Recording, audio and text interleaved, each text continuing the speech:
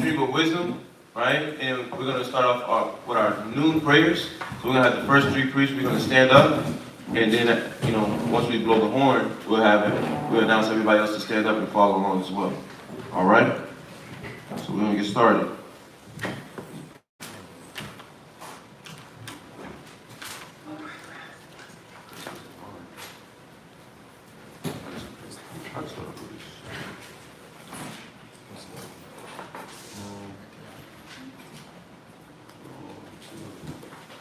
Is it right there?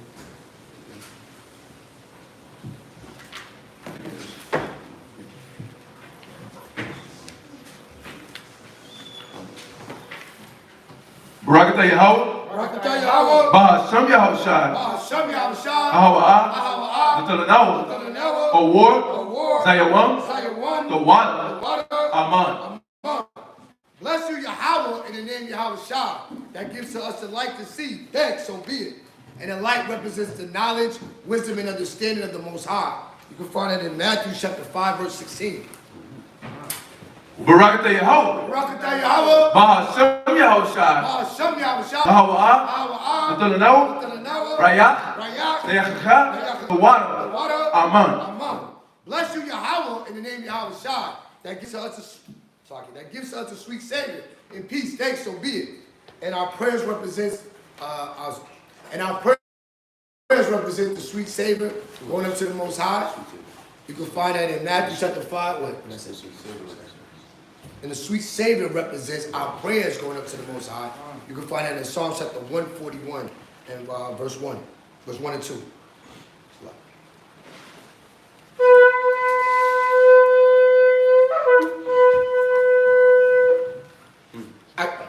Imagine Mapunya Yerushalayim. Stand and face Jerusalem.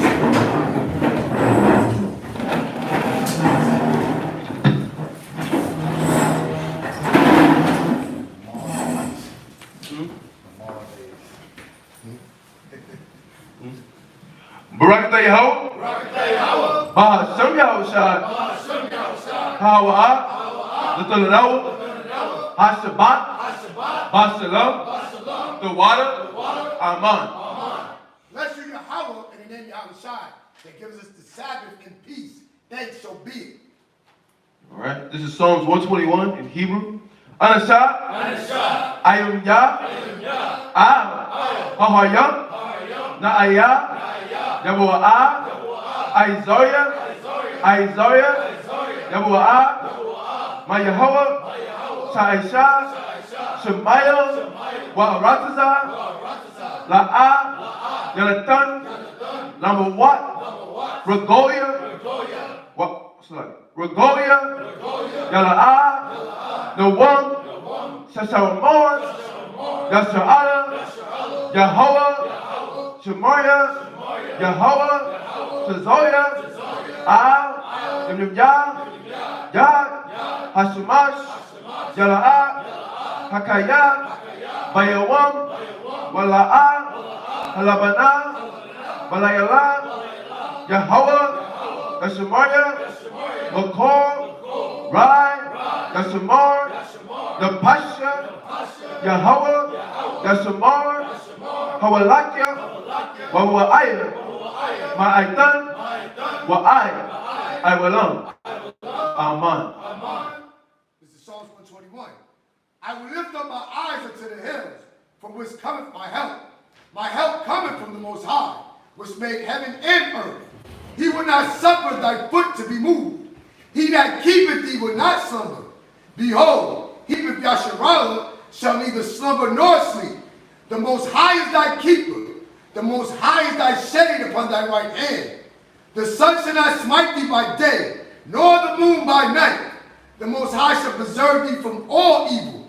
He shall preserve thy soul. The Most High shall preserve thy going out and thy coming in from this time forth and even forevermore. Amen. Amen. Shema Yisrael. Yahweh Eloheinu. Yahweh Echad. Shema Yisrael. Yahweh Eloheinu. Yahweh Echad. Shema Yisrael. Yahweh Eloheinu. Yahweh Echad. Deuteronomy chapter 6 and verse 4. Hear, O Israel, Yahweh our power, Yahweh is one. All right. This is the Lord's Prayer in Hebrew.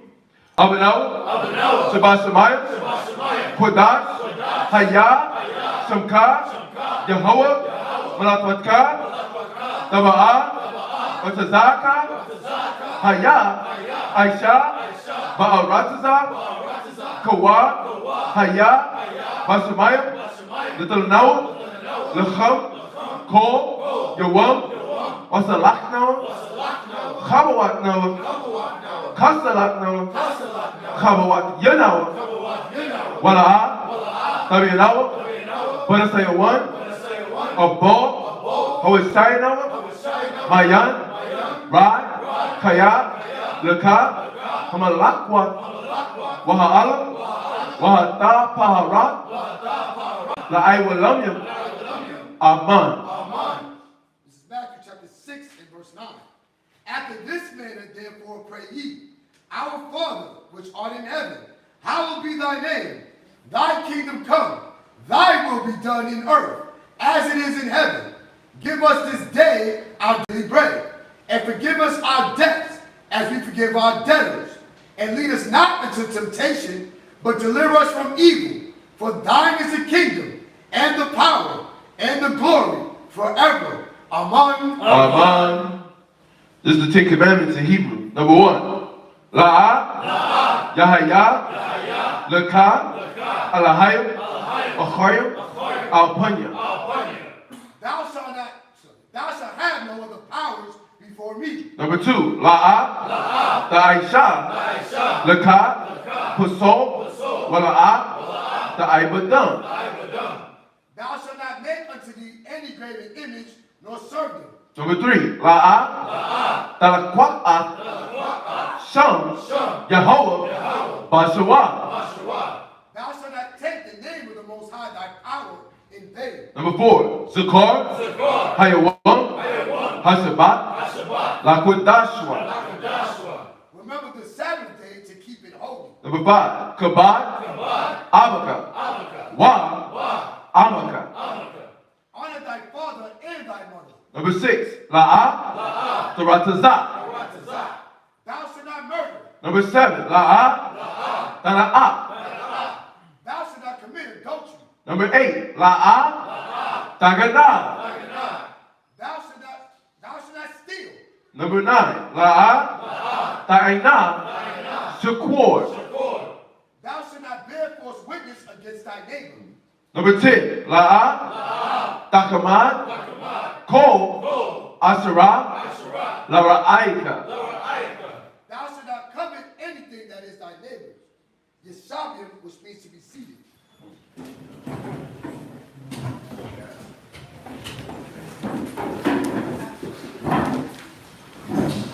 All right, I'm going to call the first reader up.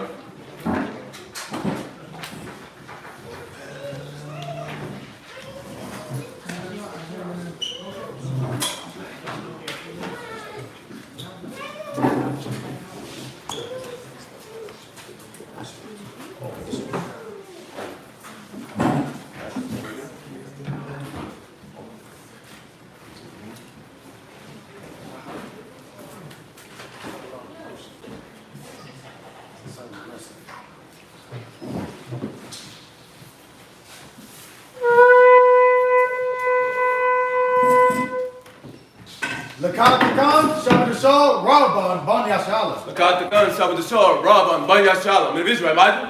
Barak. Yahweh Shem Yahushua Brakathon. Yahweh Shem Yahushua Brakathon.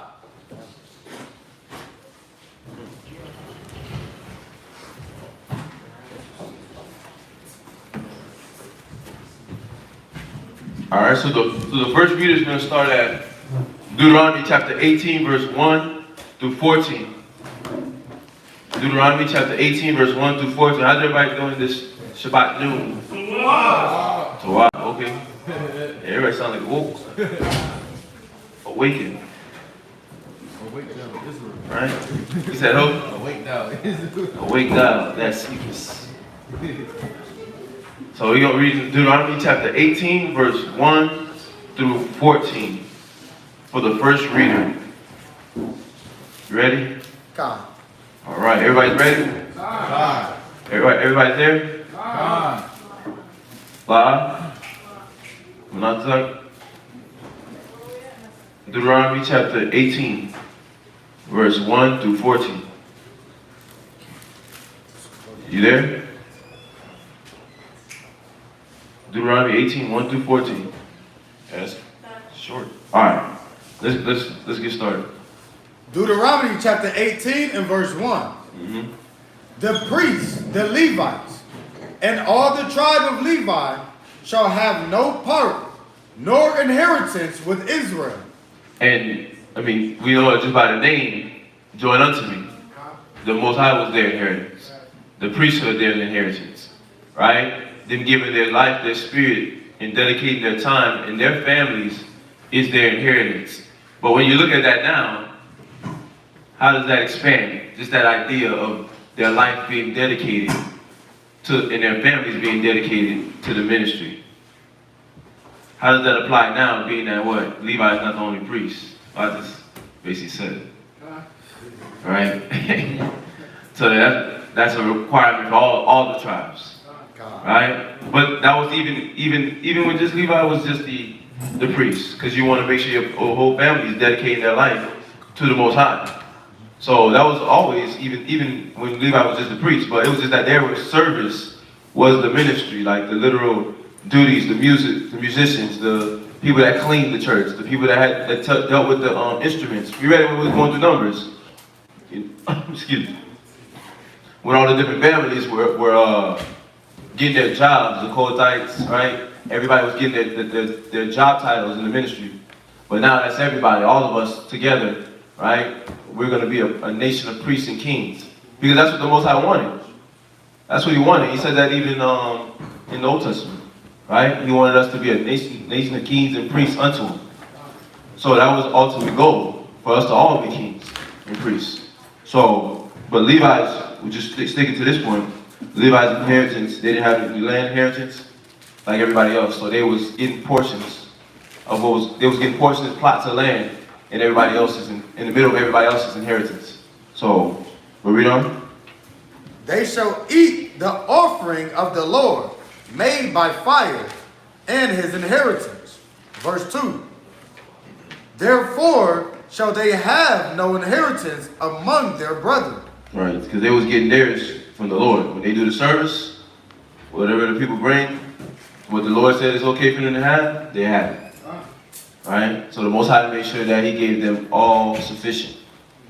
And, you know, that's important for us to even be able to recognize that within our lives, right? That whatever status or point in time period you are in your life, that the Most High is giving you all sufficiency. Where you're at where you're at for a reason, so that the Most High can give you exactly the things that you need, so that you can grow and develop spiritually. You know, and it says that in Ecclesiastes, right? So we're gonna go to that one. It's in 30. It's one of the 30s. 36. 39 and verse 16. Ecclesiastes 39 and verse 16. Ecclesiastes chapter 39 and verse 16. All the works of the Most High are exceeding good. Yeah, so every state and every point in your life, in our lives, that he has us in, high and low, you're at that middle point where you're like, okay, where is it going? Right? Is it going uphill or is it going downhill? You worry, right? And it makes a person worry at times because you don't know where your life is taking you. And that can be troublesome. That can be troublesome in the mind to where you can tap into the anxiety, right? Which we shouldn't be because we got the Bible. And I'm using these words because that's what we allow ourselves, when we're coming out of the world, to play with. Thoughts like that. Words like anxiety and words like depression, right? Words like bipolar. We play with these words because Esau, with their psychologists, so-called doctors, right, created these little ideas of those words and say, oh, I'm diagnosed with bipolar disorder, right? I'm diagnosed with anxiety, something disorder, right? but we latch onto those things, but really those are just spirits trying to play on your mind, right? And how do you attack spirits? You use the word. But getting back to the main point, those spirits try to play on your mind to where when you don't know what's going on in your life and what direction is going, right? You entertain those type of thoughts, the things that make you anxious, the things that make you troublesome in your mind, the things that make you weary in your spirit. And we don't want to do that because all the works of the Lord are what? Exceeding good. Right. Everything is for a good purpose. Everything is to bring something fruitful out of you, right? Every experience, right? Everything you deal with in your relationship is to bring something fruitful out of you. Everything you deal with as a father is to bring something fruitful out of you, and it's to change your life for the better, right? It's to change the trajectory in the direction that you're going, right? So that you can be better for your kids, right? And we don't necessarily see it in the present moment because in your mind you're just too concerned about the thing that you're worried about, right? What's going to be the decision? What's going to be the end goal? What's going to be the end game? What's going to happen at the end? Are we going to be together? Am I going to still be able to be around my kids? Right? Are my kids going to want to, when they grow up, stay in this truth? Right? Am I ever going to get my kids to come around me? Different things. It play on the mind to make you what? Be weary. Because Satan knows what you want. Satan knows what you desire. Satan knows you want peace. But he also knows that you struggle with doing the things to get the peace. You struggle with the understanding of what brings you the peace. Right? And because he knows that, he's like, I'm going to catch them where they're blind. But we got to stay in the mind that what? Read? And whatsoever No. You got to read from the top. all the works of the Most High are exceeding good. We got to see that all the works of the God are exceeding good. In your mind, the thing may not look pretty. It may not be looking like it's going the way you want it to. But you have to see things through with the right mind, with the right spirit. Read. And whatsoever he commanded. Whatsoever what? He commanded. Whatsoever the Most High commanded. Read. Shall be accomplished in due season. So pay attention to that, those key words. Whatsoever the Most High did what? He commanded. Whatsoever he commanded. He gave us commandments, right? When you do them, what happens? You get blessed. But when you don't do them, what happens? You get cursed. Have we not seen that in our lives? So we know that when he using that word command, it's a right or a left. The left is only because why? You choose, my left shoulder. But the left is only because you choose to do the wrong thing. And then you get the butt whooping that come with it. But when you do the right thing, the path is good. It's smooth. Right? You going down a smooth slope. You snowboarding. Right? Right? You snowboarding at a ski resort where there's no trees, where you gotta you're just going down a snow. And it's smooth. Right? No problems. But problems are gonna try to come. But you're gonna have to learn how to deal with it and see how the Lord is strengthening you when those little bubbles come up. When those little things try to pick at you. That's the things, I'm gonna show y'all that part too. What those are. But we gotta understand that all the works of the Lord are exceeding good. When he commands something good to happen in your life, it's gonna happen. Read. And whatsoever he commanded shall be accomplished in due season. But it takes what? Time.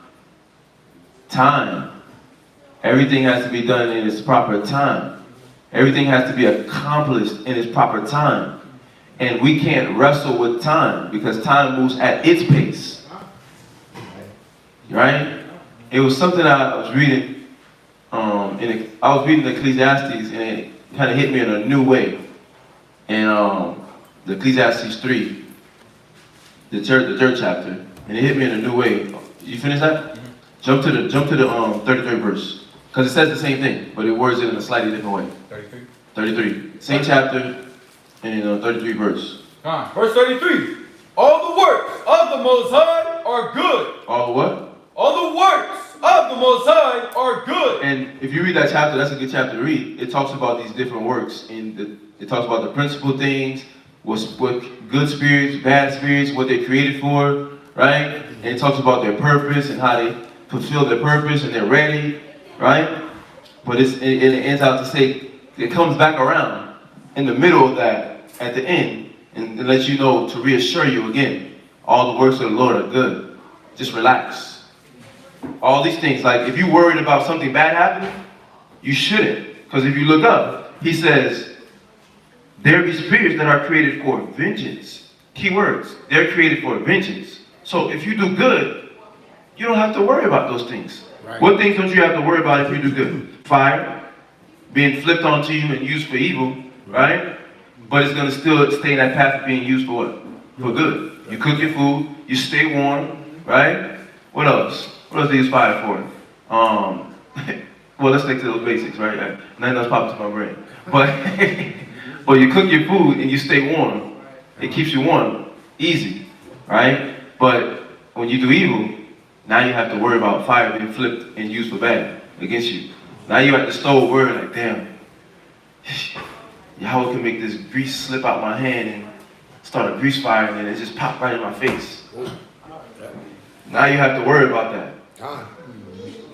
But if you stay on the good side of the good hand, the right hand side of the Lord, you ain't got to worry about fire popping you.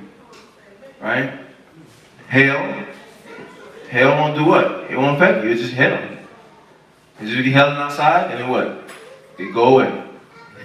We ain't got to worry about it. It's just doing this natural course. Famine. You ain't got to worry about famine. Why? Because you're doing the right things. You're being moderate in your diet. You're being moderate in your spirit. And then the Most High is taking care of you and you're using the knowledge to make sure that what? That you're not destroyed in the midst of this famine, like Joseph. Right? He used knowledge, he was in the right spirit, and he applied himself. And then what? He stuck faithful at the end of the day. Right? So these things, we won't have to worry about these things. And death, all these were created for vengeance. Teeth of wild beasts, scorpions, serpents, swords, pushing the wicked to destruction. But who was it for? It was for the wicked. For destruction. Right? So we don't have to worry about those things when we just stick to the good. Right? And just think about it in just this aspect of relationship. You don't have to have fear in your relationship. You don't have to be afraid to lose your partner in your relationship, right? If you just what? Stay locked in to the good. All the works of the Lord are good. If you stay locked into doing the good things, well, find out what's good. How do I find out what's good about, what's good in the eyes of God? Let me open up my Bible and let me find out what's righteousness. Right? How does a righteous woman act? How does a righteous man conduct? Right? How do righteous children conduct themselves? How do righteous children obey their parents? How do disobedient children obey their parents? Okay, I'm not going to be the disobedient. I'm going to be the righteous. Right? I'm going to be the righteous brother. How do righteous brothers conduct? How do wicked brothers conduct? Oh, I'm not going to do that. I'm going to do this. Right? And that's what we have to stay on, the good. We have to stay away from the bad, learn the bad, because it's in the book, it's in the Bible. We're reading the history of it, so we can stay away from it. Read. All the works of the Most High are good, and he will give every needful thing. And what? Every needful thing. Every who? In due season. No, every needful thing. So everything that you need, not want, need. Make the separation in your mind. Separate your emotions from what you're telling yourself you want. And think about what you need for your spiritual growth, for your spirit to endure to the end. He's going to give you all the things that you need to get to the end. Right? So you don't have to worry. The worry only comes when we step out the spirit. Right? The worry only comes when we don't learn to what? Trust in the Father. The worry only comes when we don't want to fight for something greater than ourselves. Right? Like the scripture at the end, the last question, John 15:13. The worry only comes when you don't want to lay your life down for your brother. Right? That's changing your lifestyle. That's changing your lifestyle. We was talking about it with a brother today. All our lives are connected. So what we do can hinder one another. Right? Now, we know every man shall seek out his own soul salvation. But we can slow down the progress. We was just talking about it on a driving, like a ride tip, right? Well, if you would have took care of that, the night before, we would have been able to leave at this specific time, which would allow us to do this specific duty, right? Picked up this person, which would have made everything smooth. But if we don't see that our lives are connected, that we can positively affect one another, right? Or we can slow the progress down, then we won't be seeing that what? We're affected, we're connected. Right. And in that, that's where the fear comes in. Because you don't see the connection. And in this person that sees the connection, you're wrestling with the person. They see the connection with the word, they see the connection with the Bible, they see the faith, they see why to trust, they see why to listen, they see why to obey. But then you don't see those things. And it's causing a what? Disconnection. Because you're not allowing yourself to see all the works of the Lord are good. So the wrestle is you versus you. And the goal should be, how do I overcome me so that I can see what I'm being given? That I'm being given every what? Every needful thing. I'm being given every needful thing. I'm not, there's things that I want, that's not happening, that's not coming in. Right? Because it's not needful. The Lord just told you, I'm giving you, I'm supplying you with everything you need. I'm not supplying you with what you want. Right? So that you don't consume it upon your own lust, and then you don't destroy yourself. It's like a baby. It's like you're giving a baby a glass cup, and a newborn baby, they just learn how to walk, and you giving them a glass cup of water, right? And they drop that glass cup of water, cut themselves. Would it be smart to do that? It wouldn't be smart at all. But the Lord is doing that with you. Because if He give you what you want, you're going to drop it, it's going to break, and you're going to mess yourself up and hurt yourself. So He's giving you every needful thing. Don't think about the things you want, think about what you need.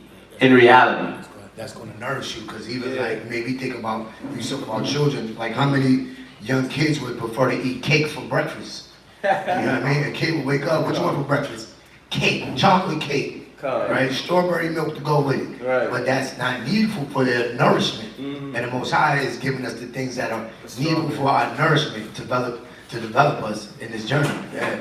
Right. Good statement, brother. Right on point. No, that's true though. That's true. You know, Adults with that. right. You got a lot of adults in that one. Right up to that strong. Who stopped at Wawa this morning? Who stopped at Wawa and got them strawberry cheesecake milkshake? For breakfast? Good name. Oh, look at this guy back there. For breakfast? No. Nobody stopped this morning. Who did it last night though? Oh, about 7 hands. Look at the confessions. Look at the confessions. Huh? No, it's okay. A lot of hands came up right there. Yeah. Stay away from the milkshakes. Well, go ahead, read that again. All the works of the Most High are good. All the works of the Most High are good. Seek the good, right? Look for the good.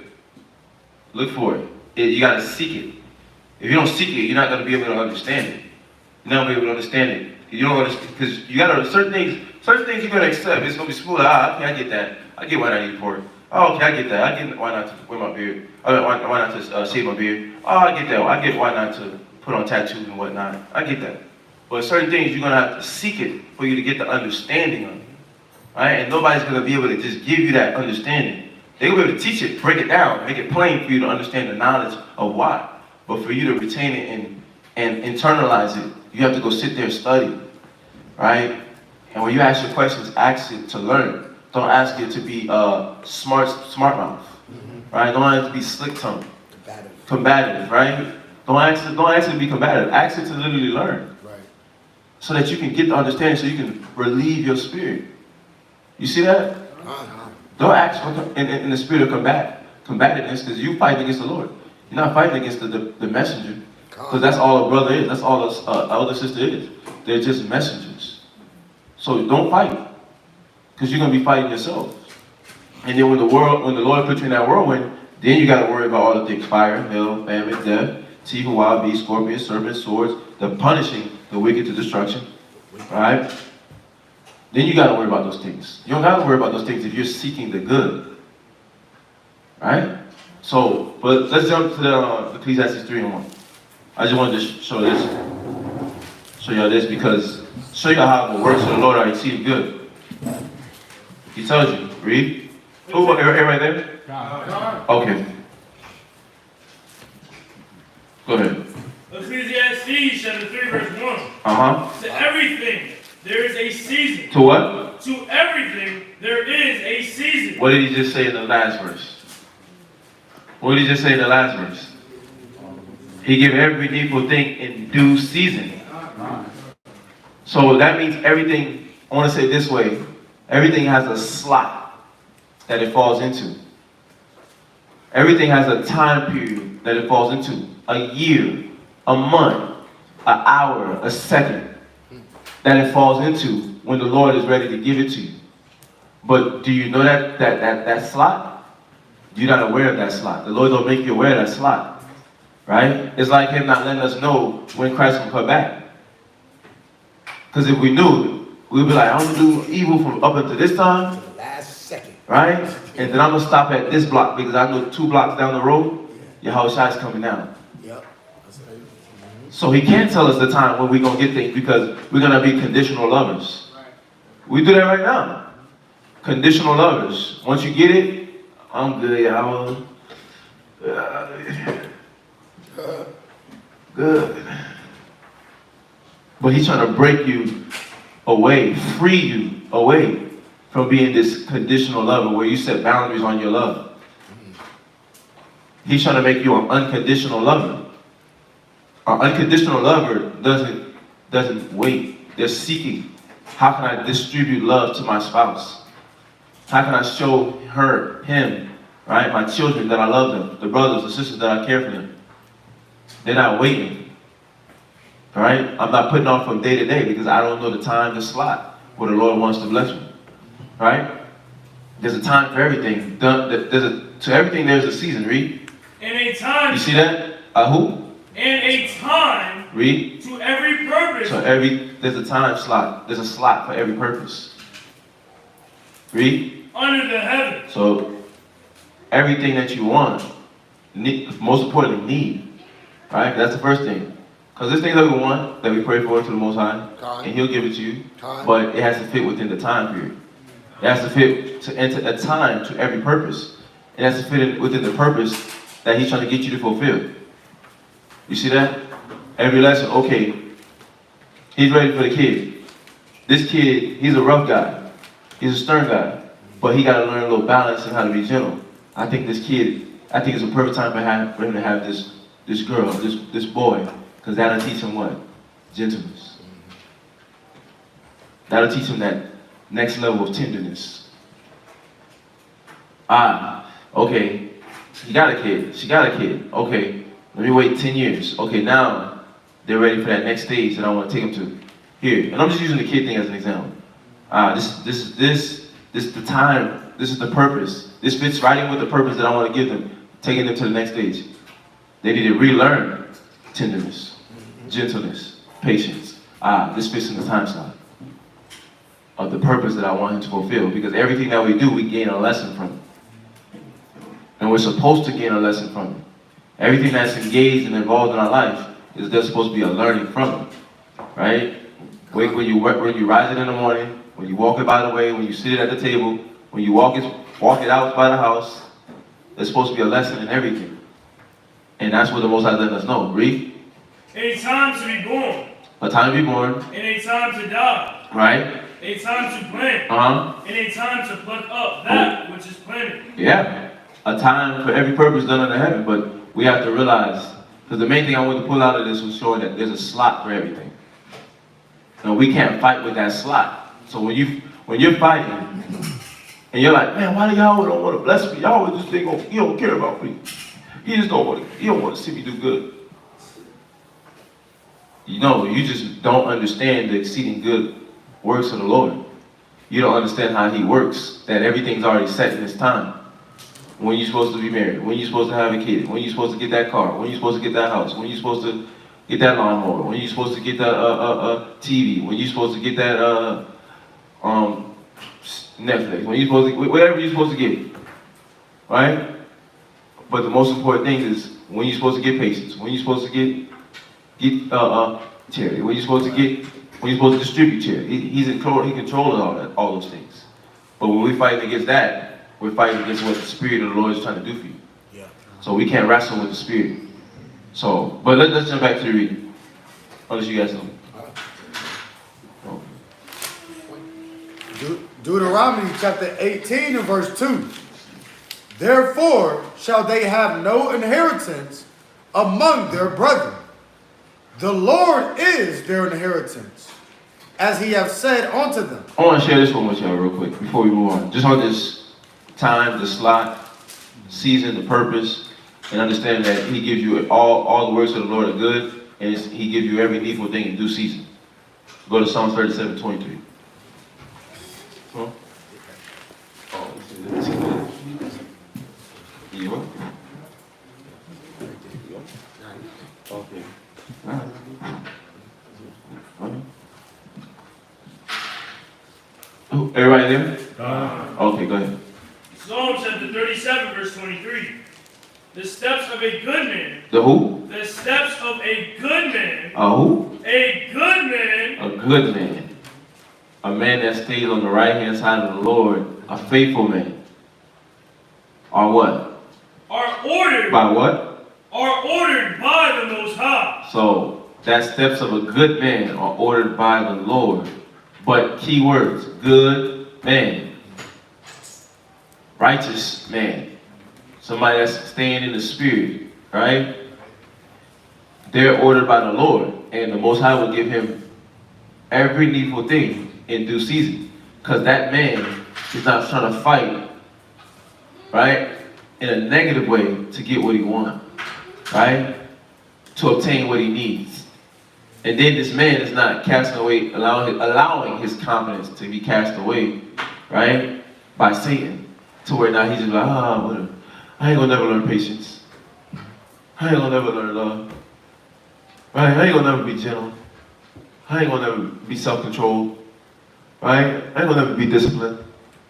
I ain't gonna never overcome the Spirit.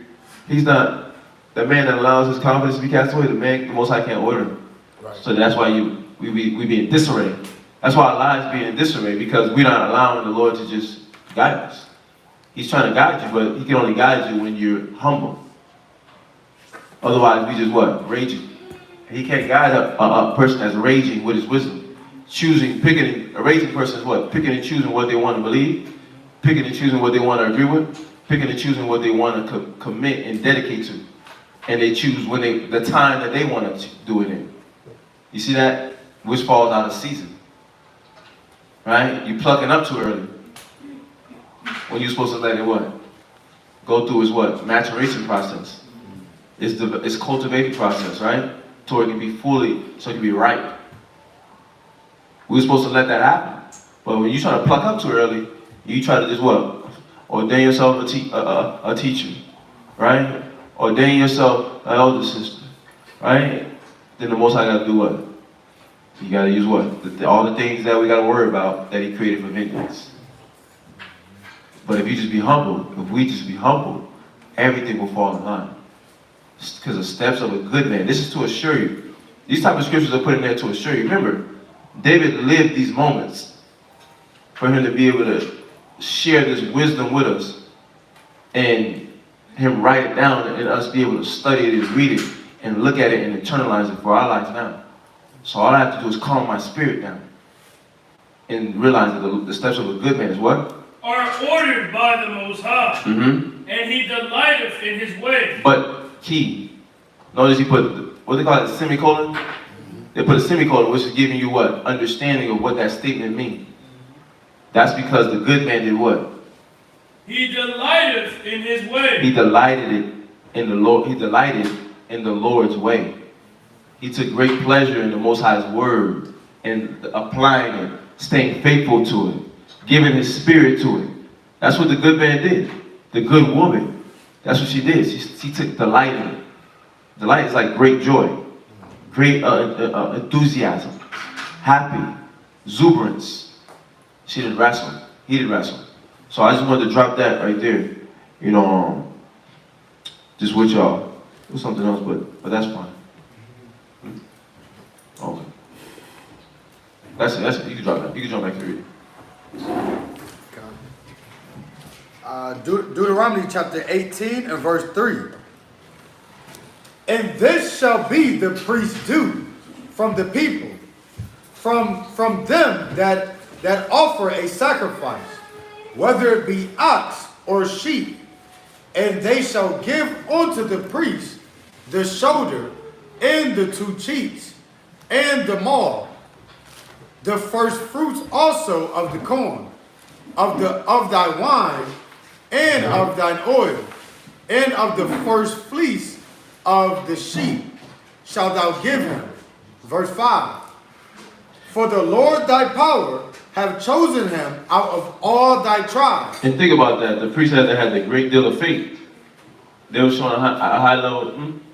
They were showing a great deal of faith in them having to wait on the Lord, right, for all the things that they needed. He gave them land and everything, but you know that they was getting their supplications from the people. Right? They was getting their supply from the people. And they had to literally wait. They had to exercise that faith and wait. And think about it, they got whole families. Think about what our people do nowadays with whole families. They run to the street. Right? Oh, it's 9 to 5, ain't cutting it. I gotta wait every 2 weeks versus when I can just go out for a couple hours, make what they make in a couple hours. Yes, wait. But they don't see that they gotta wait on the Lord. They don't want to. But that's what we learn too.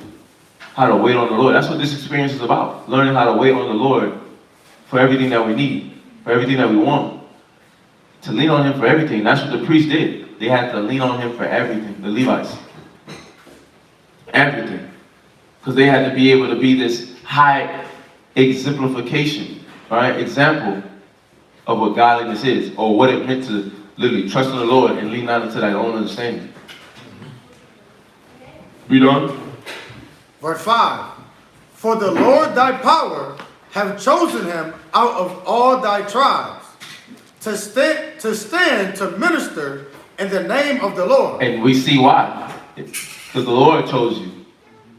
Now that applies to all of us, right? He wants all of us to be ministers. But at that time, he chose them, and they had to exemplify this high level on so many different things. Family, themselves, right? The teaching, right? How they dealt with people. Everybody was always looking, so they were like, the microscope was like this. That thing, big old telescope that they got, that those telescopes in there that they got to look at the stars, the big one. Where is that located? Iceland? It's not located in Iceland. There's observatories, that's what they call them though. Observatories, big old telescope. That's what Levi had on. Right? They had a nation of cloud witnesses on them. So they had to do what? They had to literally show that they believe, and they had to live it, and they had to stay in the spirit day and night. Right? They had to strive for the truth unto them.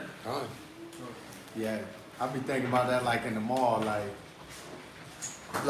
just like the workers that be in the mall. I be feeling like, well, I feel like that for everybody. That I gotta be like that strength to show them that example of like we can push every day in here. Mm-hmm. We can stay in the spirit, smile every day. Right. Up here and have good interactions with people every day. Yeah.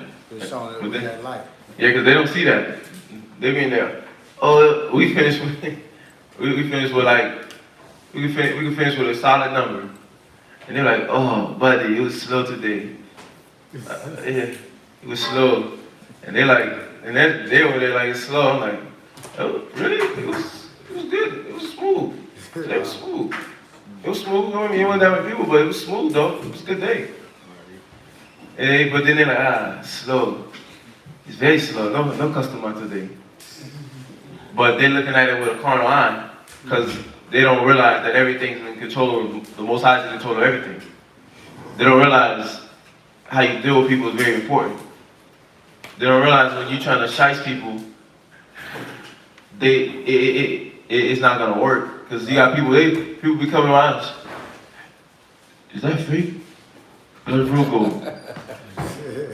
Right? They come to us before they go to them. And then when they hear the prices, when they go over there with them, they like, nah, I'm good. Your prices ain't right. Your jewelry is not on point, right? Some of it, they got like the fortune carrier, but some of it's like not on point. And then even that's kind of mixed with little things, right? Yeah, that ain't the highest carrot. Yeah, even that's kind of mixed with everything.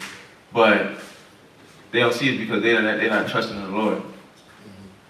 They can't do anything because they don't have nobody to look up to. They're looking at themselves as a God.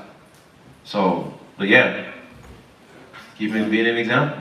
Yeah, that's what I'm saying. Yeah, that's why we in there taking on that office, Right. ministering to the people, you know, showing them the strength. Cause you don't see nobody else doing it in there.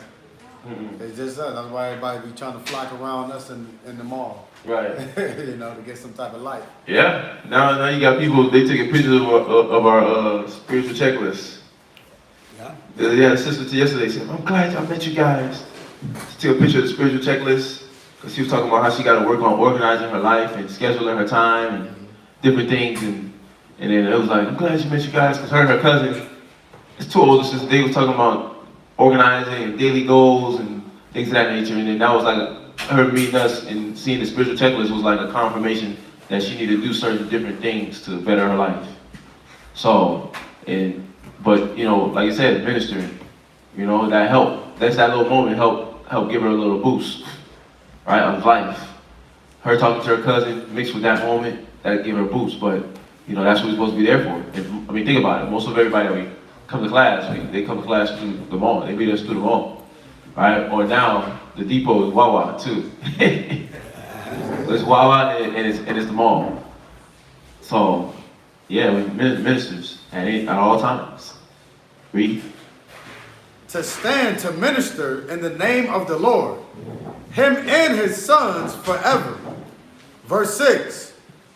And if a Levite come from any of thy gates out of all Israel, where he sojourns, and come with all the desire of his mind unto the place which the Lord shall choose, then he shall minister in the name of the Lord his power, as all his brethren the Levites do.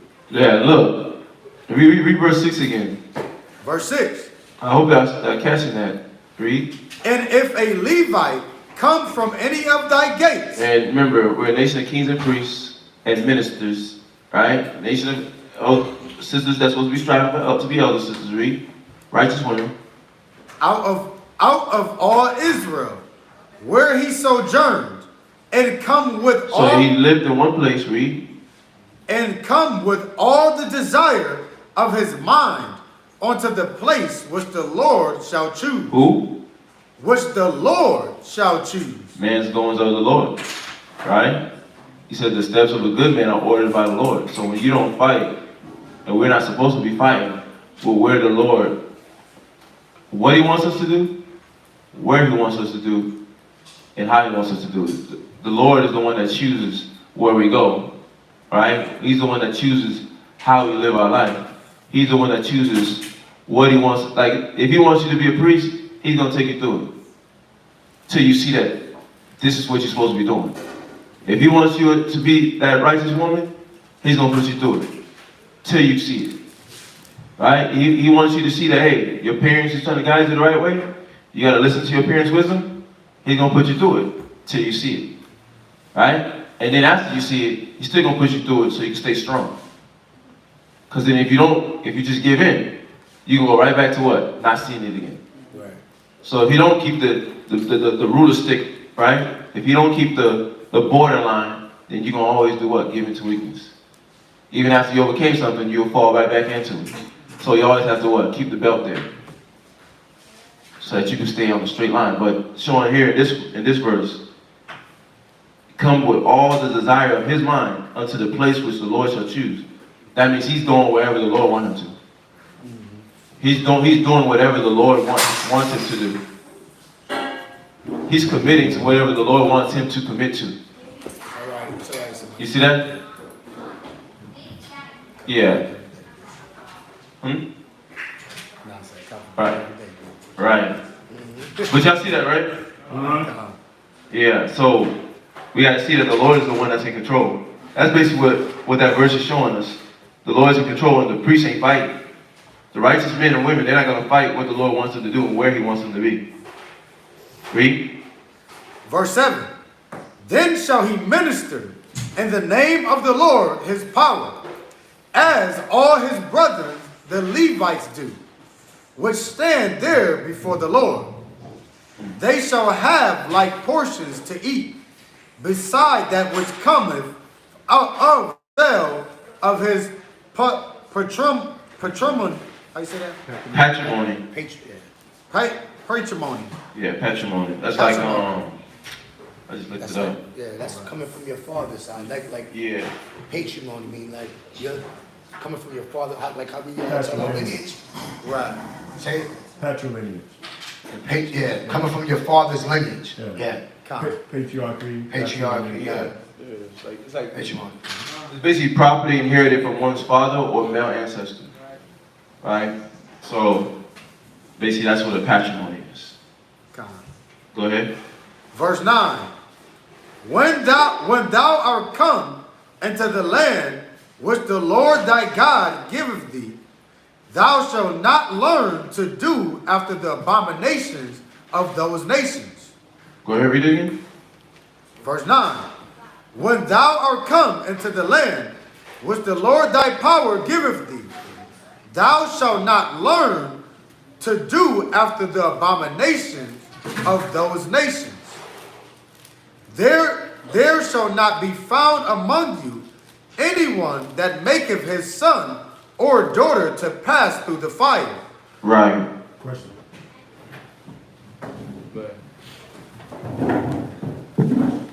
On that verse, what if, because you know how we're out street speaking, right? And we, the knowledge and information that we gather, right, to show someone else in a false religion how it's false by taking that religion and what it does and lining up with the scripture and showing how it's false. So with that example, would you say that someone is... What example? The example that we're taking the knowledge of a religion and the practices of it and lining up with the Bible to show how it's false. With that example, seeing that we know something about that religion, to be able to tell them that they're false and then show them how it's false. So that means we have to gain understanding or knowledge of that religion and its practice, right? So someone inquiring about that just for that purpose, would that be wrong or would that be right? Because this one is saying to do what they do, or I also read in You saying no? Don't say do what he do. It says thou should not learn to do after the abomination. I see what to do. We do that on the streets all the time. Right. Like for example, we deal with the Muslims because a lot of our people follow Islam. So what do? We go into the Quran and show them all that the Quran has to say about the children of Israel in their book that they believe in, right? And then we go into the history book to show how the Arabs had us in slavery. So yeah, with the point of the scripture saying not to do after them. Go to Jeremiah 10 and 2. Jeremiah 10 and 2. Because the whole thing was we weren't supposed to do what? Practice the customs. We wasn't supposed to learn it like you're going out now you're reading the Quran and now you're setting up prayers for Muhammad or Allah. Right? You're going into brothers have the Quran and we had one in the school. We got one in the school. But what are we doing with that? Are we like taking that home and reciting the prayers from the service? No. We're doing that, we're reading that book to free our people from the delusions of Islam. No different than we do we use to free our people from Christianity. Right. Read that, Jeremiah. Jeremiah chapter 10, verse 2. Yeah. Thus saith the Most High, learn not the way of the heathen, Right? and be not dismayed at the signs of heaven. The whole point was for us to not be dismayed into thinking that they, you know what? Buddhism can bring you some peace. You know, when I do wear my my Thanos stones and my infinity gauntlet rings, I do feel safe and protected, spiritual protection. No, we wasn't supposed to learn about their ways. We were supposed to do exactly what you said. Take that, line it up with the scriptures to show how that isn't going to bring you any peace, any protection. Or it's like the Bible said, the gods of the nations are what? Idols. Are what? Idols. They're idols. They're made by the hands of men. Keep reading. For the heathen are dismayed at them.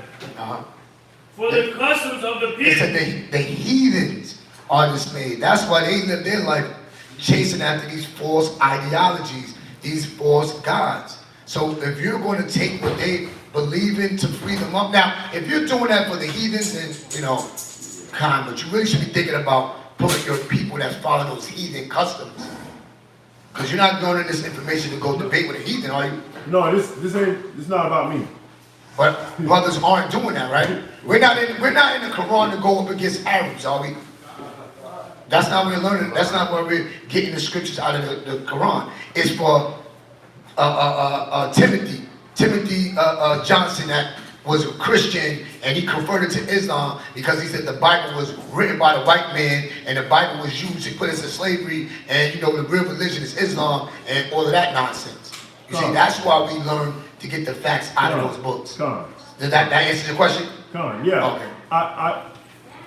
Yeah, it does. And that was my understanding. I just wanted to, I guess, hearing it helped me seeing how if we're not, well, in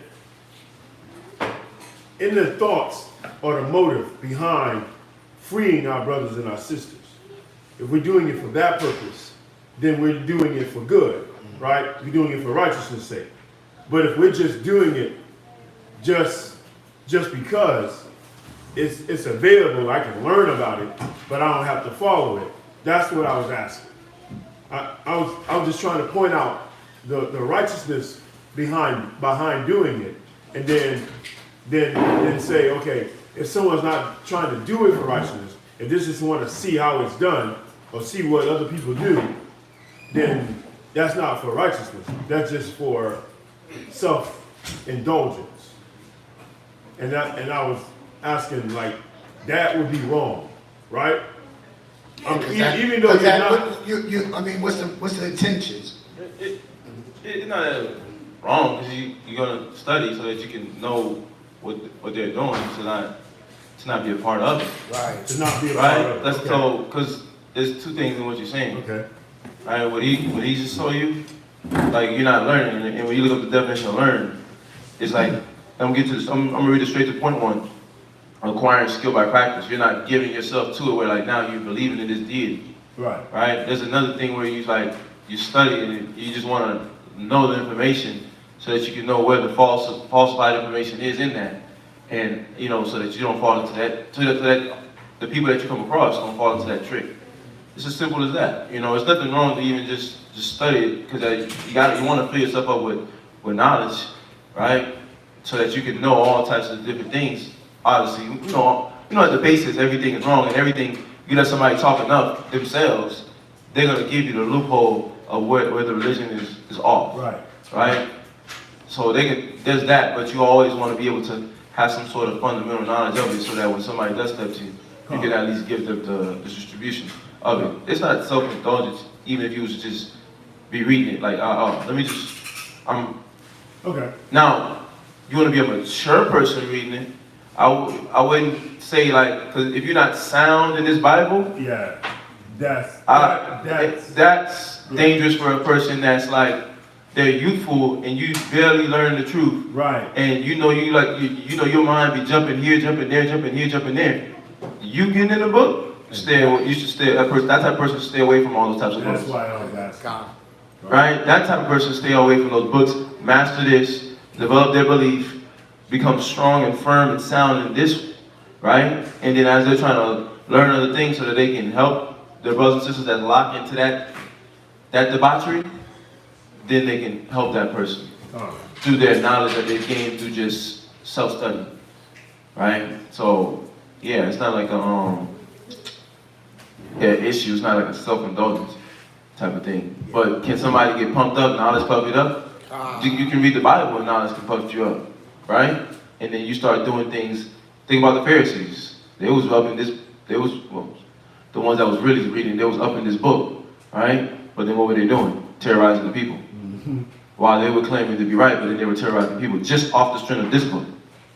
So, but you know, it's not anything wrong. You can self-indulge in anything, right? It's not subjugated to one thing. So it's all about intent, because again, you're getting in these other, you're getting information from these other customs, these cultures, to do what? To go out and debate.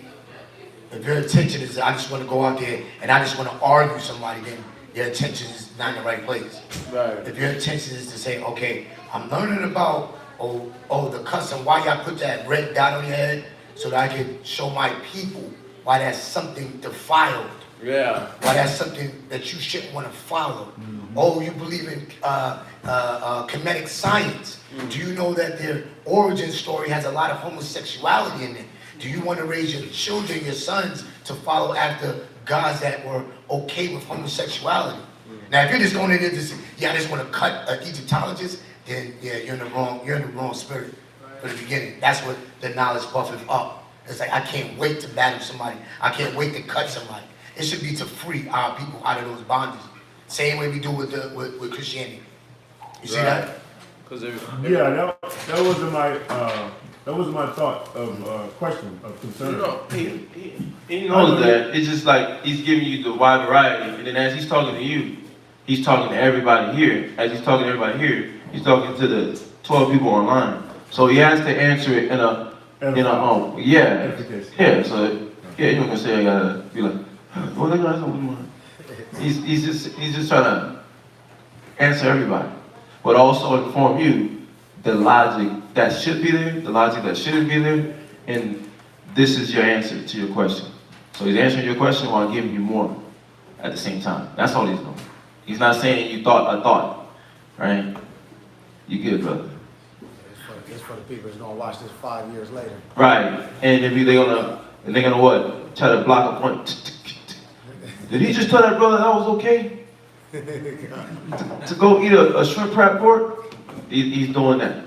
And while answering for people that want the answer online too, because you might be answering somebody's question online, right? And then there's an added question that may not have been your question, but somebody online, somebody sitting here was thinking about the block that he answered. So that's all that means. Yeah, so, but you can jump back to the reading. Yeah. The important part though, that foundation. Yeah. You got something? Nah. Cause you But see, he got the point. Go ahead. Yeah, you got it. oh yeah, cause I was just gonna say on that the foundation, cause you see a lot of people they have knowledge of being an Israelite, Yeah. and then they'll be mixed with that the Islam teaching. Yeah. Right? They like I had one dude saying, yeah, I know we Israelites, you know a little bit of the Bible, but he's like, yeah, the big head scientist made the white man, right? Yeah, cool. Yeah, Yakub. Yeah. So I know how that And where did he get that from? Yeah. See, and that was the whole point of bringing that out, because I have people that say, okay, I want to learn about that 5% of information when they talk about that. So I want to learn about that. For what reason? Is it to get into that to free somebody from how foolish it sounds that you got a big-headed scientist that created the white man? Somebody get last scripture, Ecclesiastes in the Bible, 12:12.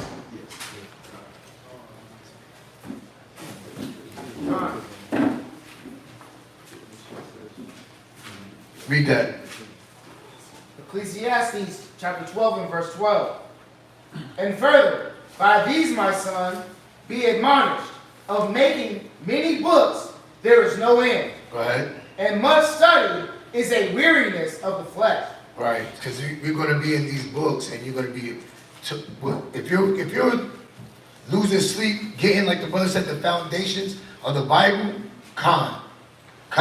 that's what you need to be sleeping, losing sleep over. But if it's to try to get into the cultures and customs of these other nations, you're just going to get tired. Because there's look, think about it. We bring it out all the time. There's 46,000 denominations from Christianity.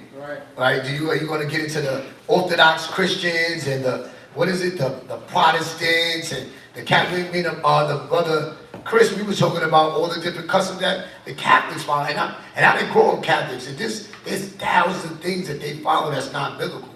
Now, do I waste my time going into this saint? They make saints, modern day saints.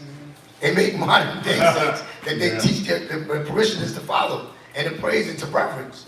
You see what I'm saying? Do I get into that? That's taking away me getting this. Now I get the foundation of it, the foundation of Catholicism, to free my people that's following that, but I'm not going to lose sleep over that. We shouldn't. Yeah, because we ain't going out there looking at religions that we know our people ain't even messing with. I ain't going out there like study. I ain't gonna go study something that I know my people not engaged in. They're engaged in Islam and all Catholicism, all these different types of denominations of Christianity, 5%er, Egyptology, Moorish science, stones, Nuwapian, Ifa, Oshun, which is connected to Ifa. They're involved in those stuff, African spirituality stuff.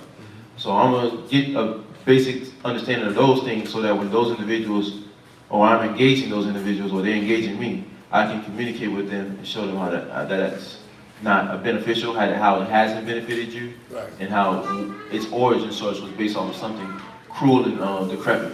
Yeah. And just even like what we were saying, you got Israelites.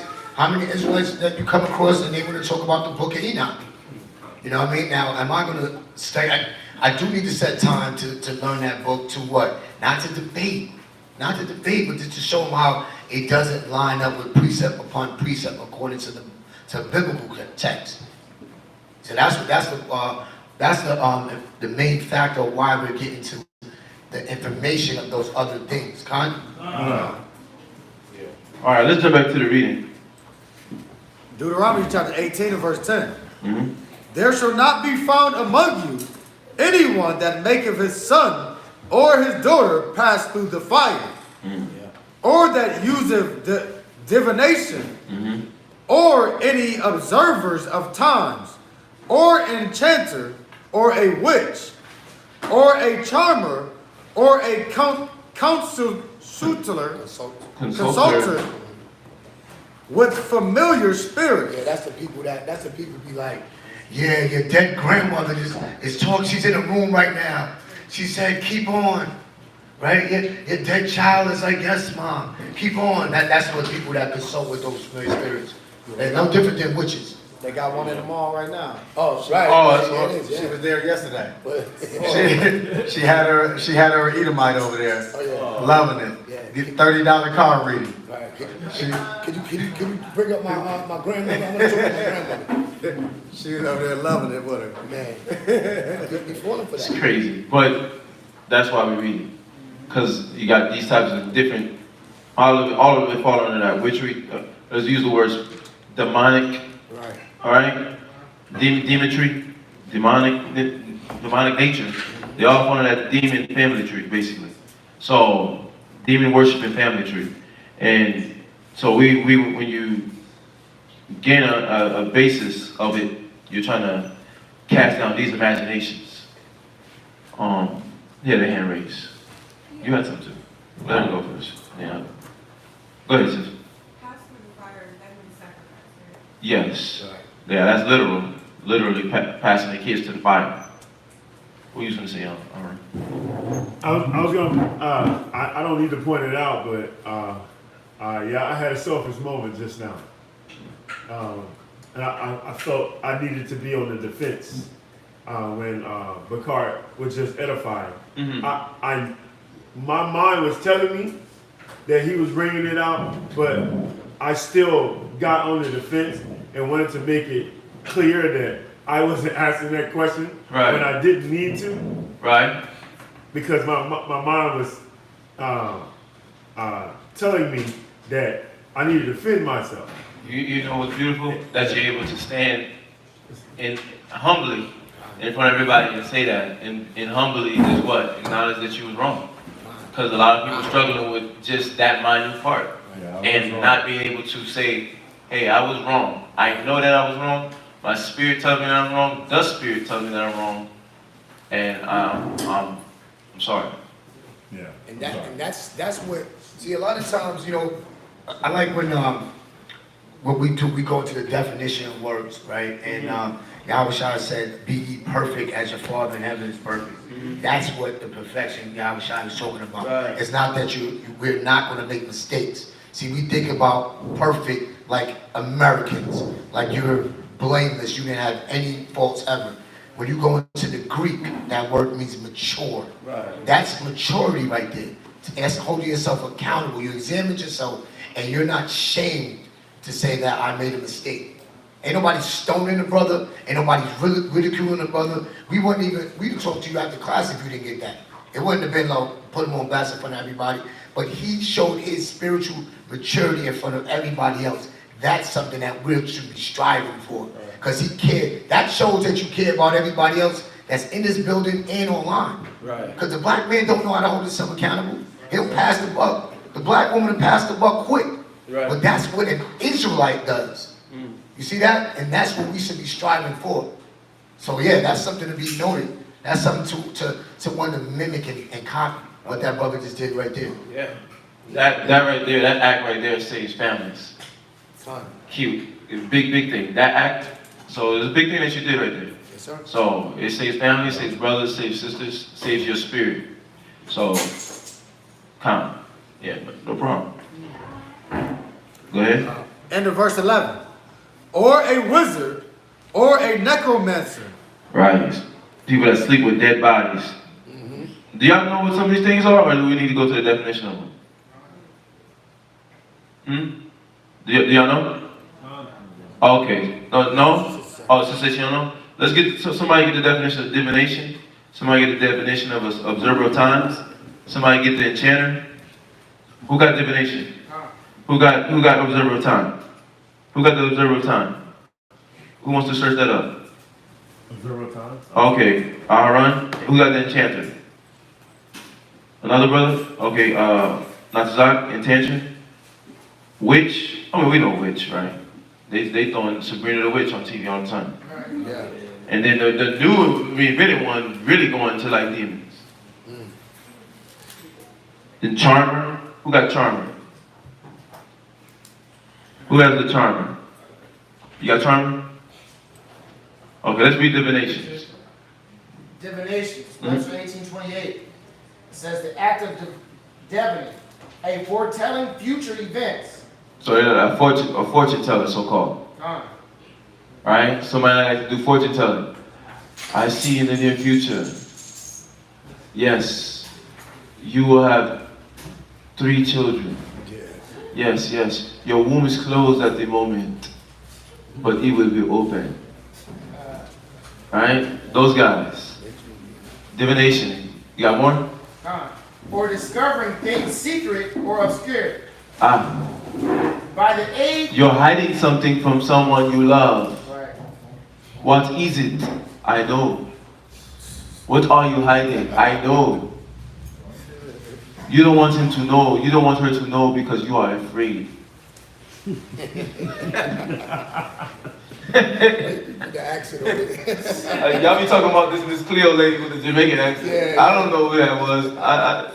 But y'all say it's a Jamaican accent. I can see it because you see it in different movies when they in New Orleans. They either doing a Levite accent or a Jamaican accent. Yeah, some kind of Benjamin. Why are you here?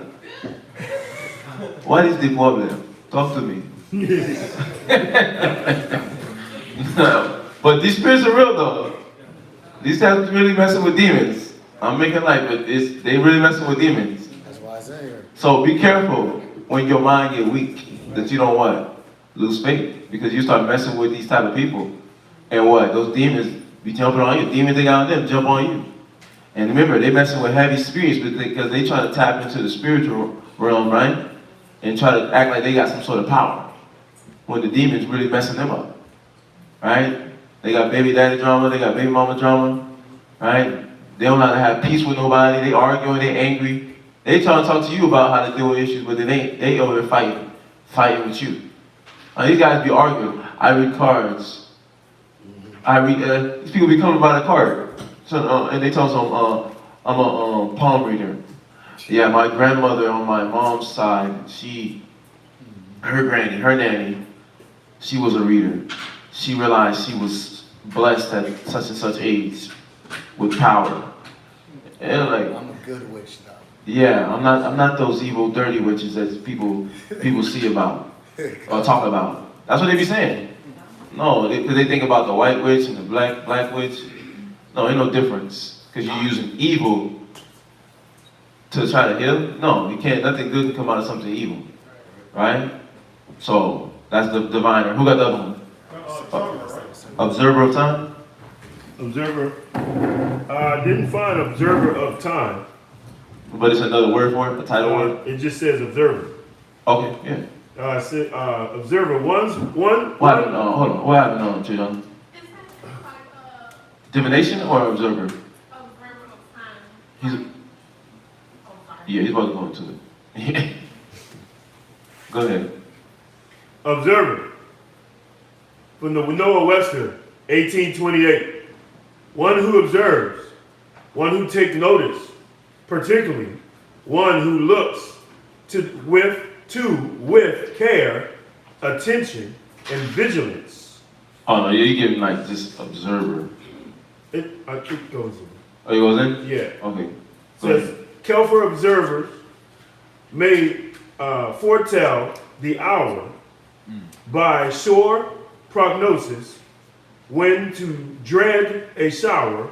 Creditors are great observers. Oh, and the time to act on something. They almost like telling you, this is what you should play the lotto. You should play these numbers. Right. They're over here so-called predicting. Yeah. Right? They're doing predictions. They're so-called predicting. This is what you should do. This is the way. Right? Act on this. Right? Watch out for this person. If you see a black cat, don't go that way. Turn back around. Right. It's a sign of death. Right. Right? Don't you step on a crack, you break your mama back. Right? Those cats. But, I mean, we make it like of it, but that's what they do. But again, I want to highlight, this is real. Do not mess with these people. Do not play with these people. Do not play with these kids. Because there's even teenagers out here talking about they doing that. And they probably bringing their little cars to school. So don't mess around with them, don't play with them. Come on. Just try it. Yeah. Don't mess around with it. And I was just saying again, not saying that he was saying the wrong thing or anything like that, but it made me think of horoscopes and how they base your personality on when you was born, like what time of the day, what Right. time of the year. Right. Your personality, things happen around this time every year. It made me think about that. Yeah. I mean, that's modern day. They put it on the internet now. Well, they got the algorithm for that. Yeah, so, horoscopes and things of that nature. Oh, you got another one? Let me read the one in the blue letter Bible. The word in Hebrew is I. You all right? You good? Oh, I have another, it says. Okay, so we gotta remember we do things in decency and order. Okay, so you gotta wait, all right, till you call okay? The one. The word in Hebrew is ainan, right? And it means to practice soothsaying, to practice soothsaying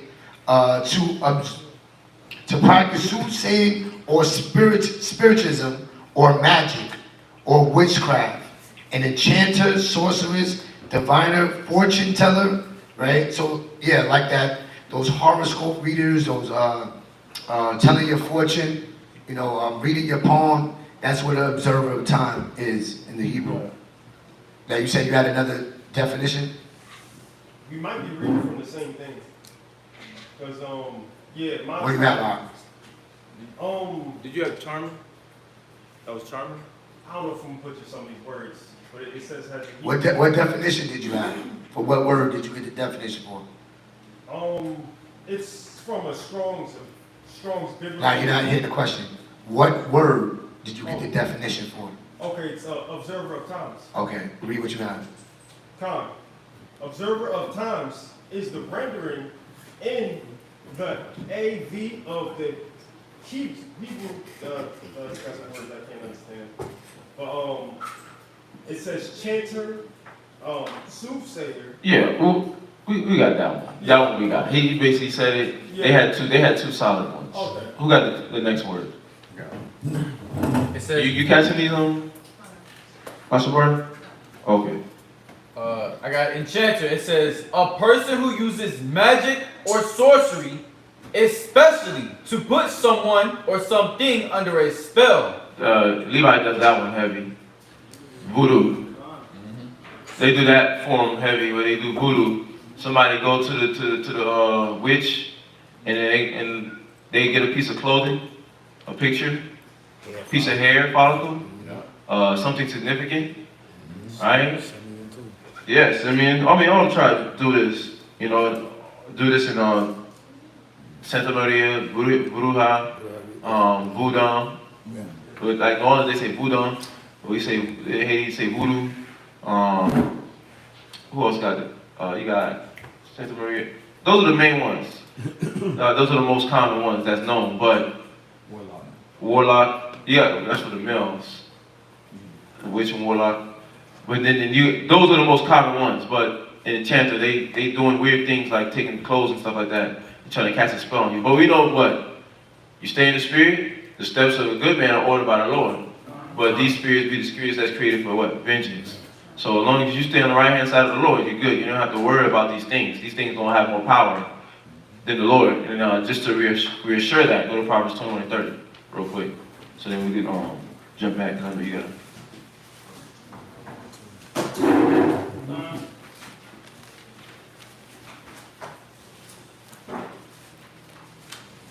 Go ahead. Proverbs chapter 21, verse 30. Mm-hmm. There is no wisdom. There's no what? There is no wisdom.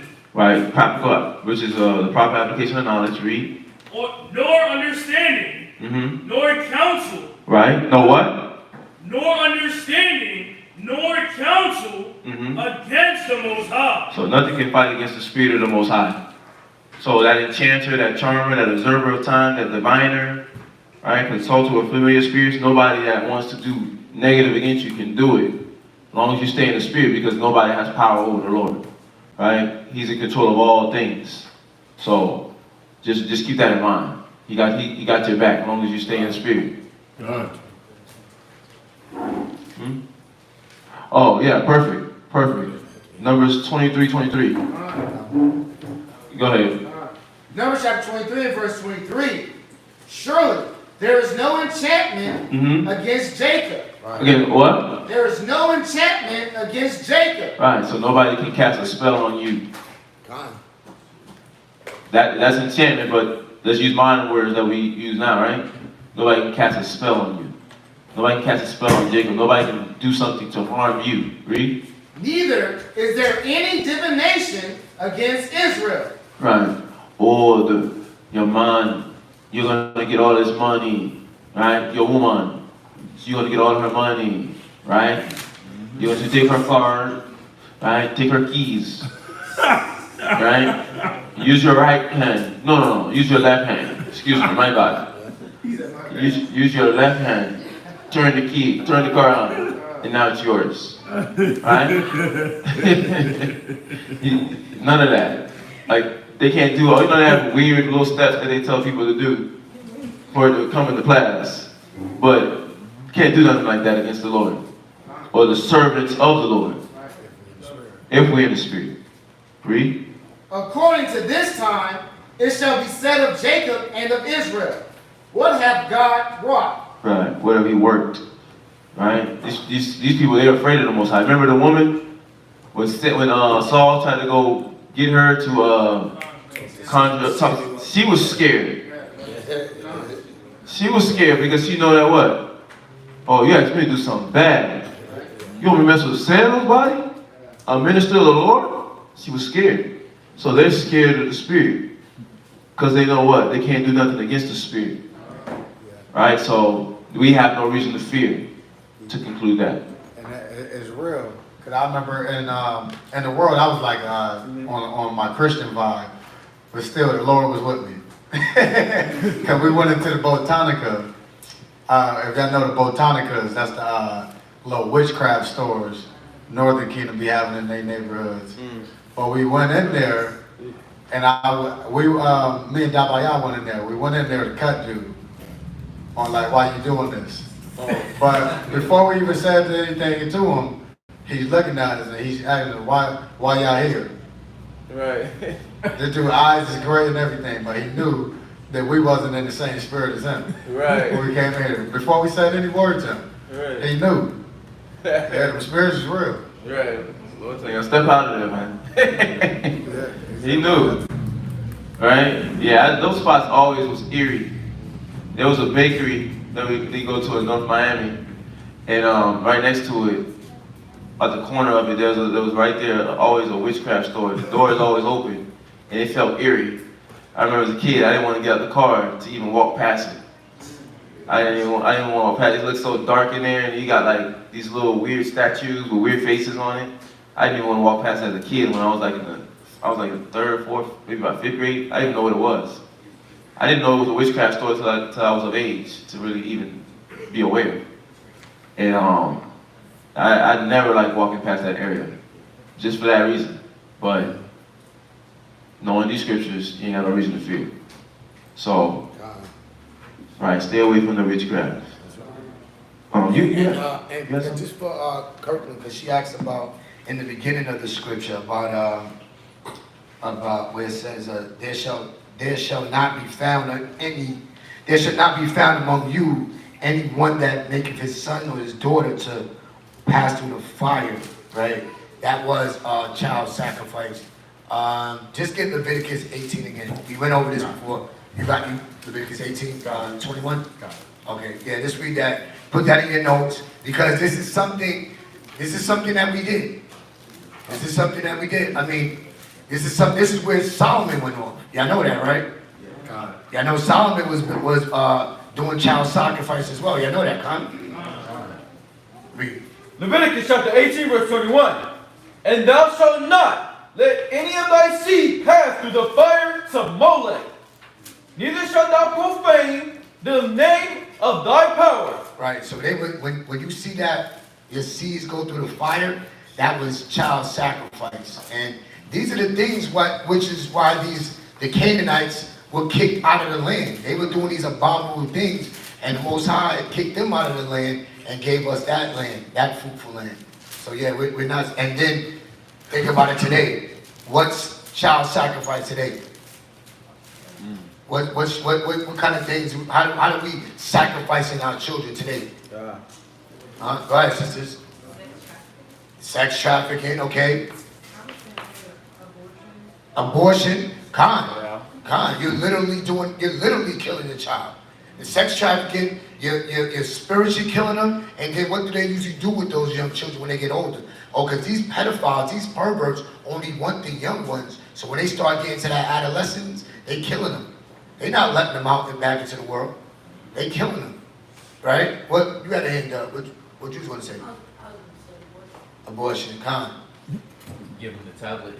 Giving them the, say that again louder. Giving them the tablet. That is definitely child sacrifice.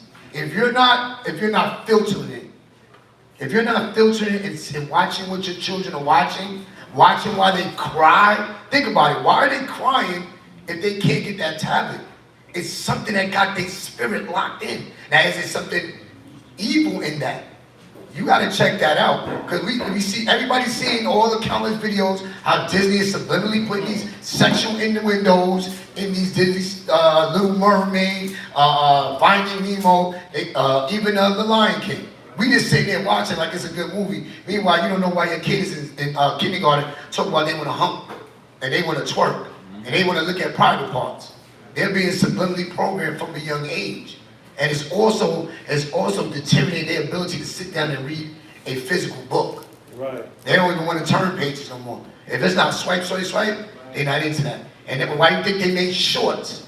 Killed your attention span. Now, if it ain't 15 seconds, I can't physically, mentally stay engaged in that. So y'all know how, if it's hurting us as adults, what is it doing to a young child? I'm glad you said that. Because that's all. Now, the balance. You can use the tablets for education. Let's not be ignorant. I'm not being over-righteous, right? You can teach your children. You can find, there's Hebrew Israelite cartoons for these young kids now. There's beautiful programming for your children to watch now. A lot of other schools are developing programming for our children to educate, for us to educate our children. And even in, we're in America, we're in this captivity, they do have to learn English, they do have to learn their colors and things of that nature, use the tablets for that. But if it's for like a babysitter, if it's just for here, be quiet, then that's sacrifice. Yeah. Ain't put no effort. I was always going to. I like to bring this out too. Just remembering, the mind that they had me on. Put your kid in sports. Yeah. Put your son in sports. Yeah. I mean, there's so many different levels in that. What about the pedophile coaches? Right. Oh, you need to ride out, drop them off. Jerry Sandusky. Yeah, that happened in Penn State. That was college. And I'm like, y'all are big guys, and this coach. They got the girl, the Olympic gymnastic coach. He was messing with the girls. You know what's so funny? I was thinking that I just double thought myself when I said that. These are big guys, but they never got taught how to get out of that child mind because the tablet raised them. Right. Well, TV raised those kids at that time, right? What happened with them? TV raised them, and then they never got taught how to maturate or how to communicate, talking and snitching. All that logic is there. Snitching, you get the whole logic of that comes with not snitching. Like, you don't want to talk, you don't want to seem lame, you don't want to seem like a snitch, you don't want to mess up think about the thoughts in their mind. I don't want to mess up the football season, I don't want to slow it down for the team. Damn, Jerry Mom was struggling out there, but he got the potential to make it to the league. Right. I don't want to mess up the whole season with this court case, and all these things can be jumping in their mind, and they're not knowing what decision to make. Damn, my dad, he's still in the street. Damn, I don't want him to come over here and go to jail, murdering this guy, for killing this guy, right? All these thoughts can be popping in their brain because they're indecisive because that hood logic. And then now, like, they're leading up to that thought. Their parents never raised them, so now they grown at a young adult age. They don't know what to do with Jerry Sandusky. That was going on for years. Yeah. And like I like that you said it. They don't want to let their parents down because their parents got them 6-year-old, 7 years old building this baller's life, right? So what you're putting in your child is to not only physically endure everything to be successful in this sport, but anything mentally and spiritually abusive as well. Right. It's one thing, tough it up. It's only football. You can take it. Right. But then what about the coach when he's trying to literally take it? Yeah. You see what I'm saying? Or the headaches that come with the migraines. The concussions. Like my cousin had to stop playing football because he was getting migraines. Yeah.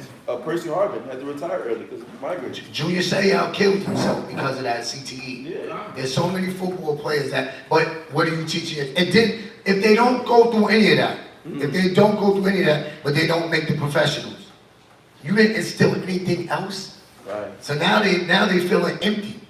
You killed that individual. No, their whole life was dedicated to making it to this plateau. That's how many? What's the percentage of people that become professional athletes?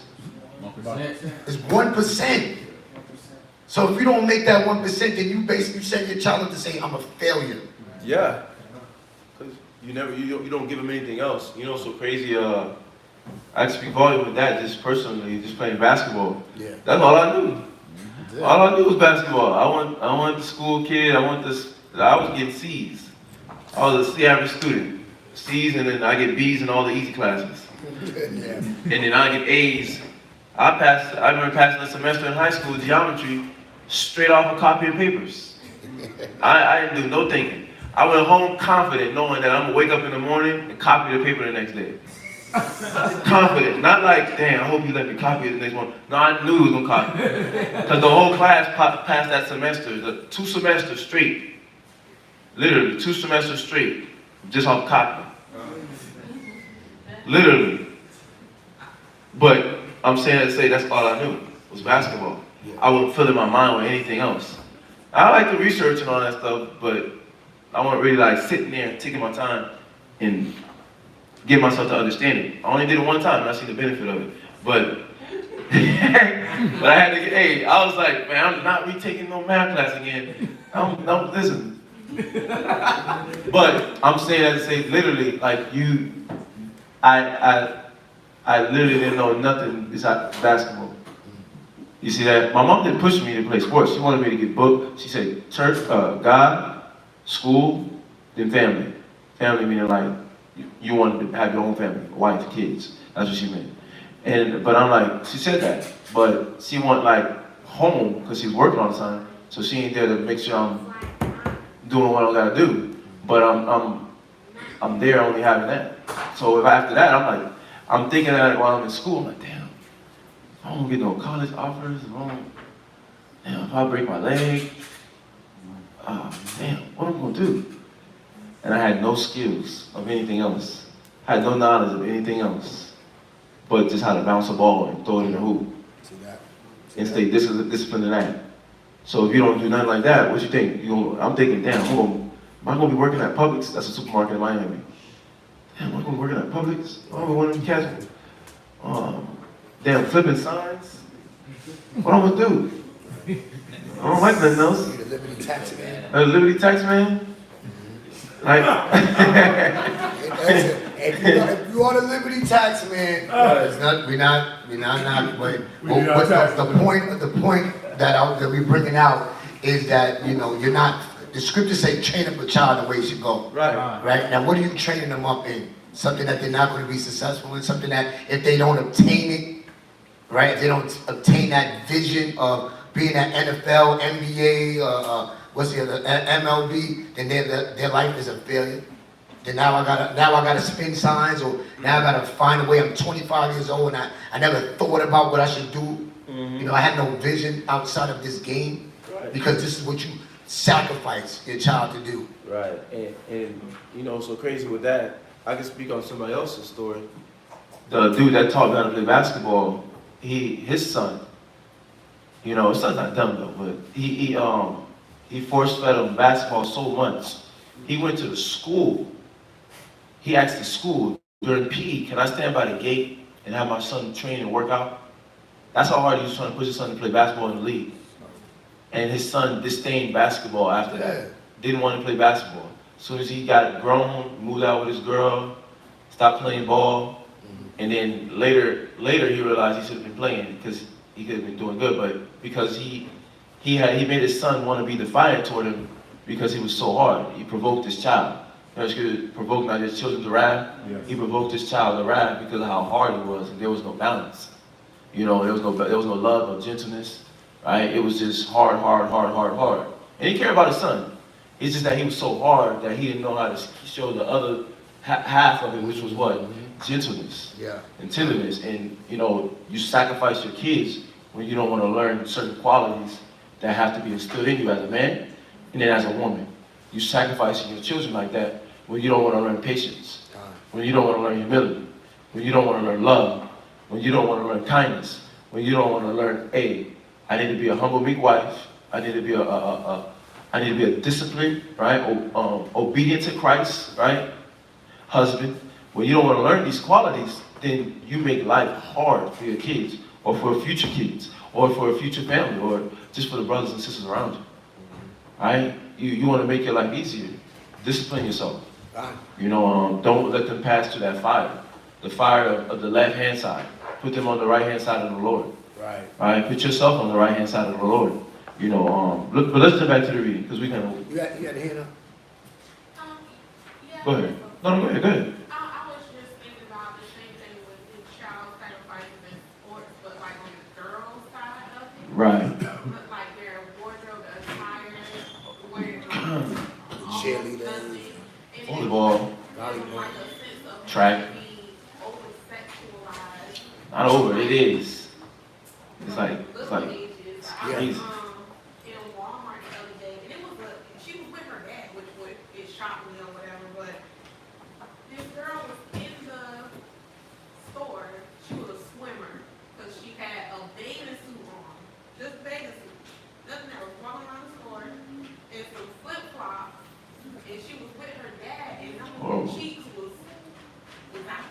Horrible. And I was just like, wait, he looking at it so normal, like he think that's a normal thing, but your daughter is literally out here with nothing on. She had to be maybe 12 or 13. Oh, and gosh. at that time, That's like that.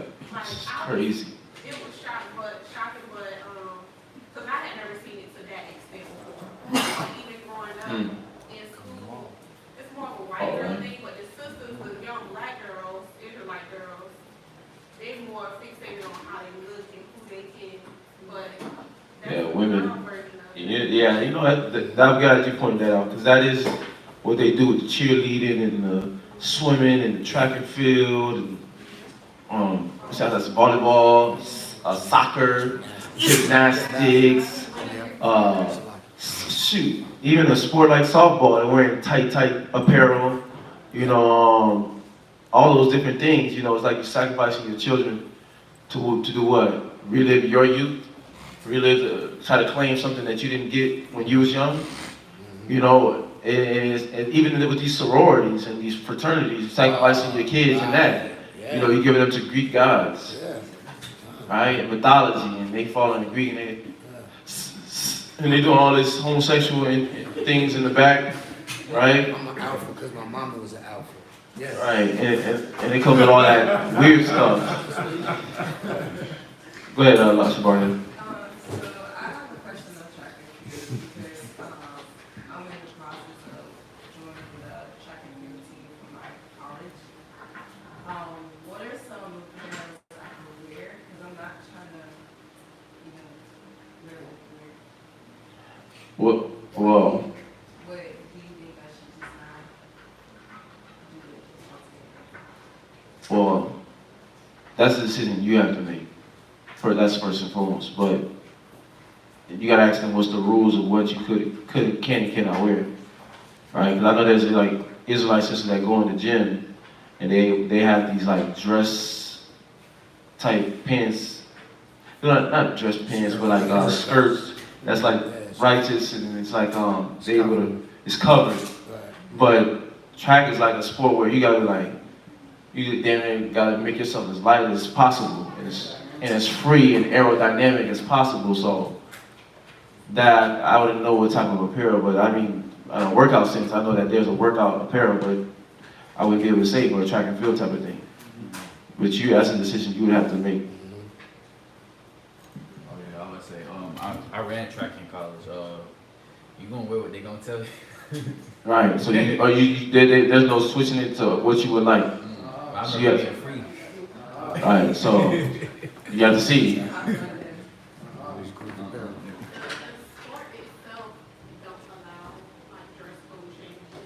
Oh, so track and field don't allow.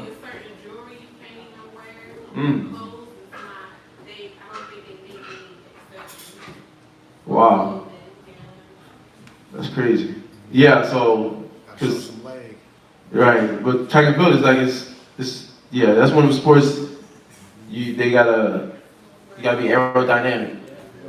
Cause you gotta cut through the air, you gotta certain strides you gotta be able to make so that you can catch up. And that they're wearing those type of revealing clothing, men and women. And then they got, even on the men's side, it looks sodomitish. It's like super, super tight and weird looking, you know? Yeah. But let's jump back. Cause you don't know first reading. Verse 12. Verse 12. For all that do these things are an abomination unto the Lord. Right, so you tapping into all that? You playing with all that? You messing with those spirits? Right? When you get weak, you tap back into Oshun, Brujeria, the tribal spirits, I'm calling the ancestors. right? I seen something on, I just got on the TikTok thing. I seen something on TikTok, they filmed something in Ghana somewhere, they praying to the ancestors on the slave wall. It's like, yeah, it's praying to the ancestors on the slave wall, trying to communicate with the ancestors. That's not how you do it. You deal with stress, it's a drug. Witchcraft is a drug. Witchcraft is like cocaine. Literally. It's literally like cocaine. People are addicted to witchcraft because it allows them to dive deep into inordinate affections. You see that? And do weird things where like people cutting up chickens and doing weird type of things, man. Like they're doing lots of weird things with kids and you got pedophiles through that. You create pedophilia through that because then there's no bars, there's no gates of what you can do. Right? That's that spirit of do as thou wilt. Yeah. So what happened on support? I can agree because, like back in Ghana, when I stayed in Ghana, a part of my family is part of the royals. So in order to be in the royals, you have to go through the process of being bathed in blood and like. You have to be bathed in blood to be. Going through these rituals in order to be ordained into the royal family. Wow. Okay, so the sister said that, this for those that didn't hear, she said that she got part of her family that was part of the royals of Ghana. And for them to be inducted into the royal family, go through their, like basically like in the Americans, is their coronation into the royal family, or sent to the throne, and her family, they had to be dipped in blood and come out of the blood, and what else? And you have to go through particular rituals. So it's deep and it's dark. Yeah, so even in Africa right now, there's like the Burkina Faso, that country, and in Niger, they dethrone one of their presidents because a lot of the presidents that sold out to Esau out there, they have to join the Freemasonry, and they go through this Freemasonry process to be able to be inaugurated as president of that country. And so that was like literal video on that, showing him going through that process. But they kicked him out because he's not caring for the people. So they literally dethroned him. But go ahead, listen back. And because of these abominations, the Lord thy power doeth drive them out from before thee. Yeah, you don't want the Lord to drive you out. Shoot, literally, there's the law where it says, thou shalt not suffer a witch to live. So, but how much more that person that's entertaining that witch? Because what does a witch do? Teach rebellion. Right? They teach lasciviousness, lewdness, right? Teach you how to just be lewd in every aspect of what lewd can be. Not just in a sexual manner, but everything. Right? Lewd in behavior, disrespectful, blunt. Right? All these different things. So keep that in mind. Alright? Go ahead. Verse 13. Thou shalt be perfect. Mature. Wait. With the Lord thy power. Discipline. Mature. Striving for the truth unto death. Right? Stand firm for the word of the Most High. Right. Because just because you see these other nations doing it, just because you see these heathens doing it, that don't mean you need to follow this. Well, Brandon, he was playing with it, so I wanted to play with it too. No, you follow the rules and orders that your father gave you, and he's telling us that because of the abomination practices, that's why they are being punished by being kicked out of the land. That kicked out of the land wasn't, okay, pack your bags, it's time to leave. It was us coming through and killing them, not murdering, but killing them because they were bringing forth this wickedness in front of the Most High. Y'all see that? What's the first commandment? Thou shalt not have no other what? Powers before me. When you start dealing with that witchcraft or this sacrificing, you're omitting the Most High and raising up something else in his place. The Most High is a jealous power. So he's not going to let that just go forth. Y'all see that? Go ahead.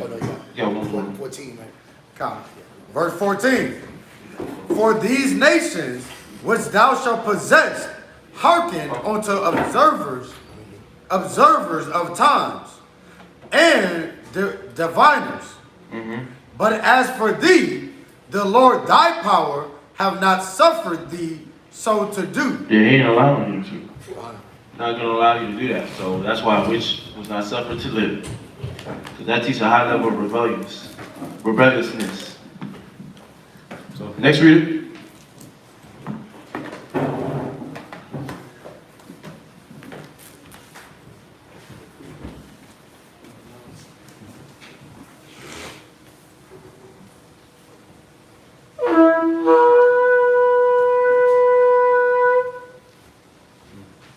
Matazar, Shabbat Shah, Yehuda, Banya Shalom. Matazara, Sabbath, Yehuda, Banya Shalom. Men of Israel, Imagine.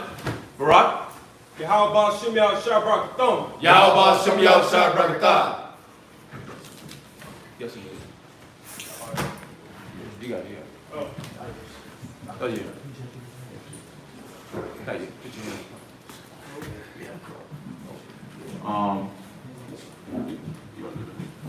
Okay.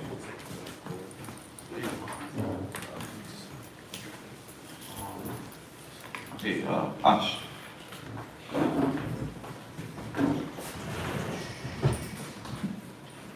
So, second reader is reading Deuteronomy 18, verse 15.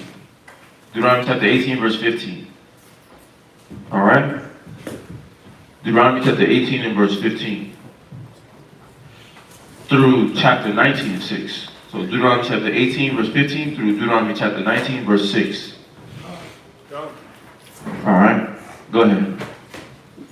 The Lord thy God will raise up unto thee a prophet from the midst of thee, of thy brethren. The Lord thy God will do what? The Lord thy God will raise up unto thee a prophet from the midst of thee, of thy brethren, like unto me. Unto him ye shall hearken. Right. So, understanding what? You can they ask you, so you telling me all the prophets was Israelites? Yes. Yes. Every last prophet in the book is Israel. Right? Because he said, he surely will do nothing but reveal his secrets unto his servants, the prophets. And we know precepting that who the servants are, Isaiah 41:8. Right? Israel is his servants. Right? And he said, ye shall be my ministers. So we know the prophets, which is basically a teacher, right, is our people, our brothers and sisters. And you know why that's so important to know that? It's because they try to like make it seem like, yeah, these white guys talking about, I'm Jesus, back in the flesh.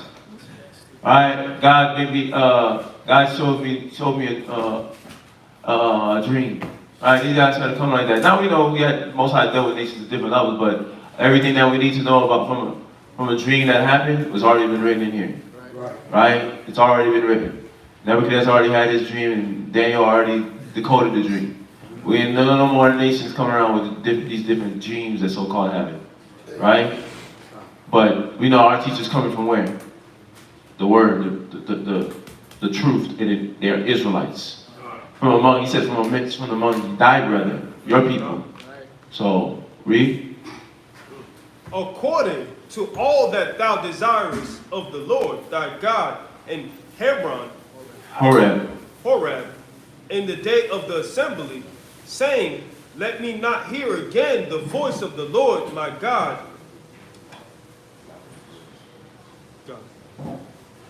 Neither let me see this great fire any more, that I die not.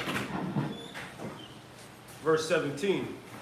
And the Lord said unto me, they have well spoken that which they have spoken. Right. Amen. Good. Oh God. I will raise them up a prophet from amongst their brethren, like unto thee, and will put my words in his mouth, and he shall speak them all that I shall command him. He shall speak unto them all that I shall command him. Right? Try to read.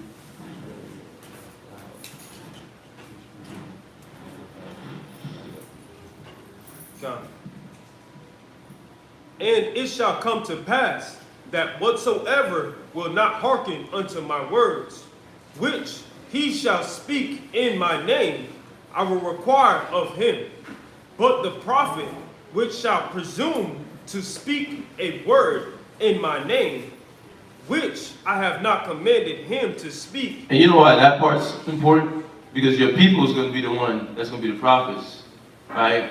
And our people is going to be the ones that's be the prophet, Israelites, and which is basically teaching. But this is important because even with our people that are proclaiming themselves to be teachers of truth, right? The word of the Most High. It says, but the prophet which shall presume to speak a word in my name. So if this prophet is proclaiming to speak a word in my name, read.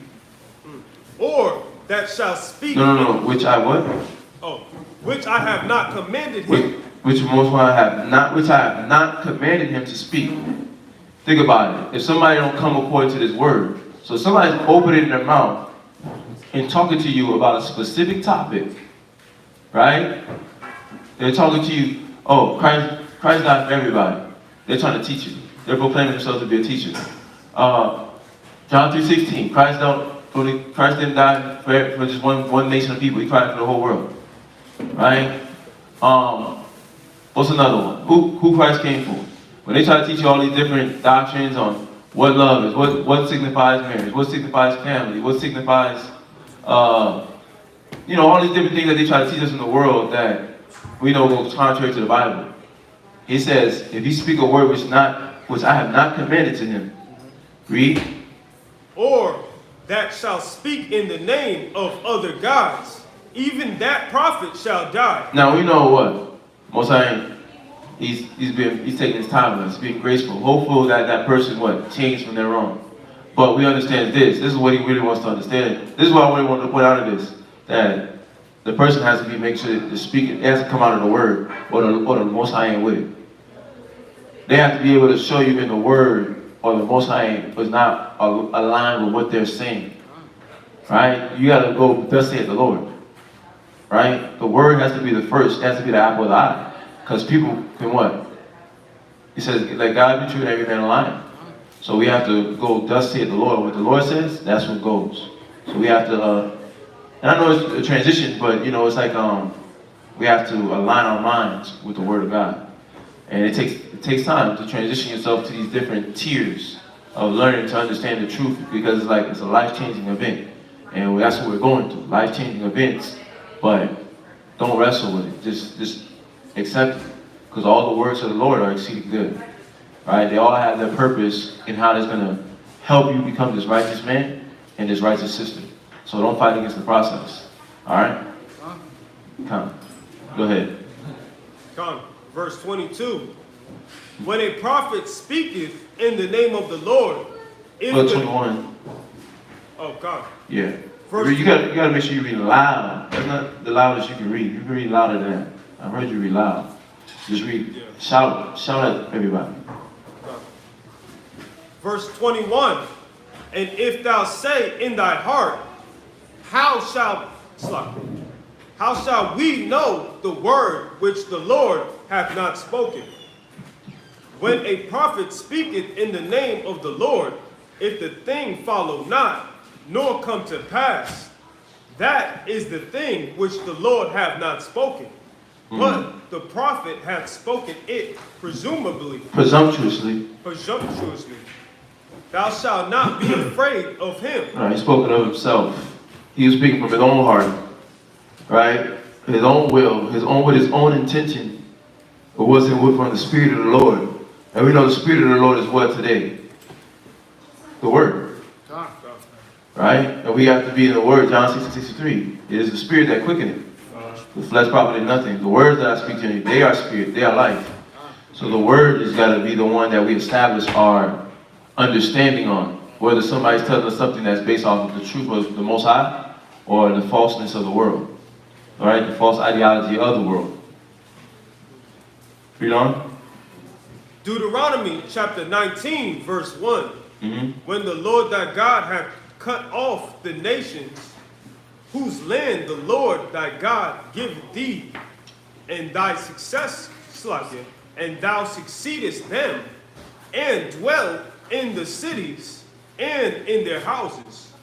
Thou shalt separate 3 cities for 3 in the midst of thy land. which the Lord thy God giveth thee to possess it. Thou shalt prepare thee a way and divide the coasts of thy city, which the Lord thy God giveth thee to inherit, into 3 parts, that every slayer may flee thither. And this is the case of the slayer which shall flee hither, that he may live. Whoso killeth his neighbor ignorantly, whom he hated not in past time, as when a man goeth into the wood with his neighbor to hewn wood, and his hand fetcheth a stroke with the axe to cut down the tree, and the head slippeth from the heath, and health, and lighteth upon his neighbor, that he die. He shall flee unto one of these cities and live. Right. Refuge cities. So basically, he didn't purposely. This man didn't purposely kill his neighbor, because they made a point to start off by letting us know what was the purpose of these cities and how to divide them, so that this person that slayed somebody can have a place to go. And it's talking about which person. You know, it's talking about that person that did it not intentfully. They didn't do it intentfully. And then it goes into it says the case of the slayer. This is the case of the slayer which shall flee thither, that he may live. Whoso killeth his neighbor ignorantly, right? Whom he hated not in time past. Meaning that he didn't have anything against him. But then it goes to give you a scenario where when something happened, what does it mean by who hated him not in time past? And it gives you the scenario right here, verse 5. As when a man goeth into the wood with his neighbor to hew wood, so they're going to do some work, and his hand fetcheth a stroke with the axe to cut down the tree, then this slayer goes with the axe to do what? He hit in the tree, and he does what? And the tree, it says, the axe to cut down the tree, and the head slippeth from the helve, right? And lighted upon his neighbor, that he died. Right? So that tree fell on him, and he dies. He shall flee unto one of those cities and live. Why? Because it wasn't his intention to hurt, to harm, to endanger that, go ahead. That's the tree falling on, or the head of the axe? His head slippeth from the tree, and the head slippeth from the hell. Let's look at the word hell. Let's look up the word hell real quick. So he fetcheth a stroke with the axe to cut down the tree, and the head slippeth from the hell. I think that's the handle of the axe, and it's like it spins and off of the head of the axe, and then it goes. Yeah. Hell, Webster's 1828. The handle of an axe or hatchet. Yeah. So the handle. So that metal piece is what? It slipped. Yeah. The metal piece slipped off. You see that? It miraculously in that moment. Wherever it did, it hit that man, and it locked into where he died. Yeah, that's horrible. It says, and light upon his neighbor that he died, he shall flee unto one of those cities and live. So he has a chance to start his life over, right? Start his life afresh, because he didn't mean to. He didn't do it intentionally. It wasn't toward it. There was no intention there to harm. They were there literally for work. How do you, I mean, like, who makes the decision if they're not guilty? Is it just like a self-evaluation? Go before the elders, the judges of the city. Okay, so they still have to really see something before they, like, see. Well, definitely, he got one of those. And he, let's say he was to flee into one of these cities and having to. I'm pretty sure he's about to go into it too. But let's say he was to go flee into one of those cities. He's gonna obviously gonna have to deal with the people in that town, and they're gonna talk to him as to why he came over here right, in a rush, trying to seek refuge, and he's gonna let them know what happened. Especially if you're on this side of it, you're gonna let the person know what happened. You didn't do it intentionally. I didn't do it. And they're gonna do what? They're gonna communicate with the elders of that city that you just ran from, so that everything can get sorted out, the story, the information, everything can get known. Now, if he's a just man, he's definitely gonna go in his town and talk to the people, the elders of his town, and make sure that they do what? Get it sorted out. So yeah, but it should be going into that. Yeah, it's gonna go into it on the 12th verse. So. Yeah, we're going to read down and get that understanding. Some more. Go ahead. I think it's next week. Next reading. Oh, 6, okay. Yeah. Verse 6. Lest the avengers of the blood pursue the slayer while his heart is hot and overtake him. Yeah, and it's even protecting the family and friends of that person, because they might kill somebody through emotion, murder somebody through emotions who didn't do what? Anything on purpose. So in the heat of the emotion, you gotta allow them to calm down. So this was a method of what? Spitting on the fire, right? So that they can actually properly go through an investigation and do what? Figure out all the pieces together so that what? They deal justly. Everything's dealt in a just manner, in the equity, fairness, right? The defendant and the person that's what? In trouble, and the person that's trying to get the revenge is what? They get the justice that's necessary to be served. So, yeah. Where we on? Because the way is long, and slay him, whereas he was not worthy of death, inasmuch as... See that? Give him a proper opportunity to state his case. Because he was not worthy of death. Read. Inasmuch as he hated him not in past time. There was no basis on where that intention could come from. Like, what is it? Why would he want to just murder him? Where's this thought coming from? You know, because it's like we talk about in the scriptures where it says, where cometh evil? It starts off in our mind, what you muse upon. And then that muse, because this wasn't a Cain and Abel situation, where he's in the field with his brother, they're doing work, they're doing work, he's with his brother, and in his mind he got this spirit, I don't like that, man. And then this rage somehow just comes out of nowhere, and just what? He slayed the dude on purpose. It's not that type of scenario. He literally didn't have nothing against him. So they're pointing out there was no evil thought that led to him having this interaction where he literally murdered him or killed his brother. So there was no thought that was in his brain. There was no connection as to why that's happened. Let's investigate. Let's give the situation time to calm down so we can investigate. Read.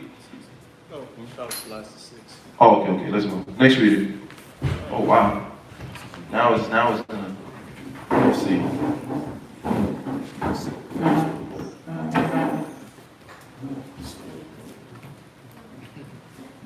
So this is the third reading. We're starting on the third reading.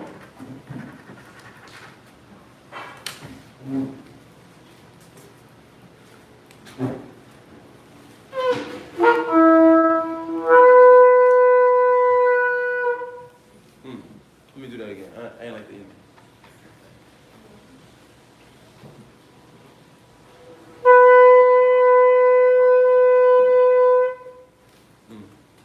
I ain't like that. Go ahead. Lionel, Shabbat Shah, Yahweh, Bon Yasharala. Lionel, Sabbath, Yehoda, Ban Yashala, men of Israel. Imagine, Barak. Yahweh Ba'ashem Yahshua Brakatham. Yahweh Ba'ashem Yahshua Brakatham. Yeah, you want time?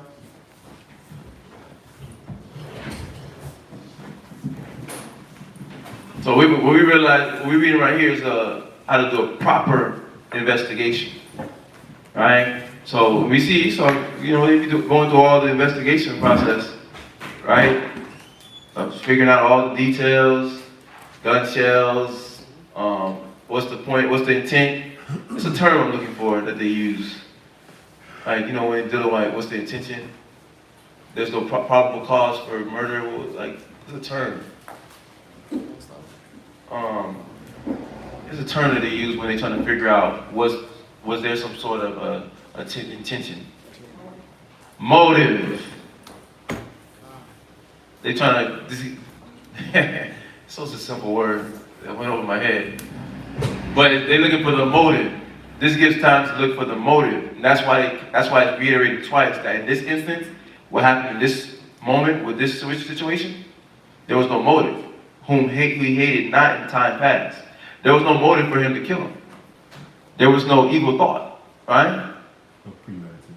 There's no premeditated murder going here. So, let me get that scripture.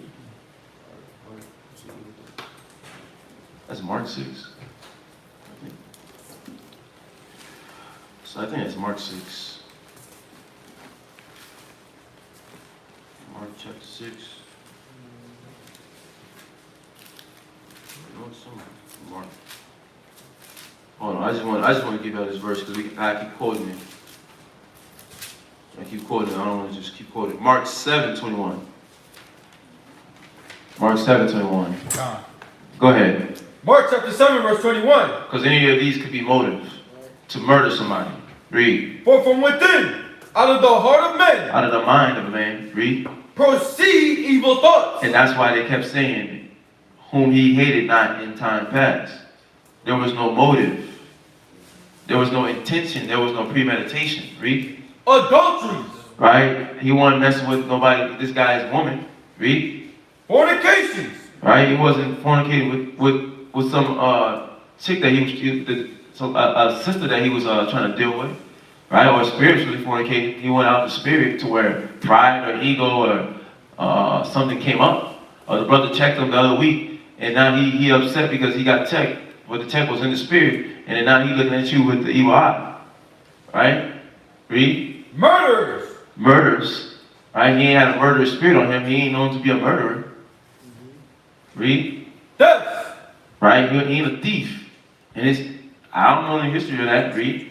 Covetousness. Covetousness. He's not a covetous brother. He don't be looking at other people's idols like, I want that. That should have been mine. Read. Wickedness. Wickedness. He ain't wicked. We wouldn't have trusted him we wouldn't have trusted him with this work. His wickedness would have been shown before he got to the woods with that brother. Because they had a whole lifetime. His spirit would have seemed a little off. Read. Deceit. Deceit. Oh, you gotta be deep to be able to do that. But at that time, they had a lot of angles on how they could capture you in the moment. Read. Lasciviousness. Right? One thing on any of those things. Read. An evil eye. Blasphemy. Pride. Right. Foolishness. Read. All these evil things come from within and defile the man. So none of he wasn't defiled. So there was no point of motive. Yeah. Yeah, there was no motive. None of these things was in his heart. So in time past, there was no connection to him hating his brother in his heart based off one of these spirits taking control of his mind. So, there was no motive. So they wanted the situation to calm down so they can see what was actually going on. So what verse were we at? Verse 7? Verse 7. Okay, go ahead. Deuteronomy chapter 19, verse 7. Mm-hmm. Wherefore I command thee, saying, Thou shalt separate 3 cities for thee. Mm. And if the Most High thy power enlarge thy coast, as he hath sworn unto thy fathers, and give thee all the land which he promised to give unto thy fathers, if thou shalt keep all these commandments to do them, which I command thee this day, to love the Most High thy power, and to walk ever in his ways, then shalt thou add 3 cities more for thee, beside these 3. That's dope. So he always had us thinking. He always had us thinking just in case for a scenario like that ever happened again. So mistakes like that happen. Mistakes like that happen, Like, it's faulty. They shouldn't do it. They shouldn't even be with it, but you have those kids where those dudes, they be playing around with they got the gun, they think they cool, they playing around with it, trying to flex the gun. Like, look at my weapon, it's cool, ain't it? And they what? They let one off by mistake, and they kill their friend. they killed their friend. Off of what? Just being stupid though. Alright? Now these people, they were working in this scenario, but that's off a mistake. Doing something stupid. Not even thinking about the consequences. But, you know, the Most High always has something set up just to aid the innocent. Read. Verse 10.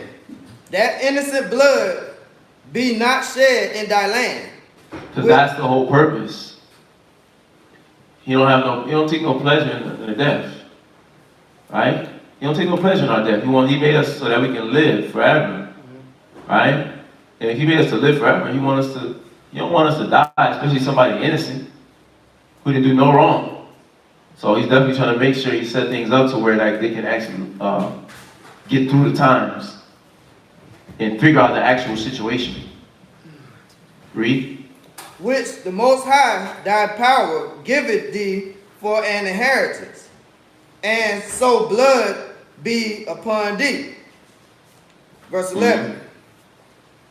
But if any man hate his neighbor, and lie in wait for him, and rise up against him, and smite him mortally that he die, and fleeth into one of these cities. So now this is different. Then the elders of his city shall send and fetch him thence, and deliver him into the hand of the avenger of blood. Now this is the guy that's not innocent. Okay. I thought I was going to go into the one with just the innocent, how they dealt with the elders. I'm going to have to go take that back there for you. I thought I was going to go into that part with the elders. Like, let's say somebody's innocent, if they have to go. So I'm going to write that down and I'm going to take that back for you just to see how exactly they dealt with that if he was innocent. What role, they definitely was, I know for a fact they was talking with the elders, but just the extremities of it and the details of it, I want to find that verse. It's not addressed in Numbers 35? Numbers 35? Let's see. Because we basically reiterating, I know that for a fact. I know we went over something like this in Numbers. Let me read it first. Numbers 35 and 11. Start. Okay, yeah, you can start me, I guess. Let me see. Speak unto the children of Israel, say unto them when you become over the Jordan to the land of Canaan.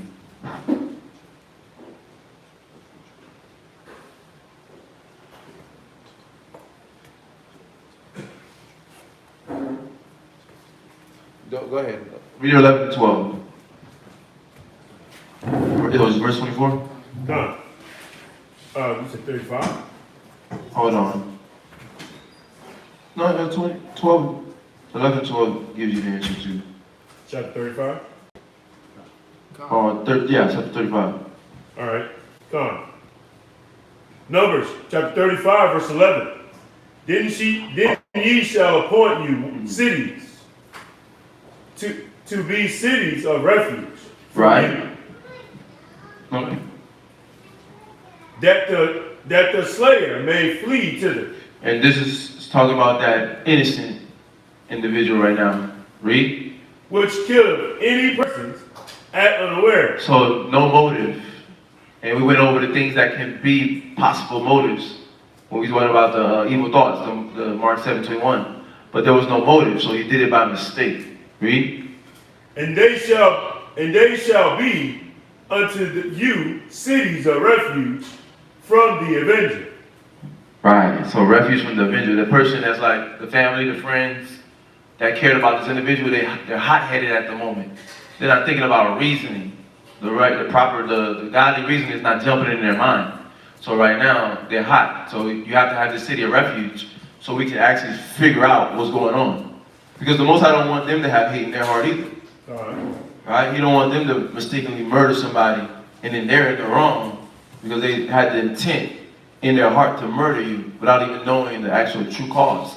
Because when you deal with the word, right, and y'all can write this one down, Ecclesiastes 11:7, right, it says examine the whole matter, right? But let's just go to it. Hopefully you're back. All right. Let's go to it real quick. Go ahead, read that. Ecclesiastes chapter 11, verse 7. Everybody there? Everybody there? I know y'all there. I hear y'all, but I ain't hear everybody else. It's like 2 people. Y'all there? Okay, go ahead. Ecclesiastes chapter 11, verse 7. Blame not before thou hast examined the truth. And that Avengers, that family that's in that Avengers spirit, they're not thinking about any of that. They're not thinking about, okay, what happened? What led to that murder? What led to them dying? Right? What led to him killing him? Was it a mistake? Was it on purpose? Was it intentful? Was it not? They're not examining any of those things. He's not considered because they're hot-headed at the moment. They feel it. That's their family member. They care. They're close friends. They care. Read. But the scriptures let us know how to properly judge at the same time. Blame not before thou hast examined the truth. Read. Understand first. They're not thinking about that. But we're supposed to be thinking about that in every situation.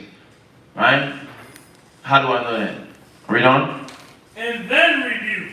And they're supposed to then rebuke afterwards.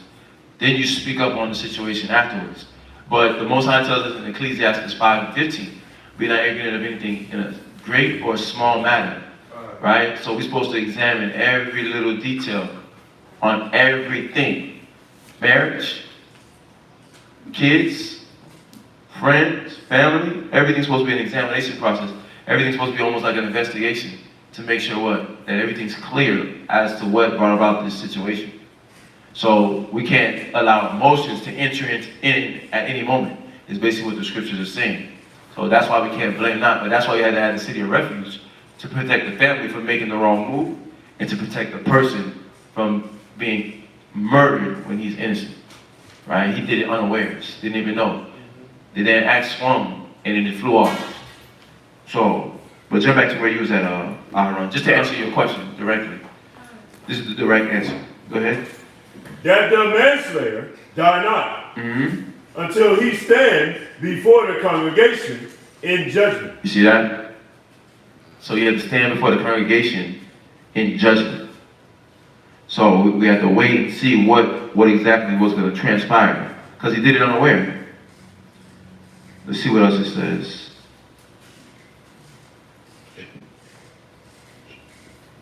Right. Well, that basically answers your question. Let's jump back. All right. All right. That was straight to the point. I'll write that down. Deuteronomy chapter 19, verse 12 from the top. Then the elders of the city shall send and fetch him thence, and deliver him into the hand of the avenger of blood, that he may die. Right. So then now this guy who did it purposefully, so they're both going to the judges. They're both going to the judge and being standing before the congregation to see what's the cause. Right? Read. Thine eyes shall not pity him. And literally this avenger is getting dealt with. He's like, oh, you thought you were scot-free? No, sir. Come back. Murderer. You're not innocent. He tried to hide him. He tried to hide in the city of refuge and play like he was what? Innocent. But no, you're not innocent. You had murder in your heart. Murder on my mind, right? That's what the rapper said. He was on trial now for what? For life or death penalty. Well, he beat that part. He beat the death penalty. But now he's on trial for life. So read. But thou shalt put away the guilt of the innocent blood from Israel, that it may go well with thee. What's that? That's that, you know what I said, how it says in, if a man sheds a man's blood, by man's blood shall it be shed. Yeah. So, because he said, thine eye shall not pity him, but thou shalt put away the guilt of innocent blood from Israel, because he killed an innocent man. Right? But then now to clear that up, right, by man's blood, hand to the Lord. Now let's go to the verse. I'm butchering it. Let's go to the verse. I'm butchering the verse.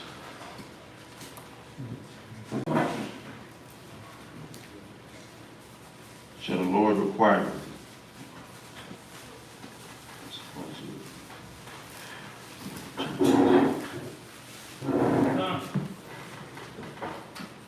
Go ahead. Genesis chapter 9, verse 5. Okay. And Yes. surely your blood of your lives will I require. At the hand of every beast will I require it. and at the hand of man, at the hand of every man's brother, will I require the life of man. Right, verse 6 is it right here. Go ahead. Whoso sheddeth man's blood, by man shall his blood be shed. Yeah, that's at that time, right? Well, you know, at that time that was happening, because it's like you took a man's life by blood. Think about it, he said the life is in the blood. And that's for the Most High, right? Well, you taking something that's of the Most High, because what is vengeance? Vengeance is of the who? The Lord. So you stepping in the way of something that's for the Lord. And then at that, you kill the innocent man. So what gotta happen? Whoso sheddeth man's blood, my man shall his blood be shed. So that guilty man that tried to run away to that city of refuge, he didn't deserve the refuge, because he did what? He brought about what we was talking about earlier. Every spirit is created for vengeance. He brought the vengeance upon him when he murdered, when he allowed that evil, negative spirit within him to murder his brother. So now the Lord is the what? He's sending that spirit of vengeance back on you. And no pity's for you, because why? You murdered that brother. And that's why you got to balance everything out. You got to balance out the scales, because you did what? You stepped out of order. So everything had to be put right in its proper balance. That family had to get theirs, right? Because they did wrong. But we know now, the Most High is what? He's not doing it. He's giving us that mercy, that grace spirit. Because our murderers getting straight, I mean, Esau's doing death penalty and whatnot, but from the Most High, are they just dropping dead as soon as they murder somebody? Right? You know, he's having mercy on us to where now, because we're in he's winking on our ignorance, because they're doing it in what? Following the ways of this world. I'm a blood, you're a crip.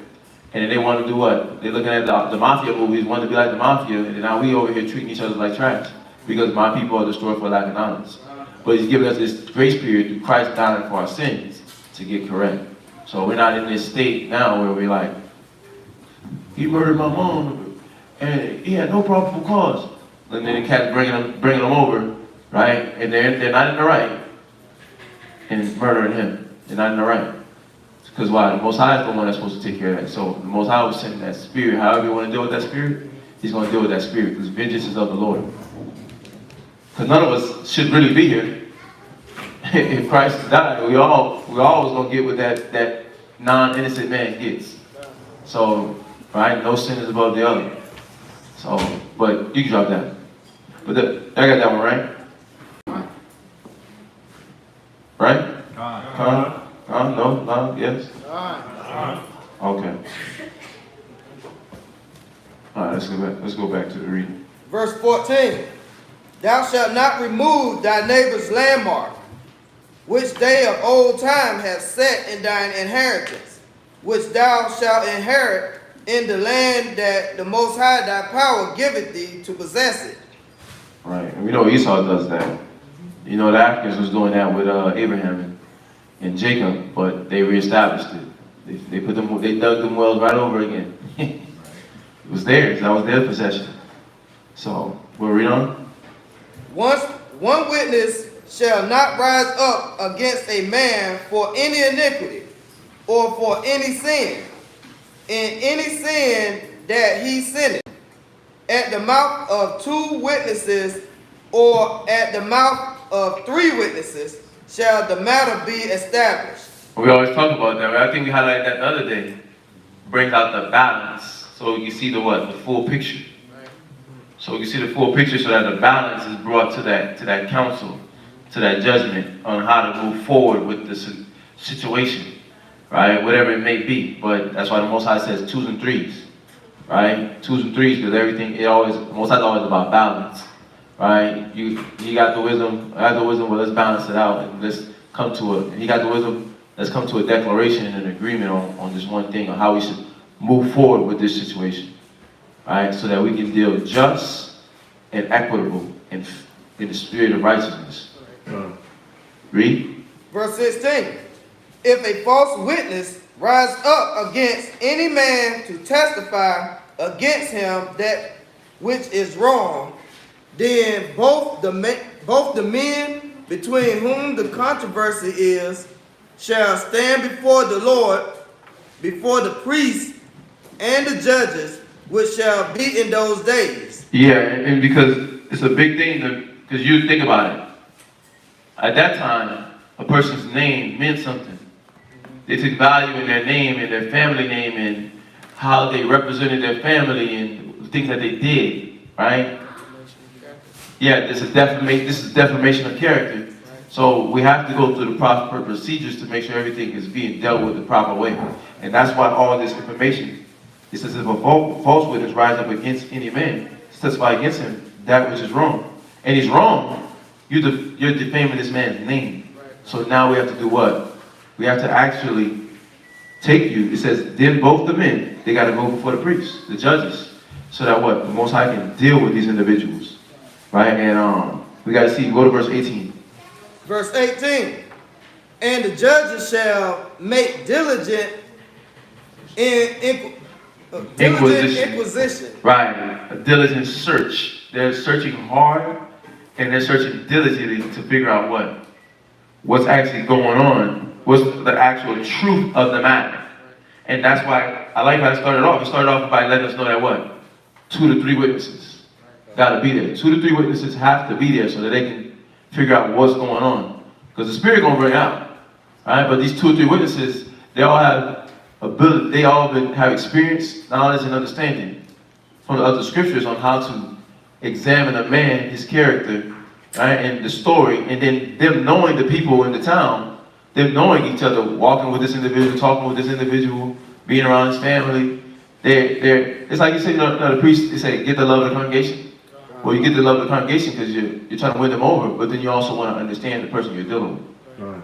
Because the priest should be able to know the people, and the people should be able to understand the character of the priest, so that what? Balance is brought to us, right? We want balance, and we want the person to get dealt with justly. So this is why they're going to make diligent inquisition with 2 to 3 witnesses.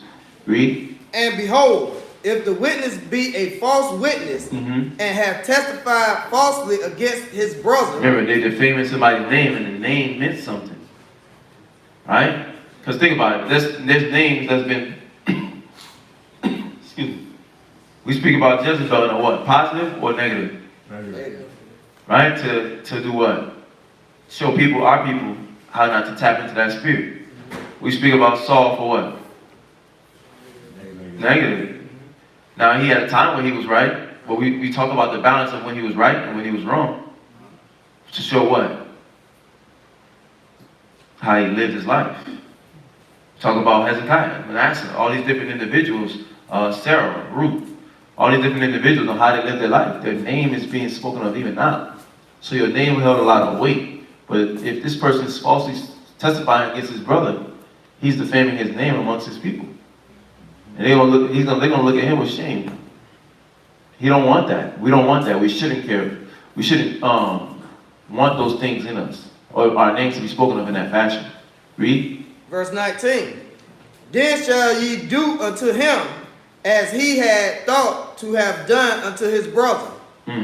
So shalt thou put the evil away from among you. Right. But this dealing with situations in that manner. You know, what's so cool about this? The Most High showing us how to bring peace. This is what would stop a lot of the violence in our communities. You know, the murder, the thievery, the lying, the adultery, right? The whoremongering, all these things would stop if what happened? If we made that diligent inquisition. If the judges were still at the gate. But what are we figuring out today? Now we don't have that though. We're waking up now, right? We're waking up now to where we get it in Israelite schools, but just in general, that's not what's going on in the world. Everything is unjust, unrighteous. There's no care, right? You went off of one, they ran off, think about what happened to Emmett Till. They ran off of one white woman's statement and the whole mob came at him and murdered this 14-year-old boy unjustly. Think about that. Because nobody's doing this. Everyone that's Esau, they hate us anyways. They was ready. They was fired up. Just give me an excuse. But we're seeing why it's so important, because that'll defame somebody's name. But that's why I said, go to Jeremiah 14:2. We use this for color, which is rightful so, but there's also this understanding in there too that we gotta grasp. So let's grasp this understanding. Go ahead. Jeremiah chapter 14, verse 2. Mm-hmm. Judah mourning. Judah what? Judah mourning. No, Judah's the head tribe, so it represented all of us. Right? Read. Judah mourneth, and the gates thereof languish. The gates thereof languish. Right? Our leaders. We lacking leaders. We lacking true judges. Right? We lacking true leadership. We lacking people that deal justly and fair with our people. Right? That actually care to want to heal and make sure that what? The righteous get dealt with correctly, the wicked get dealt with in the way that they need to get dealt with correctly. Right?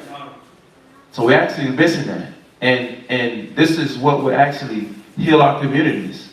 This will stop all the gang banging, prostitution, right? Sex trafficking in our communities if we had true judges. But because we don't have true judges, now the gates is languishing. Let's look up the word language, though. Look up the word language. Yeah. Oh, you got it? Oh, okay. Are you on it? Language. Webster's 1828. Definition 1. Right. To lose strength or animation.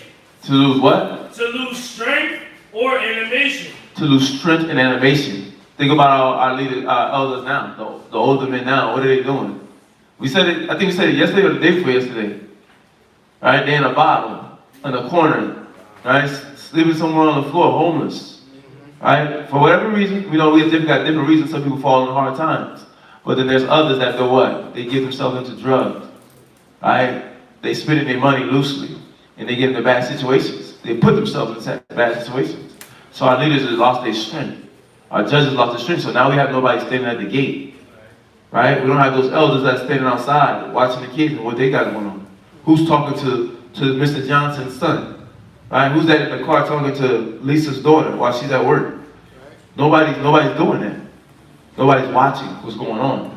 So that's why we're failing. But we had these judges at one point in time that would make diligent inquisition. That's that be sober, be diligent, because your adversary the devil, as a roaring lion, seeketh whom he may devour. But these judges was making that diligent inquisition to watch over the spirit of the people, to make sure that everybody get dealt with fairly. So it's very, very, very important, all right? Was that it? To be or become dull, feeble, or spiritless. Spiritless, dull, feeble. Mean no profit. Basically, we got unprofitable people that's in that old age, right? Unprofitable, even in their 20s and 30s. They're unprofitable. Why? Because nobody's doing what? Nobody cares about righteousness, right? Oh, we read it yesterday, Isaiah 59:15, right? Yea, true felleth, right? The righteous perish and no man lay at the heart. I just mixed two verses, but that's what's going on in the world right now. Nobody cares about righteousness, but it's our job right now. Because we're reading this, right? And these are like Old Testament laws, and then these are like ancient laws, right? But these apply to us today. Because these are the same solutions that we need to help our communities now. But read on. Did that back in the verse? Jeremiah chapter 14, verse 2. Judah mourneth, and the gates thereof languish. They are black unto the ground. Right, and now we're dark. Our countenance is dark. Right? And now we know that's double fold, right? We're literally melanated people, but, right? We're also what? Black and what? We're spiritless. We're dull. We're lacking the true judges. But let's jump back to the reading. Is it saying something?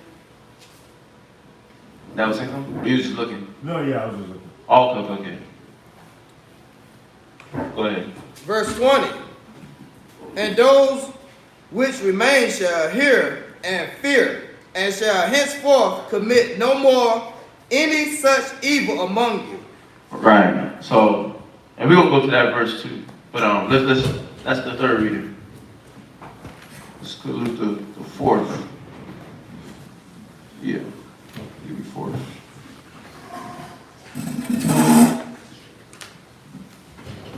The fourth reader.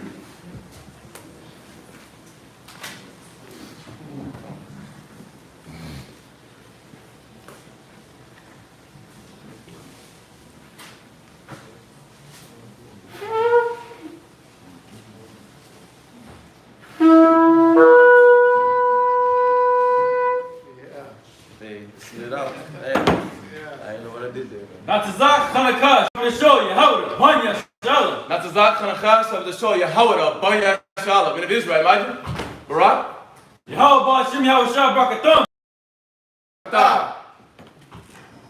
Did anybody have any questions? Chapter? Or anything that we've been going over thus far? Everything's clear, easily to be understood? All right. What did I get from this Sabbath so thus far, though? Just the understanding of what we've been going over thus far. You got something to do on? He said, yeah,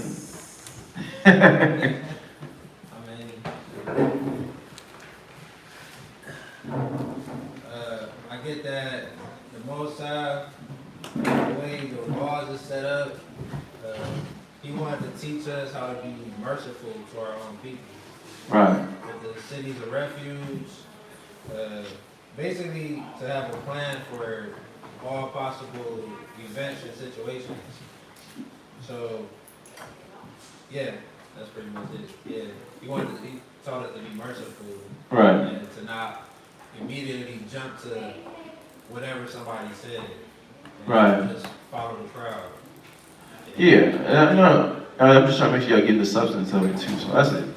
but yeah, that's right on point. That's right on point. You know, it's just about we gotta make sure everybody get that tone. You know, it's like he's showing us the different ways we dealt it on a judicious level, like civil, judicial, moral level, right? You got moral, civil, dietary laws, right? Well, on a moral, civil level, this is how we dealt, so that we don't pervert our spirit, but we don't allow a perverted spirit to stay in Israel. And our job was to stand up for the right thing and do the right thing, and not give in to the weakness, not give in to the evil, not be persuaded by evil, right? And you're gonna, especially how it applies to our time, we're coming out of the evil, trying to be strengthened with the word, with the wisdom. But then our family members are still in the evil, not realizing they're in the evil, they're in the mire, and our brothers, family, auntie, uncles, all these people, right? But we're trying to wake them up. And then we're not trying to be entertained by the distractions in this world that's going on ourselves. And then now what? The Most High is trying to show us how to deal morally and how not to be perverted by what? This world, right? Because what's the prayer consistently? I pray that they take you not out the world, but that they strengthen you in the world. And that's what's going on, that you're being strengthened in the world, right? And the Most High is trying to strengthen us in the world. And He's trying to strengthen you with these laws, these statutes, these commandments. And what is it about? Not allowing your soul to be defiled, right? Go to Ecclesiastes 9 and Ecclesiastes 8. Oh yeah, well 9 and 12. Ecclesiastes chapter 9 verse 12. Delight not in the thing that the ungodly have pleasure in. And that's what He's trying to keep us from. The ungodly, they do what? A hasty contention kindleth a fire, right? Who's stronger, a man that can take a city or a man that can control the spirit? Man that control the spirit. But what do the nations glory in? Taking a city. What's Alexander the Greek's glory? That he took control of the whole known world, right? The whole known world in what? A matter of how many days it says in Maccabees? No matter how many days he took the whole known world. Took spoils of many nations. Does it say in Maccabees?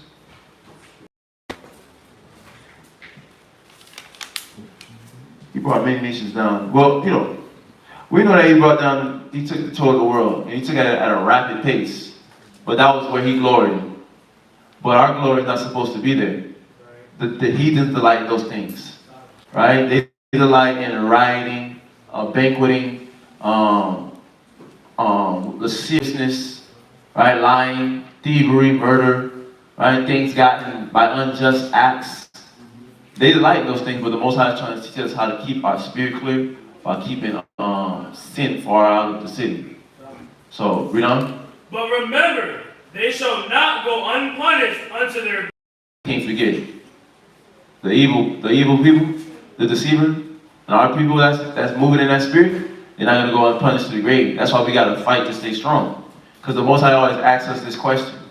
He asks us this question in Psalms 94, verse 16. He asks us, this is a question that he asks all of us. Who's gonna do this? Which one of us wants to be this individual? Who wants to be on the right-hand side of the Lord? Khan? Right. But it takes a stand. Read that. Psalm chapter 94, verse 16.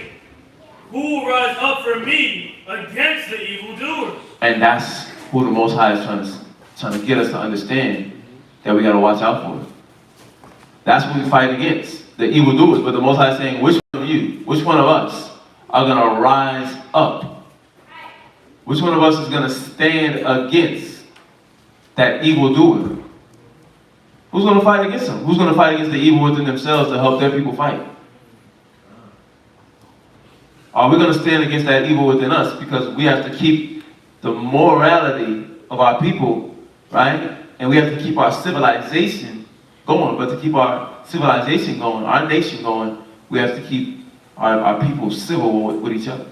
We have to keep the love within our nation for one another. And like you said, the mercy, the tenderness, and the care for doing things justly. And that's what the Lord wanted us to understand and see in these different instances. And that's what we're supposed to be picking up from these Sabbath readings. Because it applies to us today. It applies to us today. How do I keep the love amongst my people? How do I keep the love with me and my kids? How do I keep the love with me and my brothers? How do I keep the love between me and the sisterhood? Right? And figuring out how to maintain it. And that's what this is about. Like, learning how to deal peacefully and not let emotions rage you, make you rage. So who's going to rise against us up for me against the evildoers, read? Or who will stand up for me against the workers of iniquity? Yeah, against the workers of iniquity. Who cares about that? Who cares about it? Who cares about fighting against evil? So only 4 people care about fighting against evil. Right. I know. Only 4 people answered. I can only go over what I'm hearing. Right? We gotta want to fight against the evil. It gotta be strong. It gotta be a zeal. And we understand. Because it's a battle because you're like, damn, I'm working on me too. I'm working on myself. Man, why is she making it harder? Why he making it harder? Right? When really the Lord is the one that's pushing your spirit in a certain direction that you're fighting against. Because he wants you to stand up against the evildoer and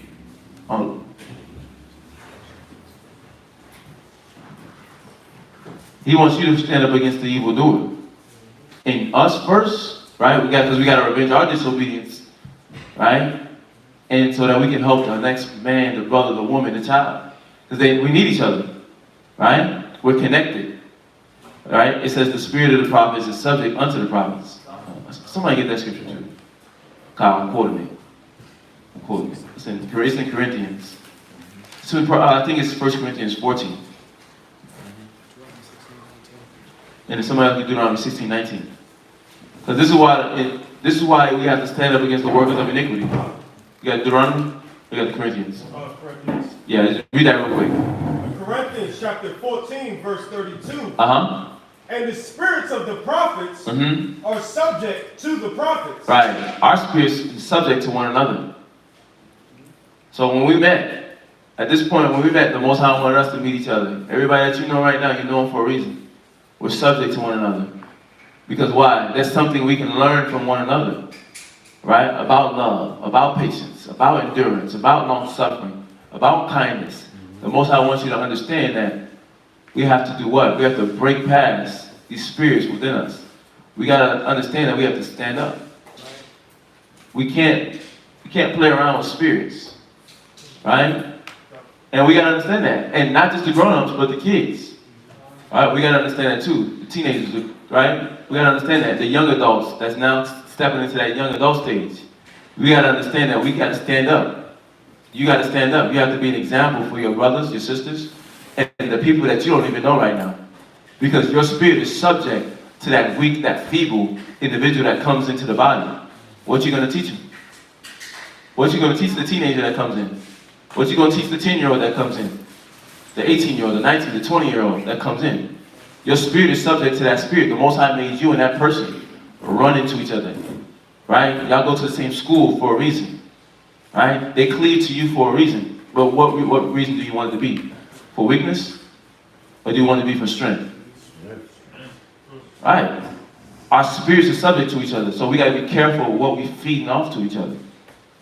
The moral, I want to teach somebody how to be morally sound, right? I want to teach somebody how to be patient. I want to teach somebody how to trust in the Lord.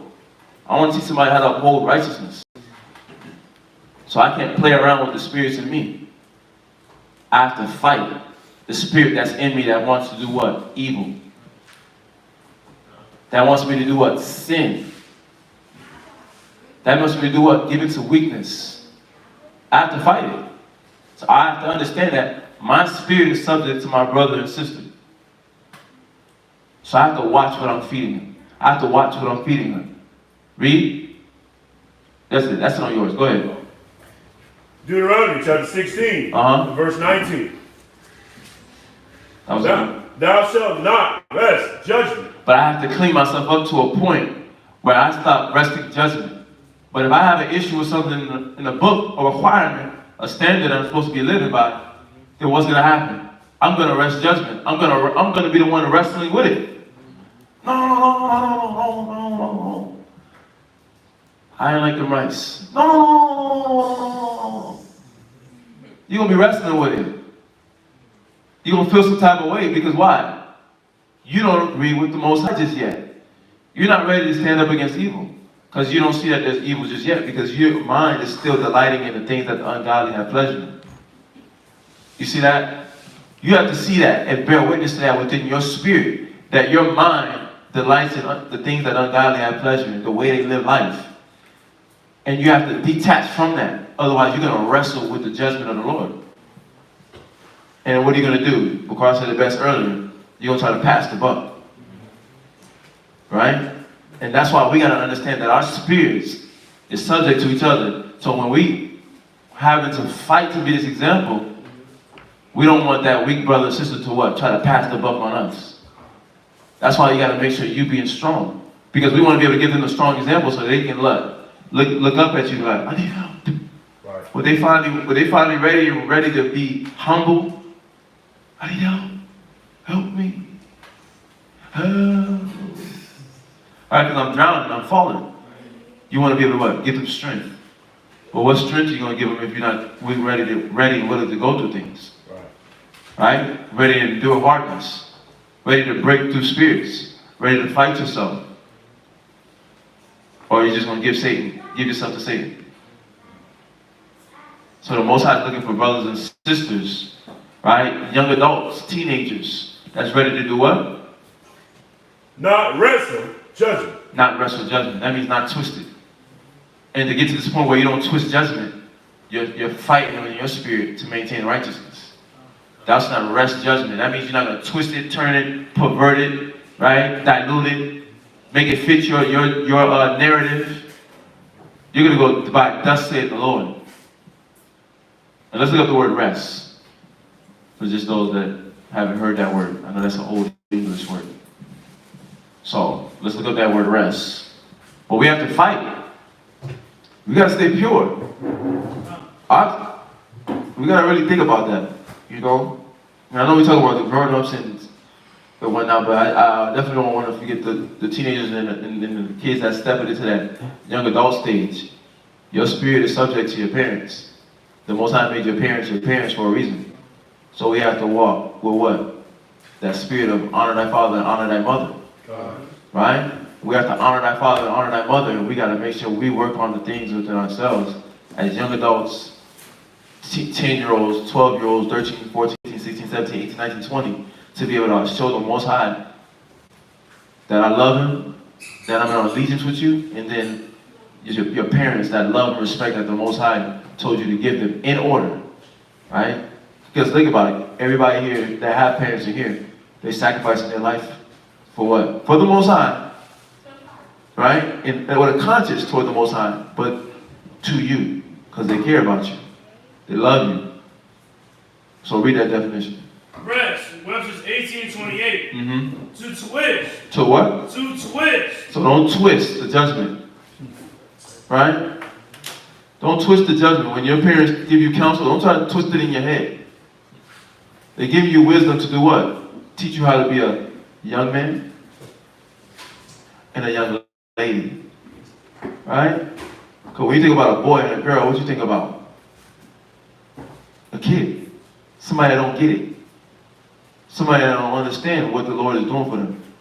Right? So they twist things in their head to make it fit the narrative. And they try to what? Rest the judgment. And they try to get the judge to do what? Rest the judgment. Which is what? Twist it. Dilute it. Make it weaker. No. The Most High wants us to stand up. He wants us all to be righteous. There was a young king. A young king that stood up for righteousness. Right? He was very young. Right? The one that, it was Josiah, right? And what did he do? Who knows? Young adults. No grown-ups. Young adults, teenagers.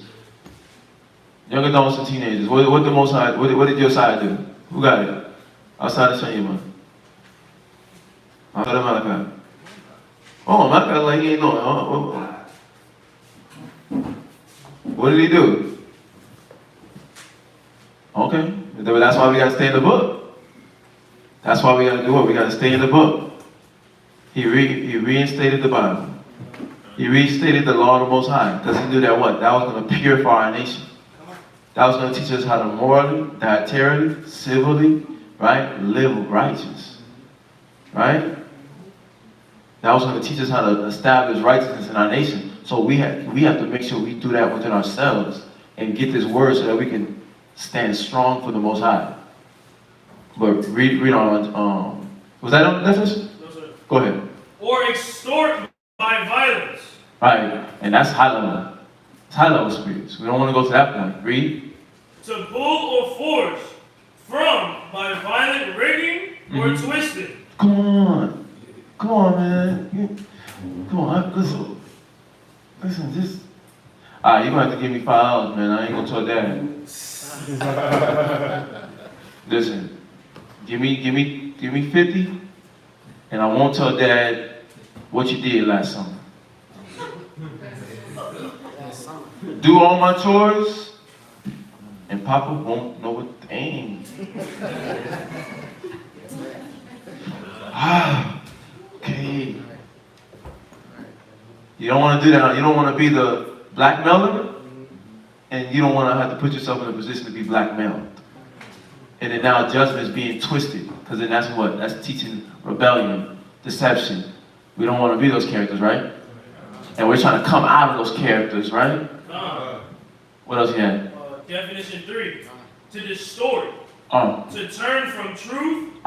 Or twist from its natural meaning by violence. To turn from truth. So you walk away from the truth. You forsake that which is right. Because you want somebody to rest the judgment. Because you think in your mind you're right. I know. What's that song? That's how it go, right? That's not it? Is that how it goes? Was that wrong? It's a little off too. A little off too? I think I was off the tune. I don't think the words is right though. No? They know? Oh, okay. They know? My bad, y'all. Listen, I don't be listening to that. That's where I know. See, hold on. Whether it's they know or I know, the person that's thinking they know, they're wrong. And the priest is letting them, they think they know. Right? That's the story of the, what's it say? Hear the conclusion of the matter. They don't know which one we want. They don't know. Right? We don't want to know which one we're going. To pervert. Right, to pervert. We don't want to pervert judgment. We don't want to twist it. We don't want to play around with judgment. It's crucial. So stand boldly for righteousness. All right. Stand boldly for right. Don't subvert your spirit. Right? Let not the reverence any man cause thee to fall. Right? So don't stand for righteousness. But in order, right? Because we got to do everything what? Decently and in order. Right? Because we know we all coming out of the world. Everybody's always ready to say, just drop the hammer, right? But don't know how to drop the hammer, right? Or don't know how to use it. So do it in order. You see that?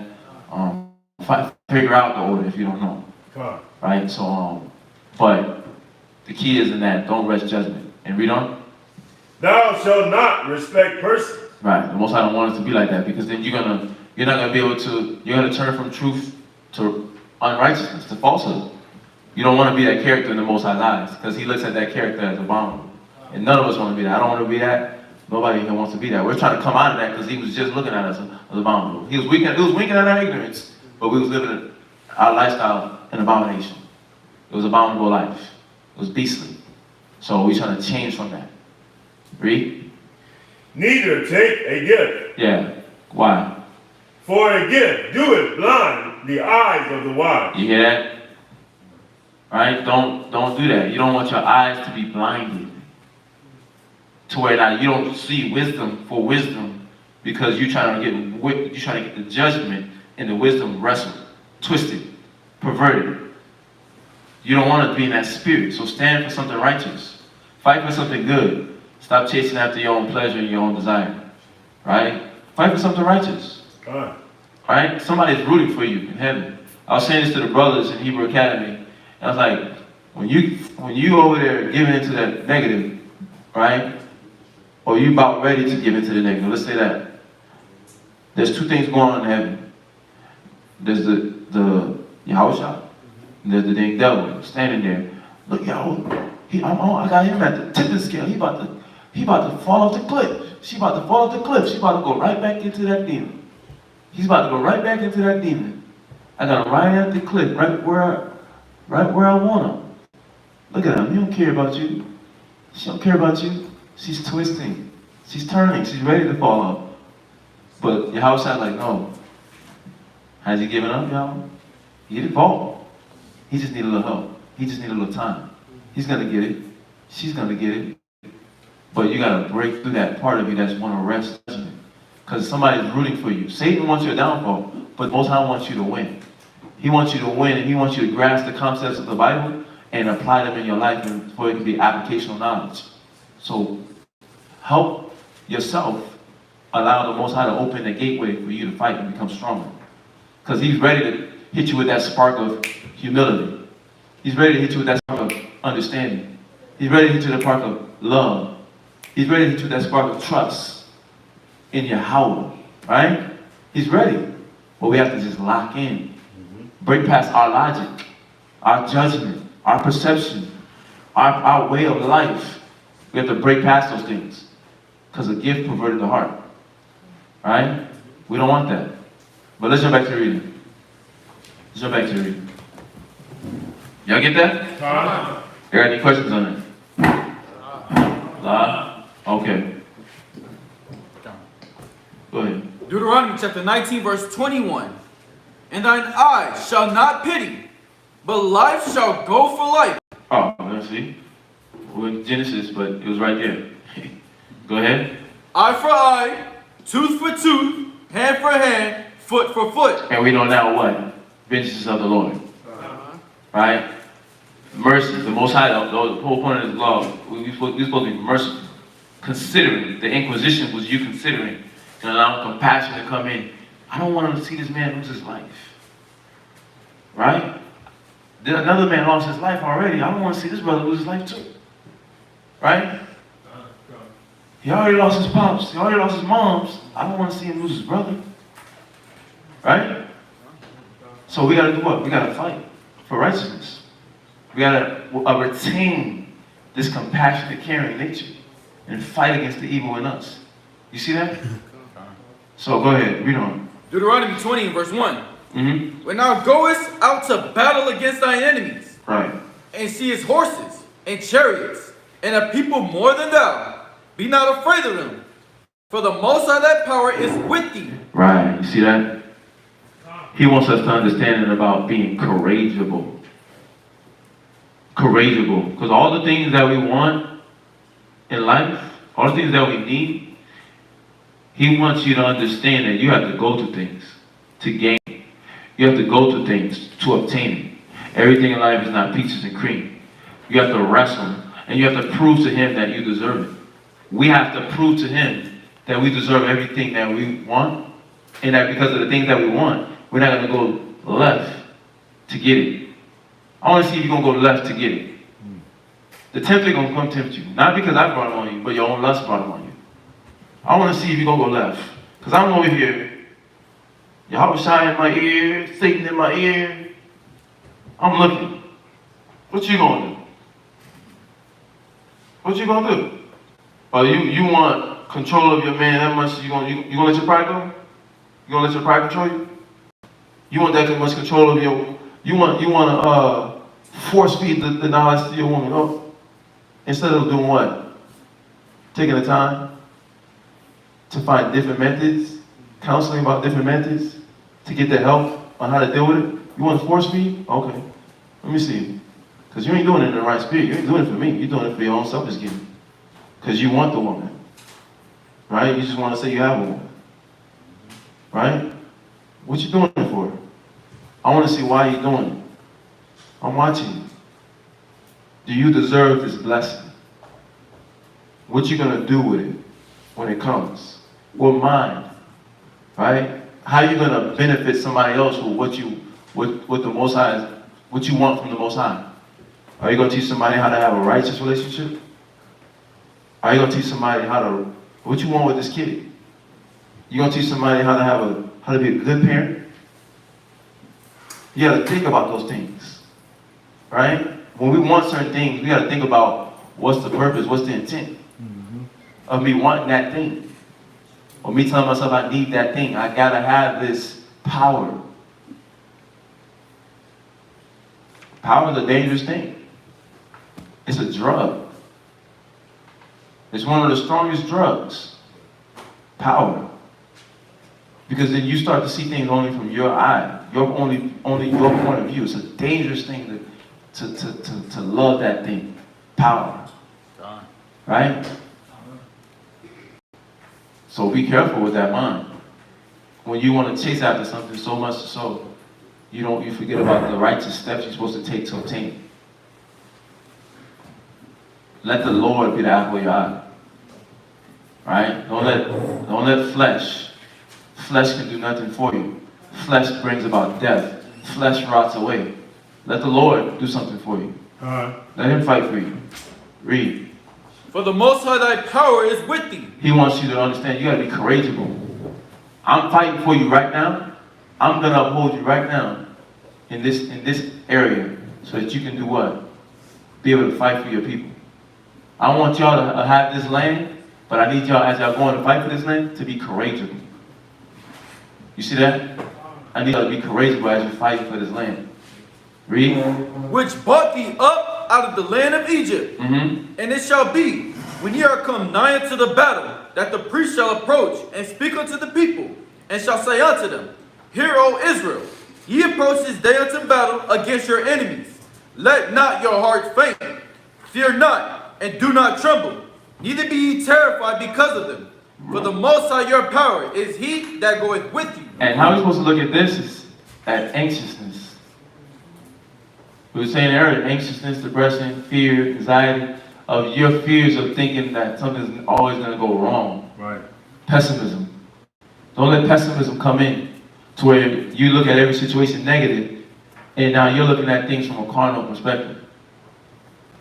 Right? Let the strength of the Most High carry you through the battle. Because that's what's going to happen. I'm going to carry you through the battle. I'm going to carry you through the situation. I'm going to carry you through life. This moment right here in time, I want you to have this land. I'm going to make sure you have it. But make sure when you go in there, you fight, don't be afraid. That's all we have to do. Retain our bearing. Right? Gird up our loins like a man. That's what he required. That's what he requires now. For us to gird up our loins like men and women of the Most High. Right? So that we can overcome this world. He said, overcome evil with much evil with good, not the evil with the good. You can't nothing good come out of something evil, right? But you can overcome that evil with much good. So tap into that goodness that's in you, the righteousness that's in you, the desire to serve the Most High that's in you. That can overwhelm the negative mind. And you can do a lot of great. We can do a lot of great. Right? If we can overcome the shortcomings, the distractions, the things that try to pull us away from Yahweh. We got to fight for it though. You have to literally, when your flesh is telling you, I don't feel like doing that, man. I don't think I can even do it, man. I don't feel like doing it. That's a shrug. Because you what? That spirit got you so blinded that you feel disconnected. I don't think I can do it, man. I don't want to do it, man. Right? That arm, that off arm always there. To do what? It's subliminally pushing away the righteous spirit from trying to come to you. No goodness, no love. Don't come to me. Alright? And you fight it off. Doubt making you fight it off. Right? Fear making you fight it off. You want to do you making you fight it off. But the Most High said, be courageous. Trust in me, and I'm gonna fight for you. Read.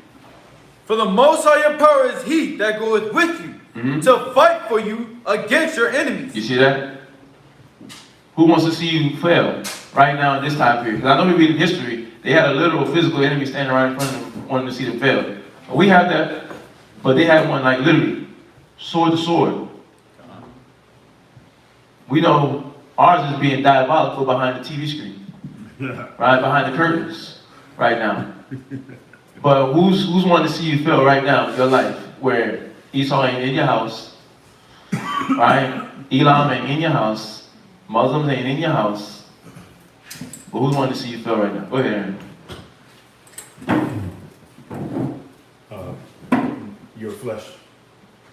Yeah, your flesh. I like that. But us allowing the devil, right, and our fleshly desires to do what? Control us.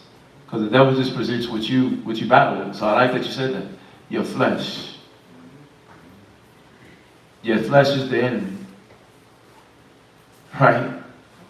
And the spirits, the things that it take pleasure in, it's you versus you. Right? Chicago Bar versus Maximilian. Right? Miles versus Natzak Tanachel. Aaron versus Aharon. Montezara versus Nazia. Malachi versus Malachi. Right? It's the same name. I can't even. Right? That's who's fighting against you. The old man fighting against you trying to be great. Now, who don't want to be great? Who? Who wants to be great? If you don't want to be great, if you don't want to be great, don't raise your hand. Oh, my bad. I see everybody. Right? I'm just saying, I'm just asking. Yeah, we should want to be great for Yahweh. Right? We can't go far, we can't exceed enough in trying to do righteousness. Let's please the Lord. Alright? Go ahead. It says, for the Most High your power is He that goeth with you to fight for you against your enemies to save you. Verse 5. And the officers shall speak unto the people, saying, what man is there that hath built a new house, and hath not dedicated it? Let him go and return to his house, lest he die in the battle, and another man dedicate it. Verse 6. And what man is he that hath planted a vineyard, and have not yet eaten of it? Let him also go and return unto his house, lest he die in the battle, and another man eat of it. And what man is there that hath betrothed a wife, and have not taken her? Let him go and return unto his house, lest he die in the battle. And this is things when we were in literal war. We're in spiritual war. We're in literal war. Remember, go to Micah 2:10. Micah 2 and 10. Because I know a while back there was that, with this 7th verse, right? You're going to finish reading now, not the 7th verse. It says, let him go and return into his house, lest he die in the battle, and another man take her. But remember, we was in our own land, right? We was attaining the land, and we was establishing the laws that we would have in this land when we go to war, to take this land, right? And we want to understand that right now, we're not in a time where we can just literally do these types of things, because if we pause, what's going to happen? If we pause for any one of these things, what's going to happen? Spirit's going to overtake the feeble brother and sister. Right? The gate's going to be languishing all over again. The kids going to be doing what? Debauchery. Right? The grown-ups going to be doing debauchery. Right? Bad example. Wolves going to come in all over. Hirelings going to be running rampant. Right? If we do any of these things. So what's wiser? Pausing for these things? Or this? Understanding this? Micah chapter 2 verse 10. Mm-hmm. Arise ye and depart. What? Arise ye and depart. For this is not your rest. This place ain't our rest. This was a place of punishment for us to learn what we were doing wrong, what we did wrong, and what we need to get right, and how to strive for righteousness unto death. This is what this place was for. So he says, arise ye and depart. This place is not our rest. We're not supposed to get lost in this this Greco-Roman society. Right? The devil want to see you fail. The white man want to see you fail. Margaret Sanger set that up so you can fail. Right? J. Edgar Hoover want to see you fail. FBI, CIA, China, these Arabic countries, they want to see you fail. Catch you fail. They want to catch you failing, they want to see you failing. Why do you think they fill out communities with them, like these dang corner stores, man? They always get me. Damn Arabs selling me chicken. They always get me though. We buying it, so we at fault. I know everybody ain't buying it, but you know, I know everybody ain't buying it, but majority of our people's buying it. And they just go with that selling chicken. And a Chinaman in the mall is going, tick, with that bread of affliction. It's poking the thing. Try it. They hook you with that little They hook you with that little free stuff. You don't know what it is. Somebody sound guilty. God dang it. Hook you with that little thing. You don't know what it is. I think it's me. Doing it like Walmart. Somebody had their hand raised. I have a question in relation to, I believe we were just reading Deuteronomy chapter 20, where we last left off, I believe it's 6 or 7. Does that relate to Deuteronomy chapter 24 verse 5? Deuteronomy 24 and 5.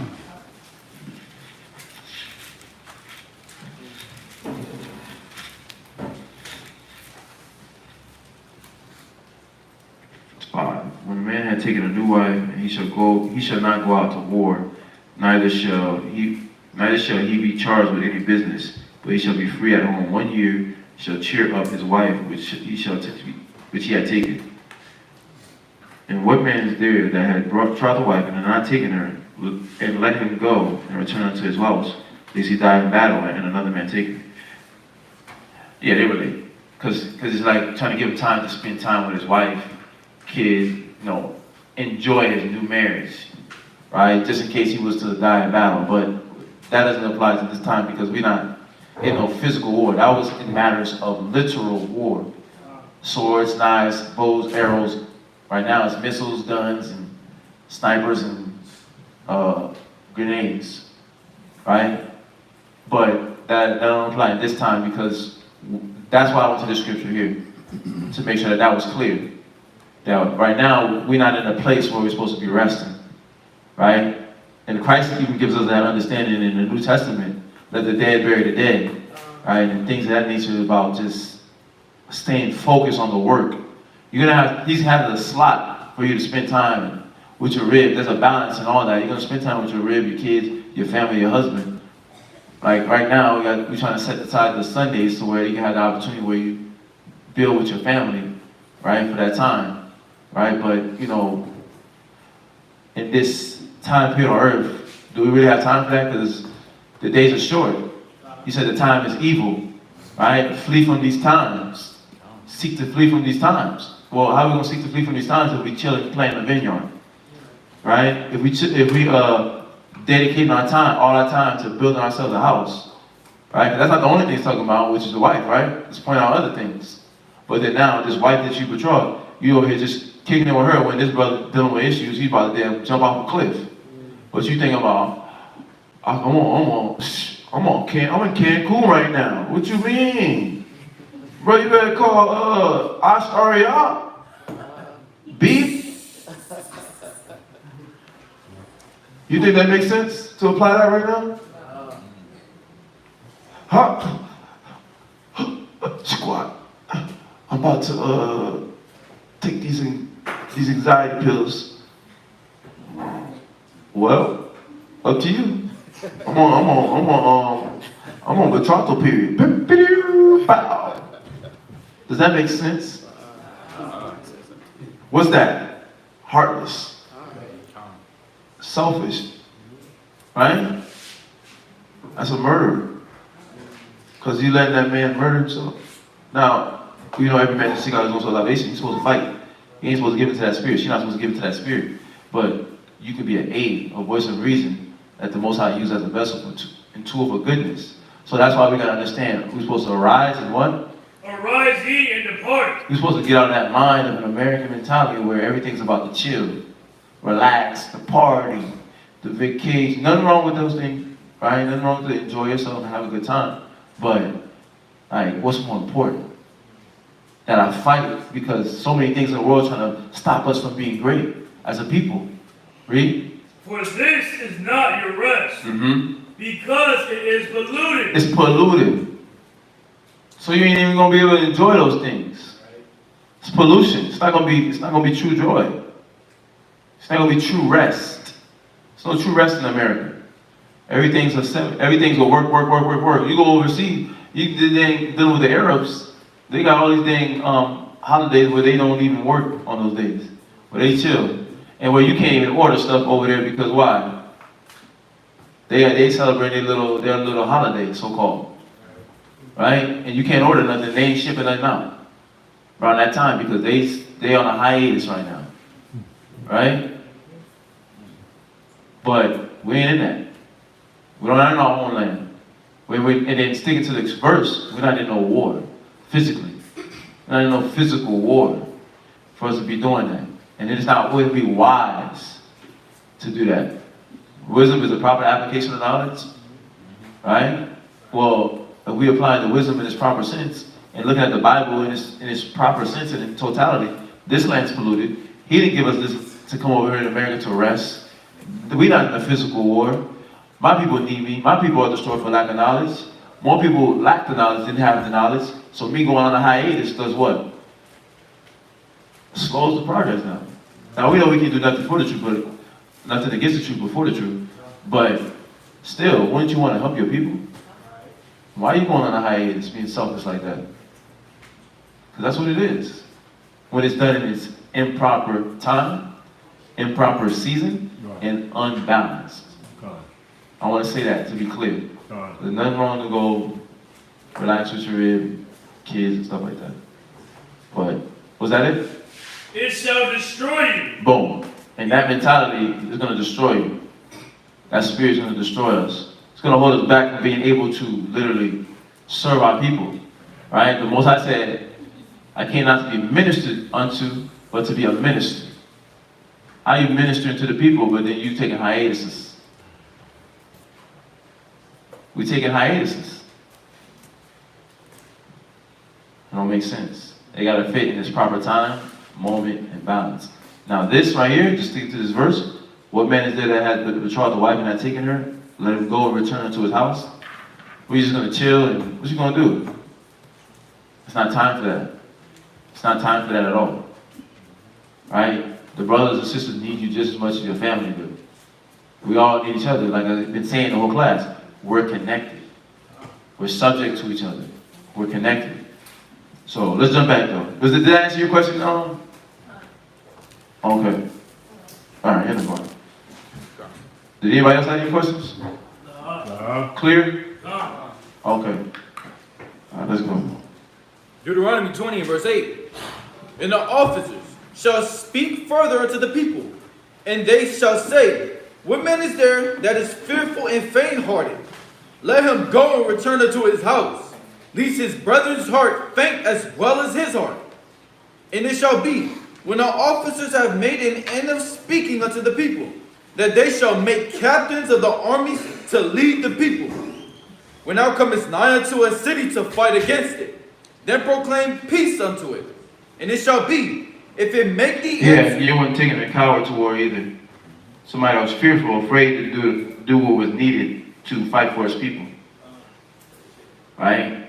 Literally, this is talking about literal war as well, right? But we know we're in a spiritual war, right? And we fight against mentalities, ideologies, principalities, right? And all these things that can distract you and make you, what? Give into the flesh. But we're trying to break past these stages and these points so that we can overcome this world, right? And we got to break that weakness, that docile, you know, like it says in Genesis 49, that crouching lion. Is it still straight? God. Okay. That crouching lion spirit, we got to break that off of us. It's so many different ways, and it's in all the things that we always talk about. It's in the relationship. It's in the relationship. It's in the friendships. It's in the families. It's in the brotherhood. It's in the sisterhood. How we do all these different things. It's been so destroyed and polluted from this land that we've learned how to think like Americans, and it's destroying us literally. You know, it's literally, we think just like Edomites, operate just like Edomites, and all those things are what? It's diluting us. It's literally diluting us in the eyes of the Most High. So we have to literally understand that. We have to break that cowardice spirit. And this, we wasn't trying to bring a cowardice spirit, so we were trying to make sure if you're scared, go home. Be honest, because you don't want to be there and you have to fight for your brother, but you're not fighting for your brother. Right? You're not willing to lay down your life. So be conscious. Go ahead. Verse 11. And it shall be, if it make thee answer of peace, and open unto thee, then it shall be that all the people that is found therein shall be tributaries unto thee, and they shall serve thee. And if it will make no peace with thee, but will make war against thee, then thou shalt besiege it. Verse 13. Right, how we deal with even them, the nations, right? When we fight against them, okay, the first order of operations, because we're not a beastly people, we're not like Alexander the Greek. We trying to conquer the whole known world by what? Swords and guns and knives. We know how to use our mind to what? Cast down the imaginations. We know how to use our wisdom to do what? Calm down the situation. Think about Solomon, ruled 40 years with peace, right? No wars. Everything was peaceful in his time. Right? So if it was all peaceful in this time, then what happened? He didn't use no swords, no knives. He just used his wisdom. The wisdom of his words. So we gotta understand that that was the first step. The second step, if they didn't want you to, we fight them. Literally. Just fight them. Take it. Take it what's rightfully yours. Read. Verse 13. And when the Most High thy power hath delivered it into thy hands. Because the Most High gave it to us. We wasn't taking what the Most High didn't give us. He gave us everything sufficient. So we was taking what he was giving. Read. Thou shalt smite every male thereof with the edge of the sword. Okay. So the fifth reader, which would be you. So let's go down so you can salute and you come back up. All right. You sit.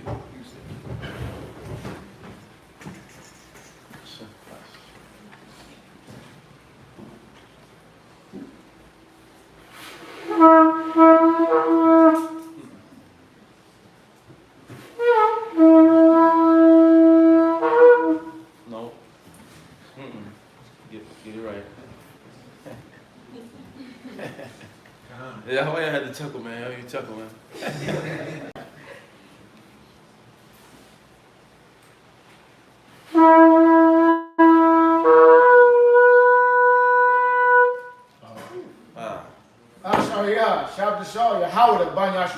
Asariyah, Shabdashah, Yehoda, Banyashrala, Ben of Israel, Majid, Barak, Yahweh Bahashem Yahushua Brakatham. Yahweh Hashem, Yahushua Barakatah.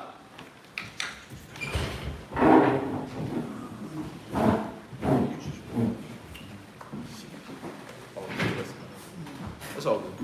It's all good. Yeah. Okay. Okay, so this is the fifth reader. The fifth reader is reading Deuteronomy chapter 20, verse 14 through Deuteronomy 21 and verse 7. All right, so this is the fifth reader. All right? You just looking at me funny, man.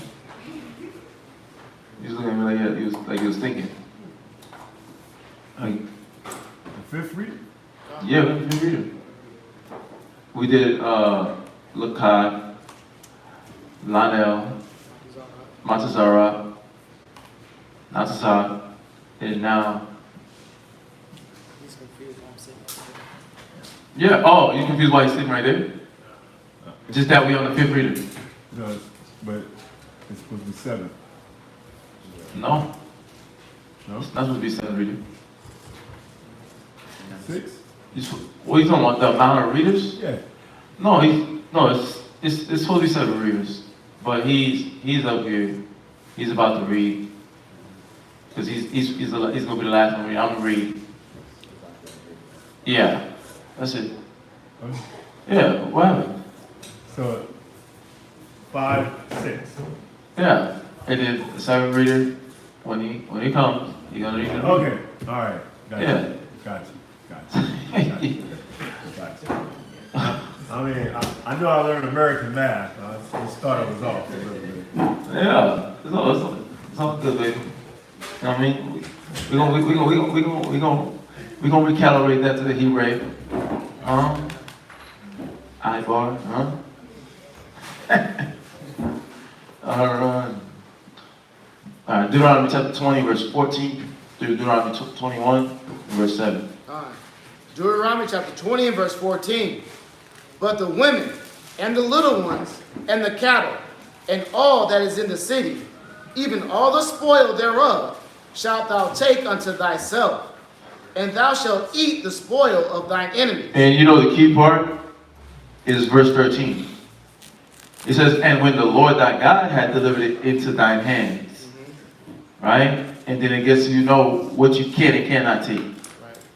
Right? He says, smite the males, and then the women, the cattle, the city, and the spoils that come with that, you can have it. Take it to yourself.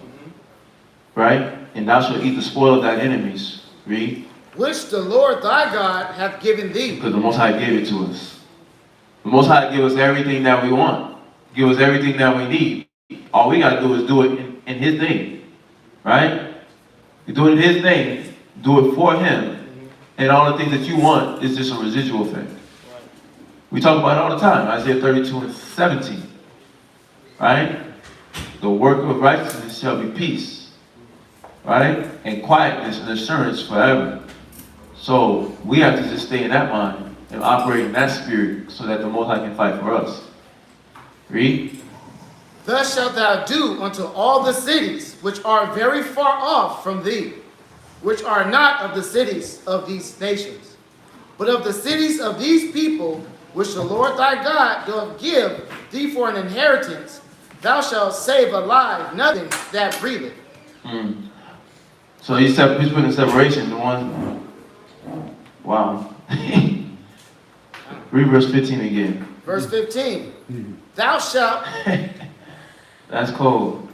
The areas that I'm giving you to take, and there's an area that I'm not necessarily giving you to take, but then you're going through them. They trying to make war with you, but you have peace. You trying to make peace with them, but they trying to make war with you. And it's like, okay, well, this is how you're going to deal with it. I try to make the peace. They always peace. Okay, cool. Kill the males. Do what you do within the laws. The women, the cattle, the spoils I give you. And now these lands that I'm giving you for you to inherit them, for you to literally have them for your own, this is what you do.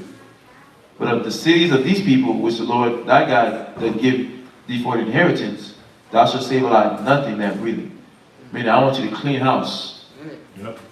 I want you to clean house. Literally. Alright? So, huh? Erase them. Erase, eradicate. Let me hear a word like eradicate. What do y'all use when they try to do the whole, what's the word they use when they try to do the whole thing about population control? Genocide? Population. Oh, depopulation? Depopulate. Alright, the Most High saying depopulate that whole nation. Disintegrate, eradicate. Yeah, because that's yours. They in your place. If they not trying to move, get them out. Read. Verse 17. But thou shalt utterly destroy them, namely the Hittites and the Amorites, the Canaanites and the Pezerites, the Hebrites, as the Lord thy God hath commanded thee. But we're not beastly. You see that? We're not beastly. He says, as the Lord commanded thee. So whatever the Lord told us to do, wherever he told us to eradicate, eradicate. Whatever he told us to destroy, and just save the women, the cattle, all those things, keep it. So we got to understand what? The Most High is about understanding that he's the judge of what we get. Because we don't know what's good for ourselves. Right? We like to think we know what's good for ourselves, but the Most High is the one that knows what's good for us. So we have to strive for the truth, and we have to lock into the spirit of what the Most High wants us to do. Alright? So read on. Verse 18. That they teach you not to do after all their abominations, which they have done unto their gods. So should he sin against the Lord your God. Then thou shalt besiege a city a long time, in making war against it to take it. Right, because we gullible. We too gullible sometimes, man. As a people, where I ain't gonna get influenced by them. I'm not gonna get enticed by it. Nah, he ain't my type. She ain't my type. Then what? Samson got caught up. Now he never said she wasn't his type. He definitely said she was his type, but he got caught up little by little.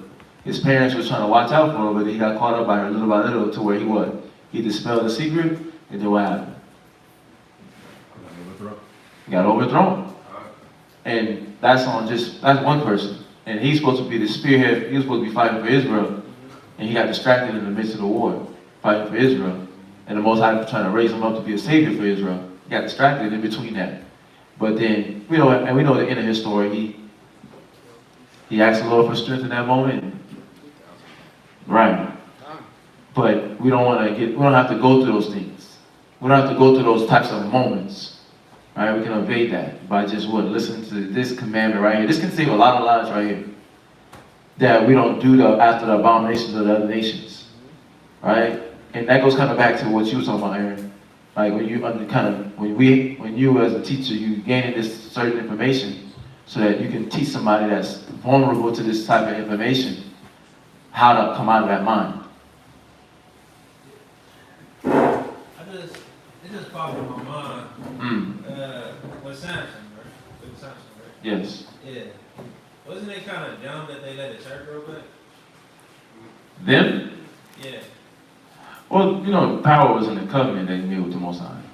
Okay. Yeah, the power necessarily wasn't the hair. You think I'm all I care about hair? No, it was in the agreement. It was where the power, but the vow. The power was in the vow and him keeping the faith in the Most High. So it wasn't necessarily that, but it was definitely on his part slow, just letting her know that information. Especially when the Lord told you to keep it quiet. The Lord told you to keep it quiet, he will keep it quiet. Right? But he because he bowed his loins down, he did what? Did the opposite. So, you gotta be mindful. Is that my phone? That beat? No, sir. Okay. Alright, what is it back? Verse 19.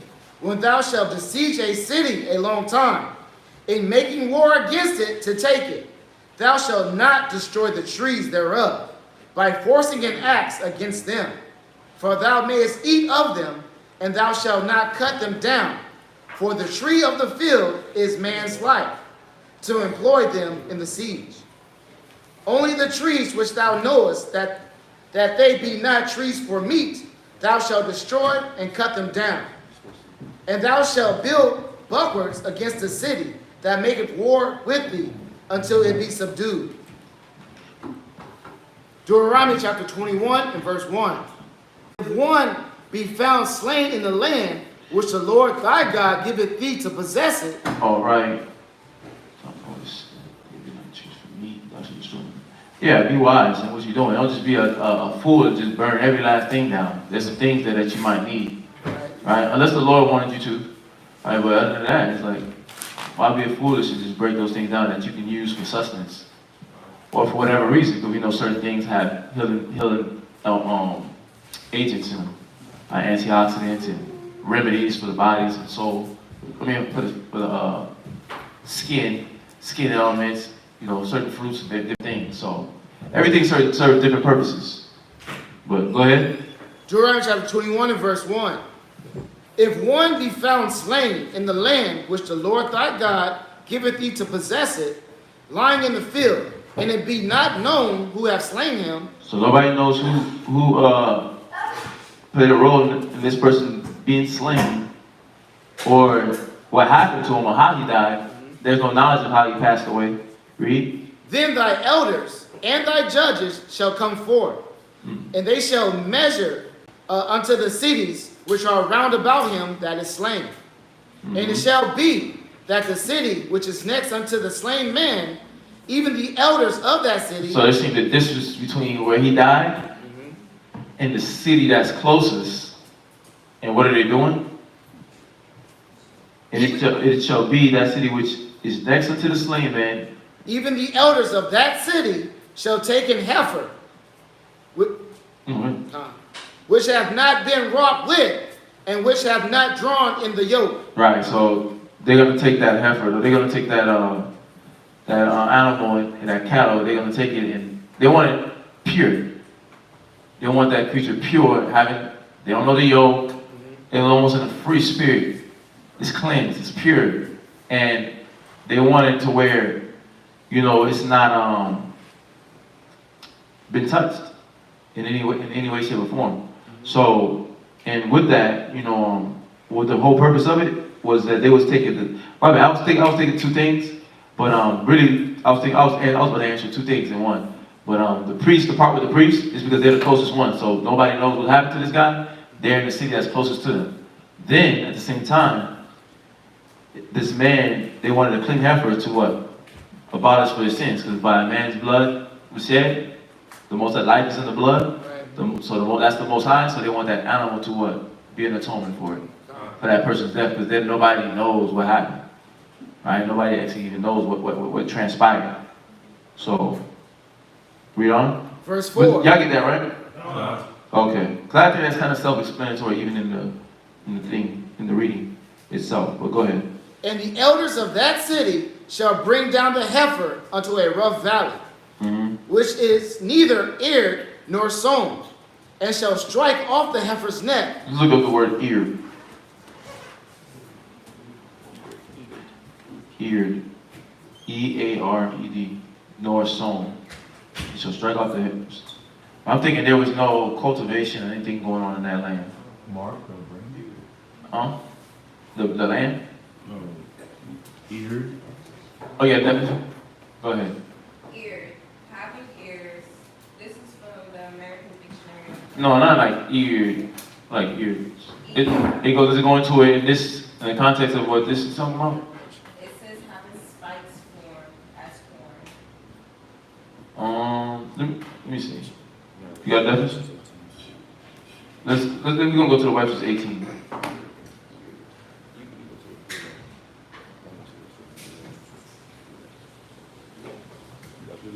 That's what I got. Huh? That's what it said. In the Webster, the 1828? Yeah. With the corn? I know it's talking about some cultivation though. I just want to see what exactly. Eared. I know they say eared, like you plug. Yep. Yep. Let's see right here. Eared. So, you ever use this? Oh, use it. This is a good app, man. You gotta find the verse. Deuteronomy 21 and verse 4. So eared. 21, Deuteronomy, I put the 4th chapter. Deuteronomy 21 verse 4. So I'm looking it up in the Hebrew just to get the word eared. Verse 4. Okay. Verse 4, eared. I want to get that word.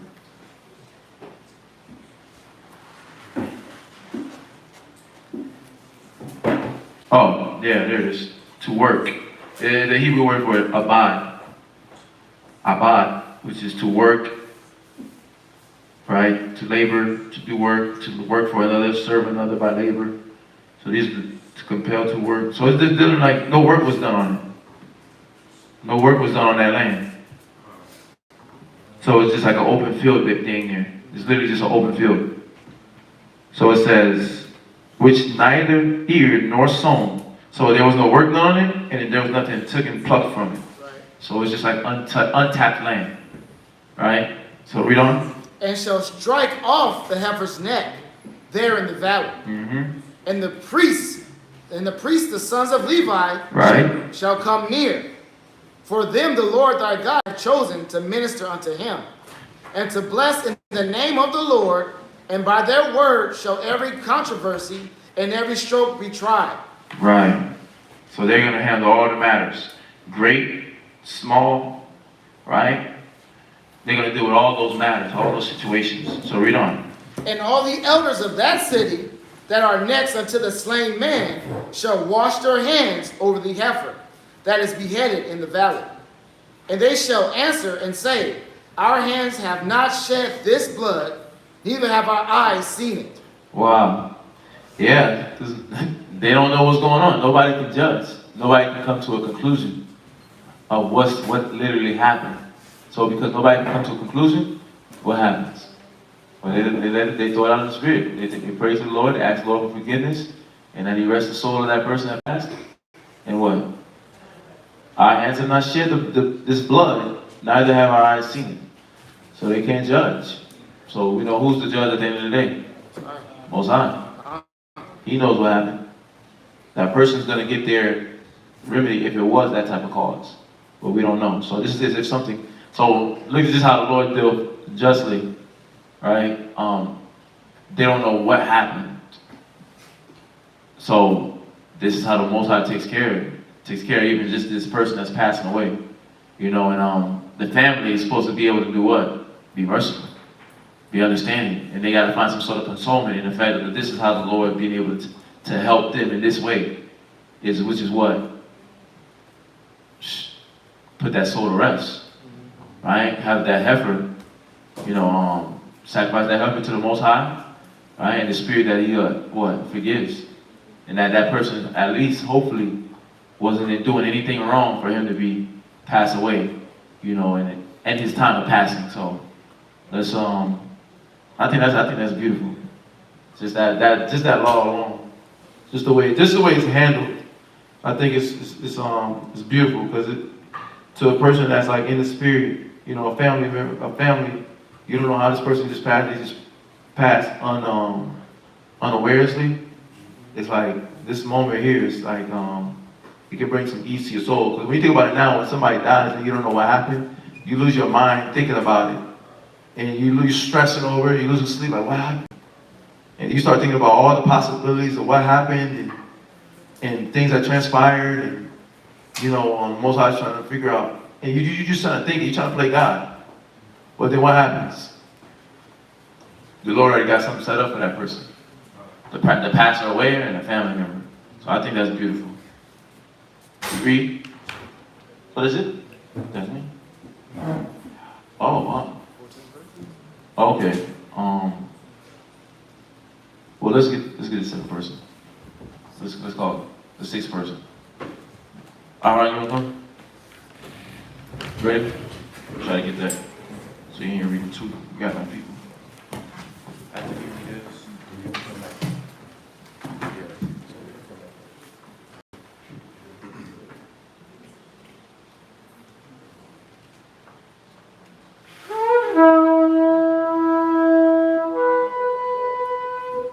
I'll cut that. Aharon. Shabbat Shah. Yahweh. Ban. Yasha Allah. Aharon, Sabbath, S.O.W, Yahweh, Ban Yashala. Men of Israel, imagine. Barak. Yahweh Shemel Shai Brakatham. Yahweh Shem Yahushua Barakatah.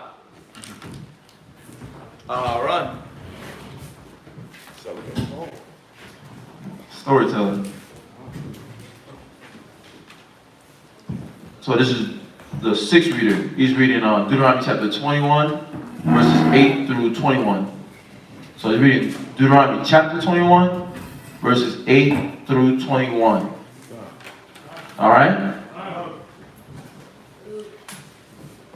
Yes, sir. All right, let's go. Go ahead. My bad. No, that's me. Deuteronomy chapter 21, verse 8. Be merciful, O Lord, unto thy people Israel, whom thou hast redeemed, and laid not innocent blood unto thy people of Israel's charge. And the blood shall be forgiven them.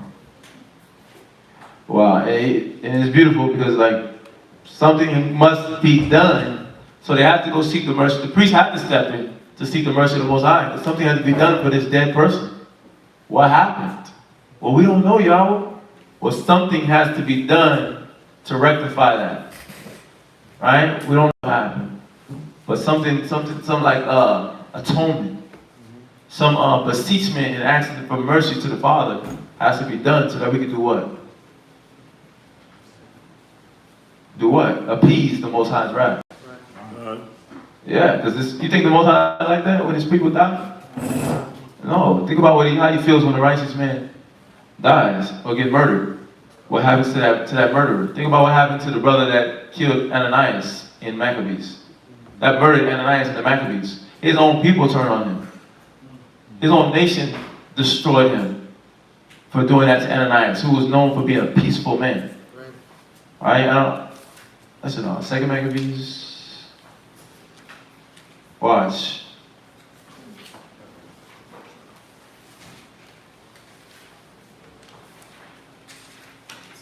Yeah, it was second.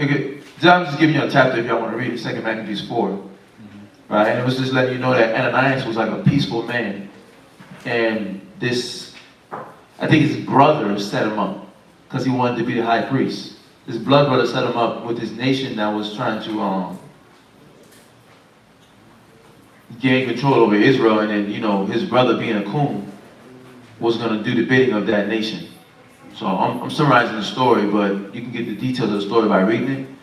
But Ananias was definitely a peaceful man, and the nations themselves, the emperor of that spot, that town, that city, that country, damn near had that man. He had the guy that had Ananias killed, murdered. Because why? He killed a righteous man. That's the vengeance of the Lord being drawn on that man. But we have to, with this instance, there's nobody knows anything. So we have to appease the wrath of the Lord because somebody that he loves, cares for, Israel, has passed. So something must be done to appease that wrath. You see that? So go to, so read on, back in the reading. I just wanted to give you that, I could read that. That's a good chapter to read. A good segment. Which chapter? Second Maccabees 4. It's a good chapter. Just about just the gentleness of the peace, how he dealt, but how somebody was trying to do evil, had evil, but knowing how the Lord even fight for you even after your death. So yeah. But, go ahead. No, you do that with me. Deuteronomy chapter 21, verse 9. So shalt thou put away the guilt of innocent blood from among you, when thou shalt do that which is right in the sight of the Lord.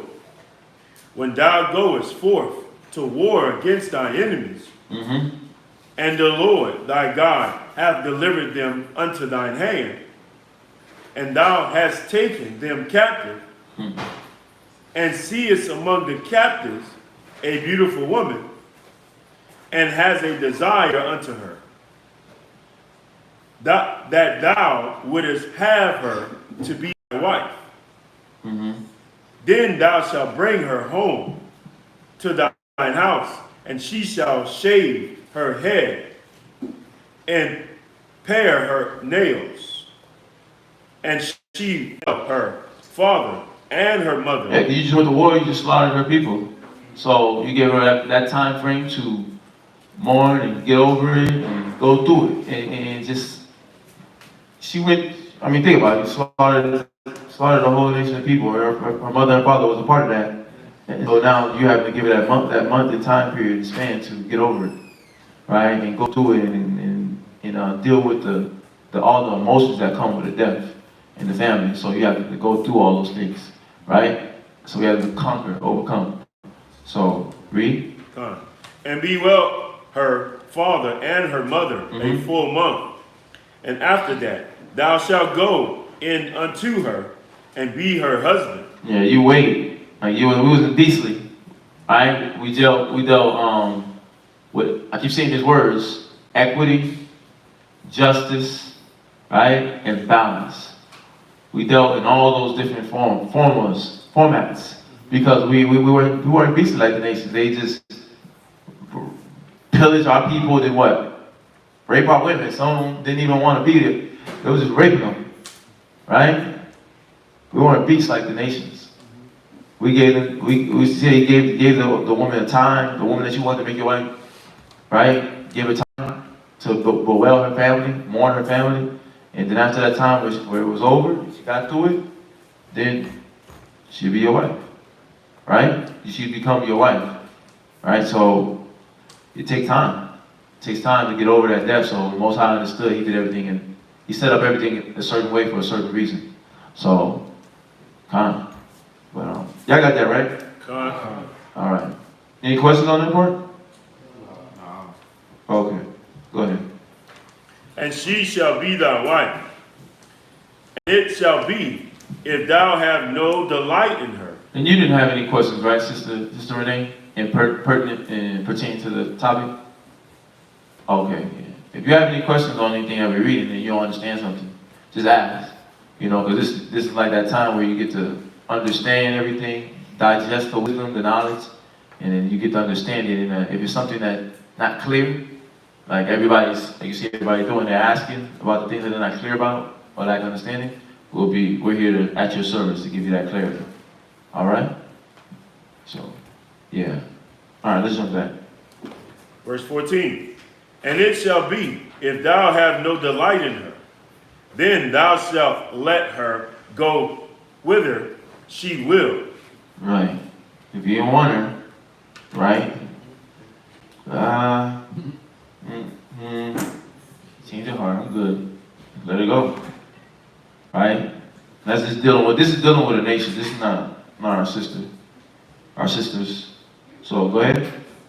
But thou shalt not sell her at all for money. Thou shalt not make merchandise of her, because thou hast humbled her. I want to make that clear. I know that this is him dealing with a nation, not dealing with our sister. And even as he's dealing with this nation, the Most High is setting up rules and regulations so that he can deal justly and fair and not like a beast. Right? So there's rules and regulations to this whole process. So let's see that. Let's understand that, all right? So go ahead.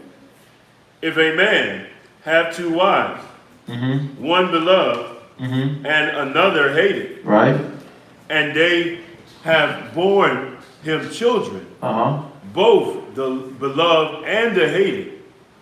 And if the firstborn son be hers that is hated, then it shall be, when he maketh his son to inherit that which he hath, that he may not make the son of the beloved firstborn before the son of the hated, which is indeed. So the son of the hated.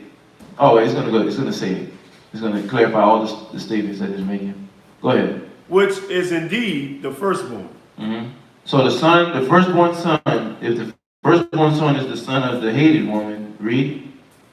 But he shall acknowledge the son of the hated for the firstborn, by giving him a double portion of all that he had. Right, so if that firstborn is the son of the hated one, the hated woman, then what will happen?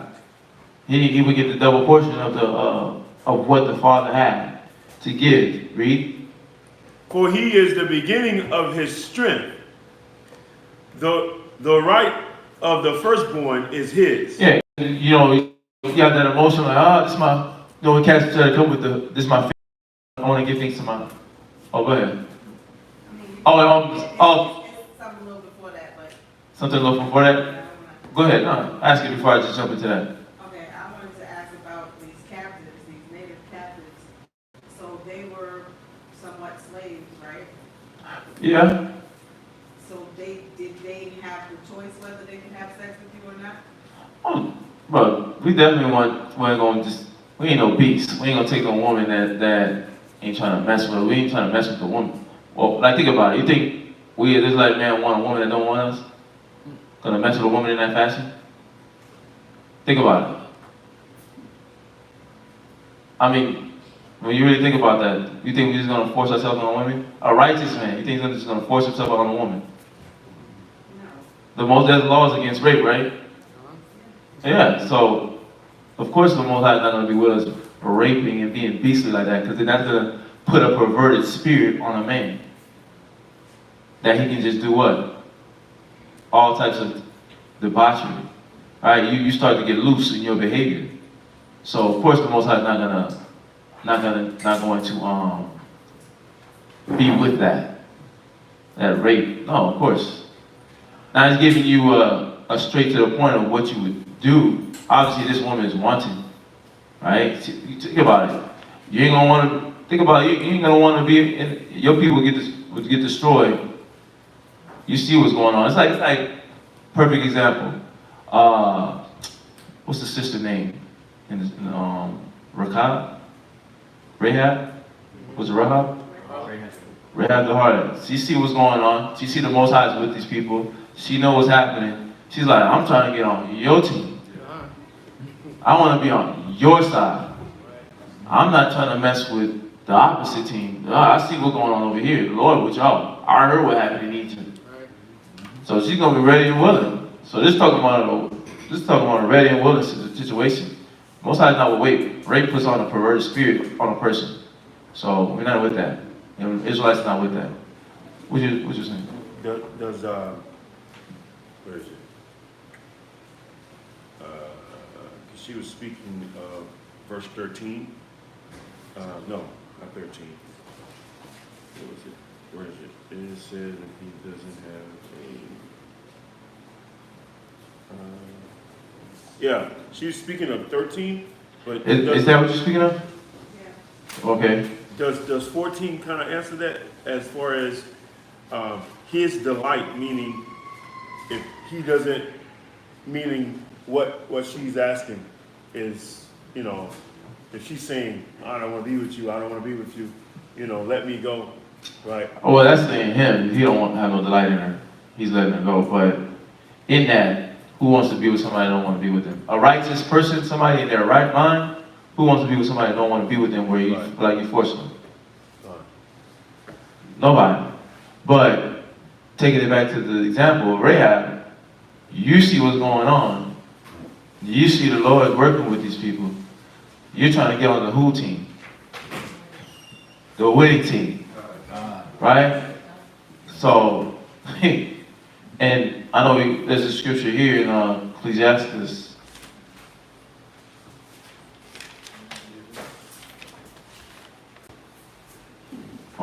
Where is it?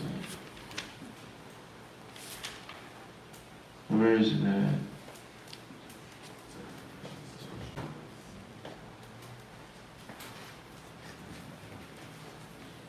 Okay. Yeah, he's gonna find this verse. Yeah. We know, Most High knows what that type of spirit puts on you. So nobody in their sound mind is gonna do that. Where they're like literally trying to rape somebody.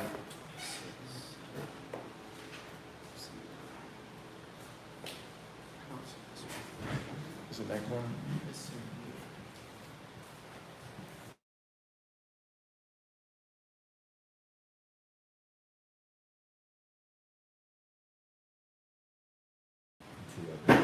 Oh.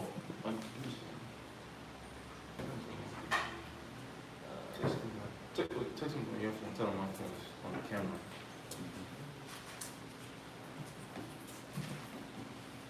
Let me see, when you got your key, your KGBA? Oh, you don't have it? Okay, I gotta find that one.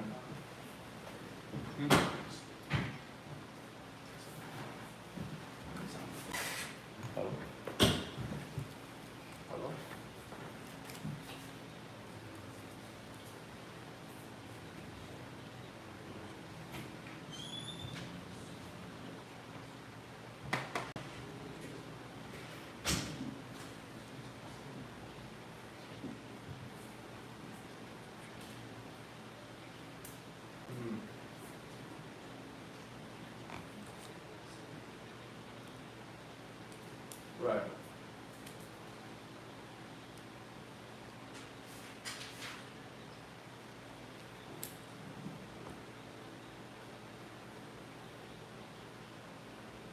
Oh.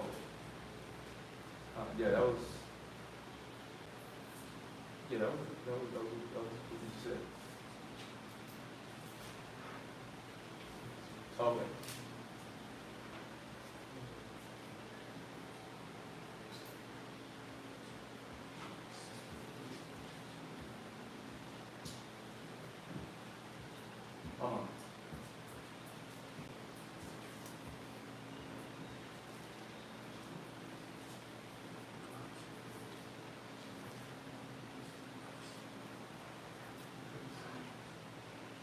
Oh, yeah.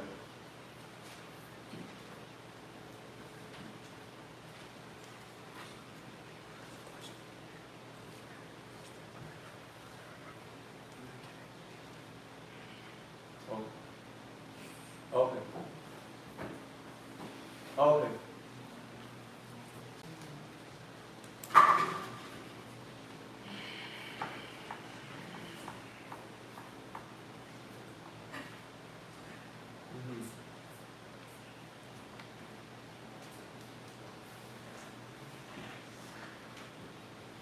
Okay.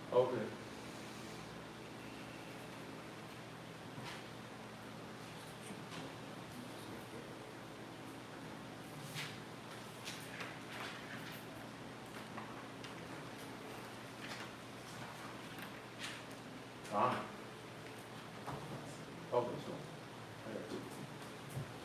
there it is. Okay. Well, let me correct that, right? Just on the part you was talking about. Okay, yeah. So let's go to Isaiah. Let's read that again. We're gonna go to because what it was about, right? Let's go to Isaiah 14. Because this what this is and go to Revelations about double, get the double. This was what it was about.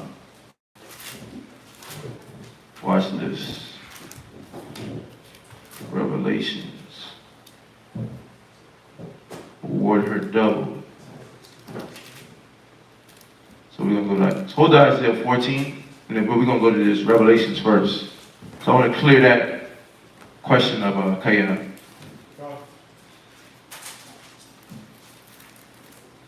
Revelations. Award her double.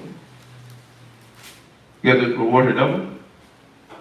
Or you got the Isaiah 14? Okay. Hold that. that, but I want to get this revelation first. You got that? Okay. Okay. Revelation 18 and verse 6. Right. So Revelations 18 and verse 6. Just in answer to this on your question, Kaya, about the rape. So I want to get this for you. So let's read that in Deuteronomy again. Deuteronomy chapter 21, verse 13. Go ahead. And she shall put the raiment of her captivity from off her, and shall remain in thine house, and bewail her father and her mother a full month. And this is dealing with them justly, right? But now this is the Most High commanding us to destroy that nation. So in clarifying what I was saying, I want to read this Revelations 21 and 6 right here. Revelations 21 and 6, right? Or 18 and 6. Go ahead, read that. Revelation chapter 18, verse 6. Because when we were going there, we were doing what the Most High commanded us. What we're going to figure out is this is a part, that was a part of the commandment. That was actually a part of the commandment.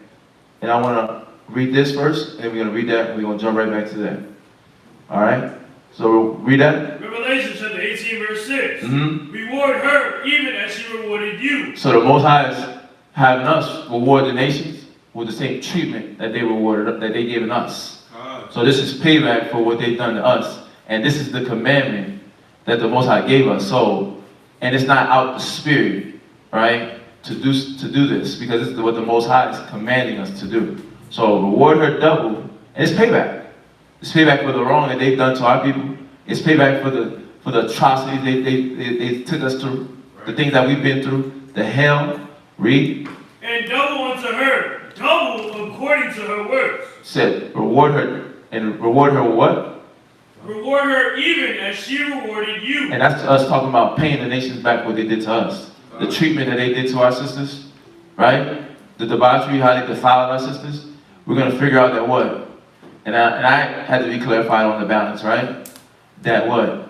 You're not, it's not about being out of the spirit. It's about doing what the Lord commands. And this is a part of the Lord commandment. And this is a future prophecy in Isaiah. So we're rewarding them with the same treatment times double that they've treated us with. So read that. Isaiah chapter 14. Oh, my bad. Yeah. It's 14 and 16. Oh. Check. Isaiah 14 and 16. Ravished. Isaiah 14. Isaiah 14 and verse 16. Oh no, not 16. My bad. Ravished. Hold on.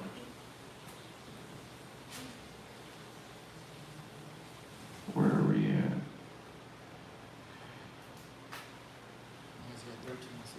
Oh, Isaiah 13, 16. Okay, so okay. Yeah, go to Isaiah 13, 16. Isaiah chapter 13, verse 16. Yeah. No, it's 13, 16.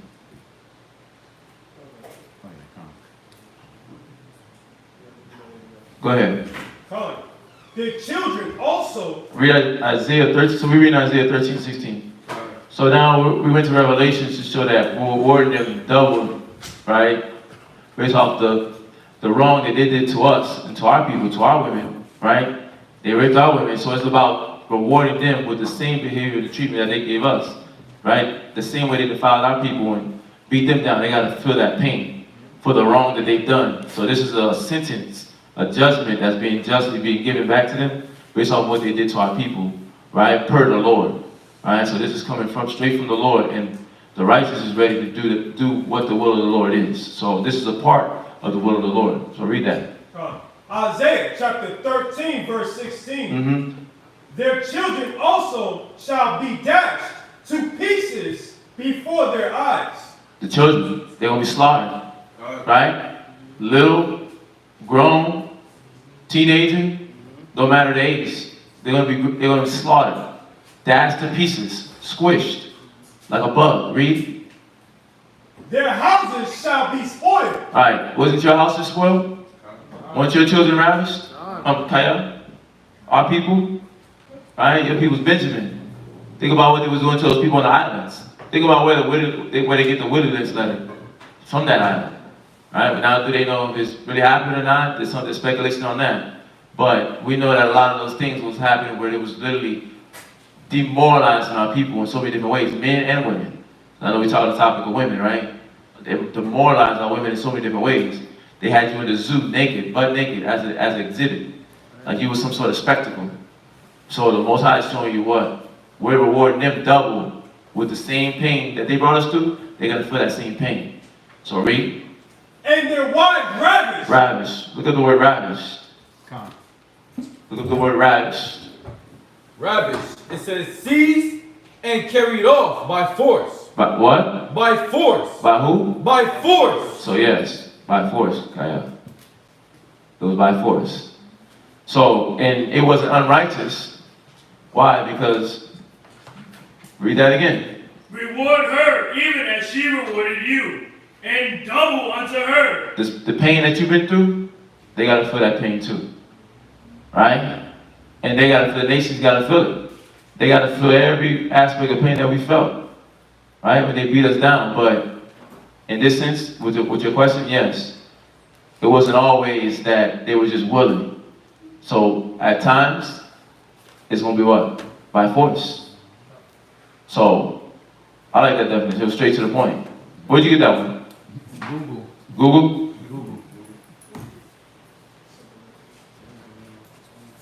Huh? Yeah, so, so the key thing too, and understanding that, is that as we're rewarding them double, right, and we're ravishing them, we're doing it because it's rewarding them double, but in that, it's not that we're in love with these women. And that's why I said it earlier, it's like they're not getting the same treatment that an Israelite woman would get, right? An Israelite woman, she gets that love, we have that love, affection toward them. So they're not getting that love, that level of love that an Israelite woman would get. It's not about love. It's about doing the will of the Lord. The Lord commanded it. Well, the Lord, He sent the word, right? And He wants us to act on it. So this is the action. So we're rewarding the nations double that they gave to us. So yeah, it's coming back on them. So that time is coming. So did that clear up your question? All right. What were your thoughts? What was your thoughts on that? You just wanted to understand if that was what it was. Yes. Okay. Yeah. So what happened? I was gonna say on what you were saying before. You were saying that a just man wouldn't just go and rape a woman. Right. That's not the law for that. It's in the next chapter. Well, I'm clarifying this in connection to her question, right? Because this wasn't in this segment. Yeah. Like, just got cleared up and reminded, right, that in this segment, it wasn't about that. Oh, It was about doing what was right and rewarding the nations double for what they did to us. It wasn't about the love and connection. It wasn't about any of those things. It was rewarding her double, right? That's what it was about. So, yeah, that's for another side, for a different subject matter. All right? So I want to make sure to clear that up for everybody. Is that clear though? Okay. All right, so we're going to move forward. Where were we at in the reading? We were at, we just finished verse 17, now we at 18 of Deuteronomy chapter 21. All right. Go ahead. Deuteronomy chapter 21, verse 18. And if a man have a stubborn and rebellious son, which will not obey the voice of his father, or the voice of his mother, and that, when they have chastised him, will not hearken unto them, then shall his father and his mother lay hold on him, and bring him out unto the elders of his city, and unto the gates of his place. And they shall say unto the elders of his city. Thus our son is stubborn and rebellious, and will not obey our voice. He is a glutton and a drunkard. Right. So they dealt with him. They tried to raise him. Right. They tried to get him in the right spirit. They tried to talk to him. They whoop him, take him to the elders city. They tried to deal with him, but he didn't want to listen. He's just a glutton and a drunkard. He don't want to obey. He don't want to submit. He don't want to get his life right. So read on. What's going to happen to him? And all the men of his city shall stone him with stones. Stone him. And what happens? That he died. He dies. So that's that rebellious child. And the Most High was severe with that, because then, what does it say in Samuel? Rebellion is as witchcraft. So what would he be doing to all the other kids? What would she be doing with all the other kids? Right? So we got to see that, it's about us literally raising the kids the right way. And that's why it's important, as a parent, you do your part, because you're protecting your son, your daughter, from what? Literally harming themselves to where they lead themselves into death. Right? Go to Proverbs 22 and 6. You're protecting your child, but it starts with you putting in the effort, the work. It starts with you putting in that effort and that work to literally help them fight against themselves. That's what you're doing. Go ahead. Proverbs chapter 22, verse 6. Train up a child in the way he should go. Yeah, you're supposed to be trying to train up your child in the way that he should go. Because if you don't, that child's going to be willful. Right? That child's going to be destructive. He's going to be a menace to society. She's going to be a menace to society. And that's based off of what? Your parenting. It's based off of the parent. Because why? You allowed that child. Now we know he's saying here that this father and child was trying to discipline him, but we're in a time period where we're coming out of what? The world. So now we're not learning. We don't know the standard of, we don't know the application of what it is to be this parent. And we're going through this life now where we're having to do it. We have to learn it on the fly. You're in your 30s, your kid's 14, 13, 20, 18, and you got, 18, 16, 17, right? And you have now learned it, but you can't run away from the process of you having to train your child, because your child will be willful. That's why the children, you got kids online, they doing what? They reacting the way they're reacting with the cops. They say agree with that adversary quickly, but they don't have the wisdom to do that because you're not teaching them. You're not training them up when they're a toddler, right? And you dealing with them as a toddler. Think about it. When you're a toddler, that child being rebellious. No. Supposed to be trying to what? Stop them right there in that moment, because they'll build that spirit up by the age of 14, 12, 10, and what'll happen? You'll have these videos where you see cats getting shot up by the cops because they don't know what to do. Because you didn't teach them what to watch out, what to look out for. Who to hang around and who not to hang around. From the time when they was what? Little, as they was grown up as a kid, as a teenager. But it takes time. You have to train up a child. Read. And when he is old. But what are you going to train your child if you don't believe yourself? You going to train them to be a liar? You going to train them to be disobedient? Yep. You going to train them to fight against authority? Sure will. Right? You going to teach them pride? What are you training your child that's next to you right now? Your 10-year-old, right? Your 15-year-old, your 8-year-old, your 5-year-old. What are you training your child? When you're at home, how are you moving around? As a man, a woman, how are you moving around? Decently in order or disorderly and out of order? How are you moving to literally train this child how to literally not be willful? Because when you're teaching your child, you can teach your child not even to move your lips. You can teach your child to be willful without your lips moving. It's all in your thoughts. When you're being willful in your thoughts, right? When you're being willful in your desire, the things that you desire to accomplish, right? You make sure you let your pride take you to on level 10 to make sure that what? You don't listen to your husband. Undo what? Something so simple as what? Hey, I wouldn't do this at that time. I would wait till like 4 p.m. But what about, you got all the reasons why it's gonna go wrong. Because like I was saying yesterday, the method. You got an issue with the method because you want the power. We was talking about that earlier, about the power, right? You're training your child. Which direction are you training your child to go into? Willfulness or submission to the Lord? What are you training? What are you giving them? What are you feeding the children? What are you feeding the next generation? Because that's what you're doing. You're literally feeding the next generation of Israelites. This generation of Israelites is supposed to have a heads up from the past. Because now everybody's been through the different things that comes with adjusting and learning to be Israelite. So now we have this opportunity to start afresh, to get it right. So all the new parents that's coming into the knowledge, what are you going to give your child? Right?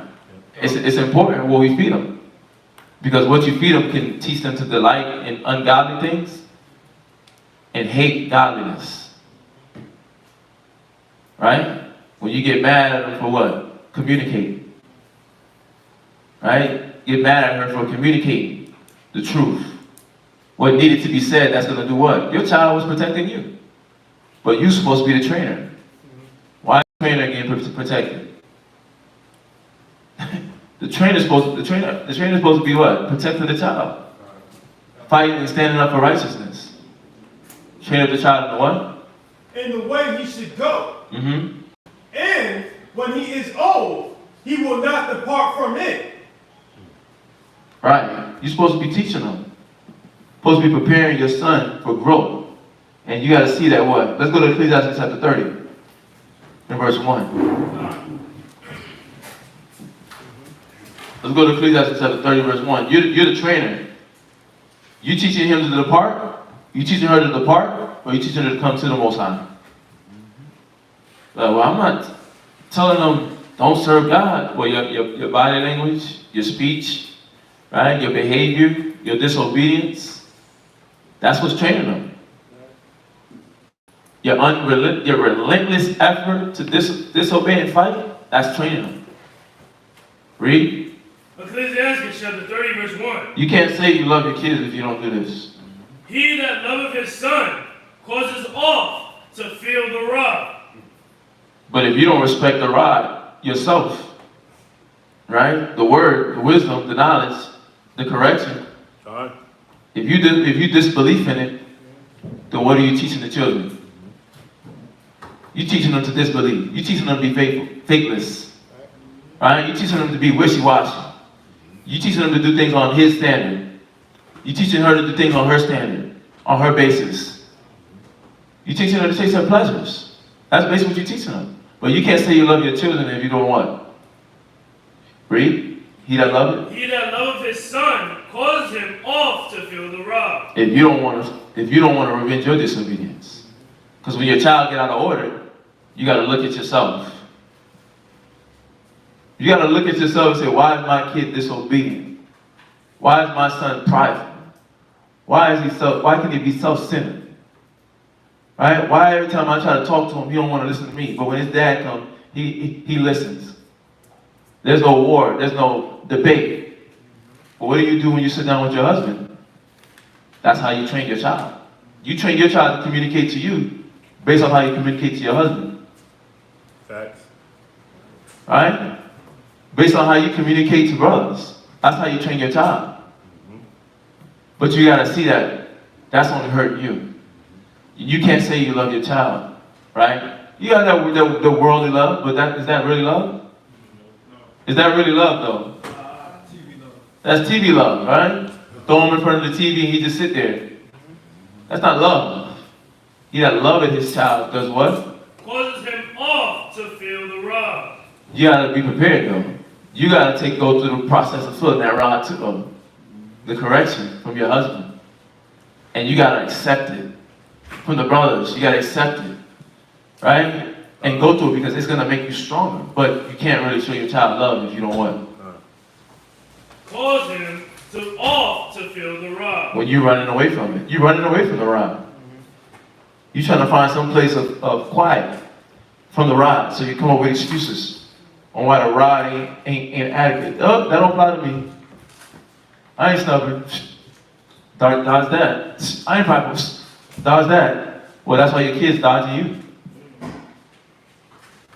That's why your kids dodging you. That's why your family's dodging you. When are you gonna stop playing the game? When are you gonna put up the PlayStation? Good question. That's a good question. When are you gonna stop playing? He that loveth his son causing him oft to feel the rod. Read on. That he may have joy of him in the end. Mm-hmm. He that chastiseth his son shall have joy in him. Right. How you gonna get the joy from your child if you don't want to fight? If you don't want to accept the chastening of the Lord? How you gonna get joyous? How you gonna be able to rejoice, have true joy? Not that worldly TV, oh, he graduated, oh, he got the college degree, oh, he's in he works for NASA, he's the best athlete in the world. Oh man, that's my boy. All what the world deems sentimental. You ain't gonna have the true joy. Read. And shall rejoice of him among his acquaintance. Right. You're not gonna be able to have rejoice. You're not gonna be able to have that joy of him. Read. He that teacheth his son grieveth the enemy. Well, what are you doing when you're not doing that? When you're not teaching your kids by your example, right? Because everybody's ready to talk, but by your example, when you're not teaching your kids, what are you doing? You're making the enemy happy. Oh, what you gonna say? Oh, I was about to say, you love the enemy. You love the enemy. And, huh? You hate your kid. And you hate your kid. So what does that make us? Coons. It's a strong word. But that's literally what it is when you don't grieve your enemy by teaching your kids. That makes us a coon. That makes us literally Benedict Arnold. Yeah, that saying I was growing up, or when I used to get a whooping, they used to say, I'm doing this because I love you. Mm-hmm. So, I mean, chastising your kids, you love them. Right. So they don't go out there to be, headstrong and, opposition of what you taught them. Right. And so we got to attack the demon that's in us. Right? We got to bind up the spirit that's in us. Because why? That spirit is stopping you from showing true love to your children. You're not able to give them the attention that they need. Right? The nourishment, the love, the patience. There's moments, there's intimate moments where you develop, where you have with your kids, where you're able to sit there and talk and really get them to open up. But if your spirit is binding you up constantly, your spirit keep getting you caught up, your pride, your lust, right? It keep getting you caught up. You become jaded. You literally become jaded, and you don't see none of those moments. And you don't see as talking to you see it grieves you to talk to your kid. You get grieved to talk to your kid. It's a grievance to you. You get angry. God dang, go to your room, go to sleep. You make the enemy hell, the devil smiling in your face like a clown when you do that. The devil's smiling in your face, right? When your example is lackluster for your kids. You run around jumping from woman to woman. You don't see that you keeping that spirit around your house, those demons around the house to where what? The kids pick it up? How are you grieving the enemy? He that teacheth his son grieveth the enemy. Mm-hmm. And before his friends he shall rejoice of him. Now your kid what? Because we was talking about name. Now your kid got what? Right? That's that prideful woman's son. That's that prideful man's son. That's that lustful man's son, man. He probably got the same experience as his dad. Now you're making life 2 times harder. Now he got to work triple, double stack harder just to get a good name. Right? He got to prove himself super hard just to do what? Just to clean the family name because of you. Why are you putting that pressure on your kid like that? Why are you making it hard? Read. Though his father died. Right. And you want to die with that bad name? Now this is a father that's dying with a good name because he's teaching his kid.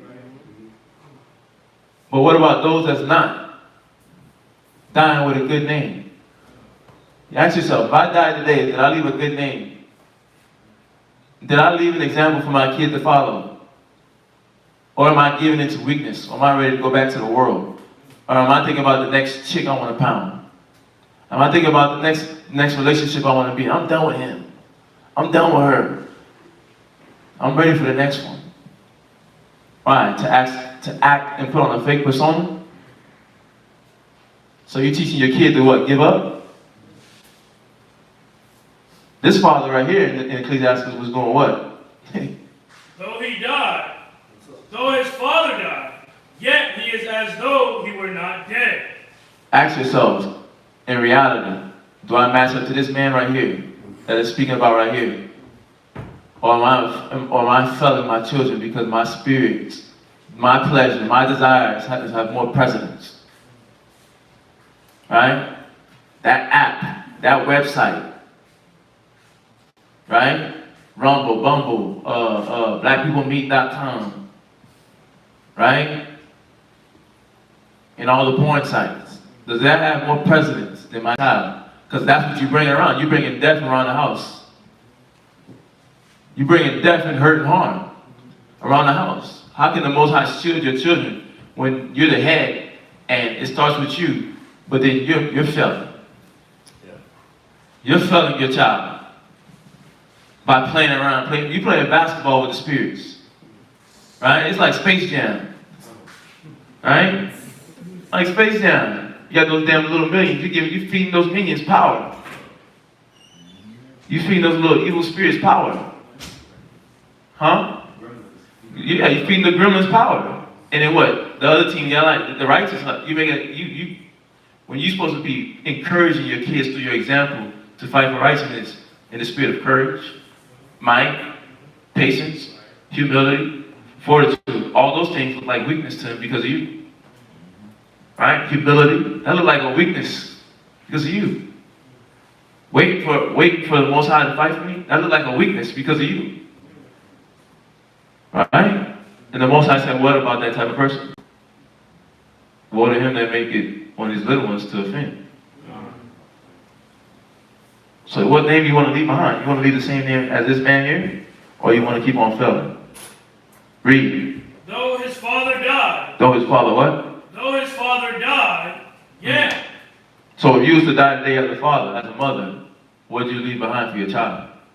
What type of rap sheet did you leave behind for your child? Are you making his path harder? Right? Are you adding 70 times 70 spirits on you? And now those spirits lingering around him? Read. Yet he is as though he were not dead.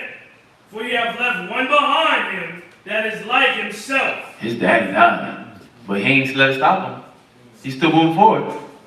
That's this situation. But what's your situation? You left your child, what? Illiterate in the spirit? Lackluster in faith in the spirit? What did you leave your child with? Now your child don't know what? What's faith and what's lack of faith because of you. And you're like, but they don't see nothing I'm doing though. They young, they don't see anything. My kids don't see me arguing with my husband. They don't see what I'm arguing with my wife or what I'm lying. They ain't there. But the demon's there. The demon's there, and that same demon goes to your kids. Or the demon go whisper to the other lying spirit and say, hey, I got room for you. Come in here. I got room. Come in here. Listen, this a house party. Because of you, though. Because you're not binding up those demons in your rib. Your rib not binding up the demons in her. And it's what? It's causing a circus in the house. Dysfunctional families. We can't be dysfunctional family in the truth. We're not supposed to have that anymore. Right? We're not supposed to have dysfunctional families anymore. Go ahead. Right? Go ahead, read on. Verse 5. While he lived, he saw and rejoiced in him. He what? While he lived, he saw and rejoiced in him. Now that's that man. Let me say something on this topic real quick. So the whole point was, according to Deuteronomy, to prevent your kids from getting to this point where you got to go destroy them. That was why the wisdom had to come in and train them up correctly. We had to prevent this from happening. So how do we prevent it happening? Going through the process of how the Most High told us to deal with the children. So now you got the instruction on how to prevent you having to what? Take your kids out and stone them to death. And that's what the point is. The good point that's being made is that y'all got to make sure that if you're not training them up properly, or you see that this is not necessary, and you're wise and you're smarter than the Father, right? And you don't understand why it's to apply this, then you won't do the things that the Father said and go through the process. So that rod, I like how y'all brought it out. You brought out the whooping, but we know that rod is not always just the beating, it's the correction. It's the being told, right? That's why this is why we go over a lot of these subjects, because we watch Israelite kids, they walk through here. I saw one time the mom put the arm on the son's shoulder, and he went like this. He jerked away, and I was like, ooh. Why? Because mom plays with that, and like he's bringing out. We got to understand, just because you pop out babies, that doesn't mean you're a mother. The mother is one that nourishes and follows the nourishment of the Father, right? The Most High. So if you don't follow this nourishment, I don't give a damn how many kids you got. Right? If your kids are moving like you said, coon, if they're moving like that, then our kids are not being trained up, and we're giving them to the slaughter. You're giving them to the police officers. You're giving them to this world. So it's very important to understand why the Most High has instruction from the beginning on how to deal with them the proper way. You don't know. I don't care how old you are. I don't care how you feel in your spirit. You're a good person. You don't know. The Most High knows better. And as our mind aligns with that, then when our minds align, you can go through the checklist in here and be like, okay, wait a minute. Oh, I'm good at this, but ooh, I'm bad at this. I'm good at this, but ooh, damn, I didn't even know that. I didn't even know I was supposed to do that, or think like that, or feel that way. You see? Go ahead. Verse 5, second precept. Go ahead. And when he died, he was not sorrowful. Right. The whole point was to do what? Not let him fall into the hands of the enemy and fall into the hands of Satan, to where you got to kill him. I got to take you out your misery. You got to go. Right? We were supposed to try to avoid these things. Right? Because a lot of parents do what now? Cut them off. I'm going to have to cut you off. You wild. You got demons on you. You got spirits. You're homosexual. You're selling drugs. I got to cut you off. Right? Go ahead. He left behind him an avenger against his enemy. He said what? He left behind him an avenger against his enemy. Okay. So when you leave, what do you want your kids to be? Right? Do you want them to be part of America or part of the Most High? Part of the Most High, right? See, that's why if you get caught up into this pride, like, I'm a mother. No, you're not. You don't even know how to deal with your kids.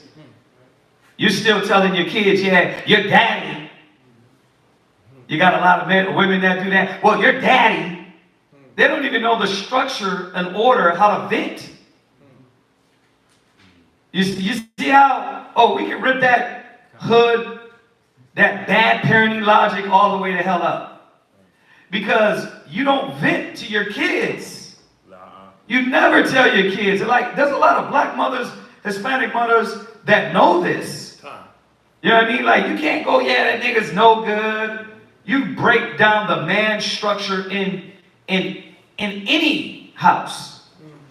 So you can't do that. And that's what happens when you want to break the image of a man. But what damn type of child are you leaving? See, And this is what happens with our brothers and sisters. That's why the escalation of black homosexual boys are increasing. Bisexual boys are increasing. Bisexual girls are increasing. Y'all get that? Go ahead. And one though that shall requite kindness to his friends. Go ahead. The one that would do what? And one that shall requite kindness to his friends. So what he's doing is what? Carrying out the, I like how y'all were bringing it out earlier. If you're not doing it, if you're rude, if you're disrespectful, if you're out of order, then your kids will be doing that. Unless the husband is aware and awake not to leave his kids with a demonic woman. Not to leave his kids with a demonic woman. And then at that time, now you can move them out of that power. But if you're demonic and you only care about you and you're teaching the kid these bad examples, then there ain't going to be no one there afterwards to show the standard and character and honor that was put in them. Y'all see this? This is why, man, once again, I don't know why this has been coming up, but we cannot leave it to no simple-minded as wicked woman. Luckily, we have sisters like y'all that want to do the will of the Father and care, right? That's why the Israelite women that are coming back to the laws, statutes, and commandments, they are going to be the honorable women.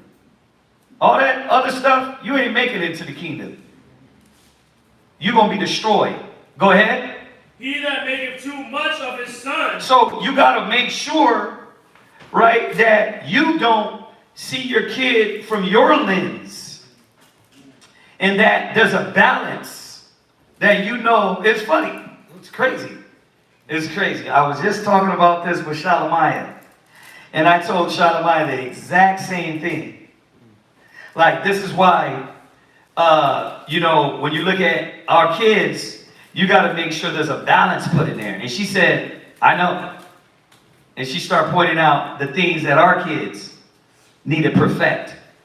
But that's the whole point. At least the acknowledgement. You got some women, some people, some parents that won't even, no, my kids don't make no wrongs, or I'm raising them right. You're a terrible mom. You got a lot of terrible mothers that, once again, are oblivious to what they're doing. Terrible fathers that are oblivious to what they're doing. So it's not about my kids are better than yours. It's about, do you see where your kids need to be worked on at? That's what this is about. And if you don't, then when the sister comes and reminds you, hey sis, you know, your kids, they walk around with no shoes. Maybe that's why they're always sick. And you're like, no, nah. Like, no, yeah. So Shalamai and Shawashna come to me, well, how do I deal with that? Because they're still in the soldier stage of, they get stunned easily when the sister comes with that nigga wisdom. Like that was supposed to, oh. Like me, I'll look at you and say, no, sis, go put socks on them, because it's not about you only, it's about the body. And if they keep getting sick, everybody's going to get sick. But that shows you what? Sisters that do that are selfish. They're not thinking about everybody. They're thinking about, I'm a mother, I can pop out babies like a chia pet, peep, peep, peep, peep, peep, or a gremlin. And that makes me a mother. No, that don't make you a mom. Right? We know that. Why? Go to your apocrypha. Go to 2nd Esdras. Go to 2nd Esdras real quick.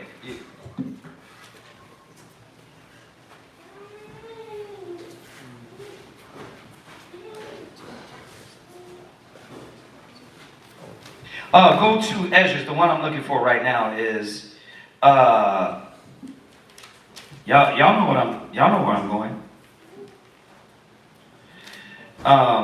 It says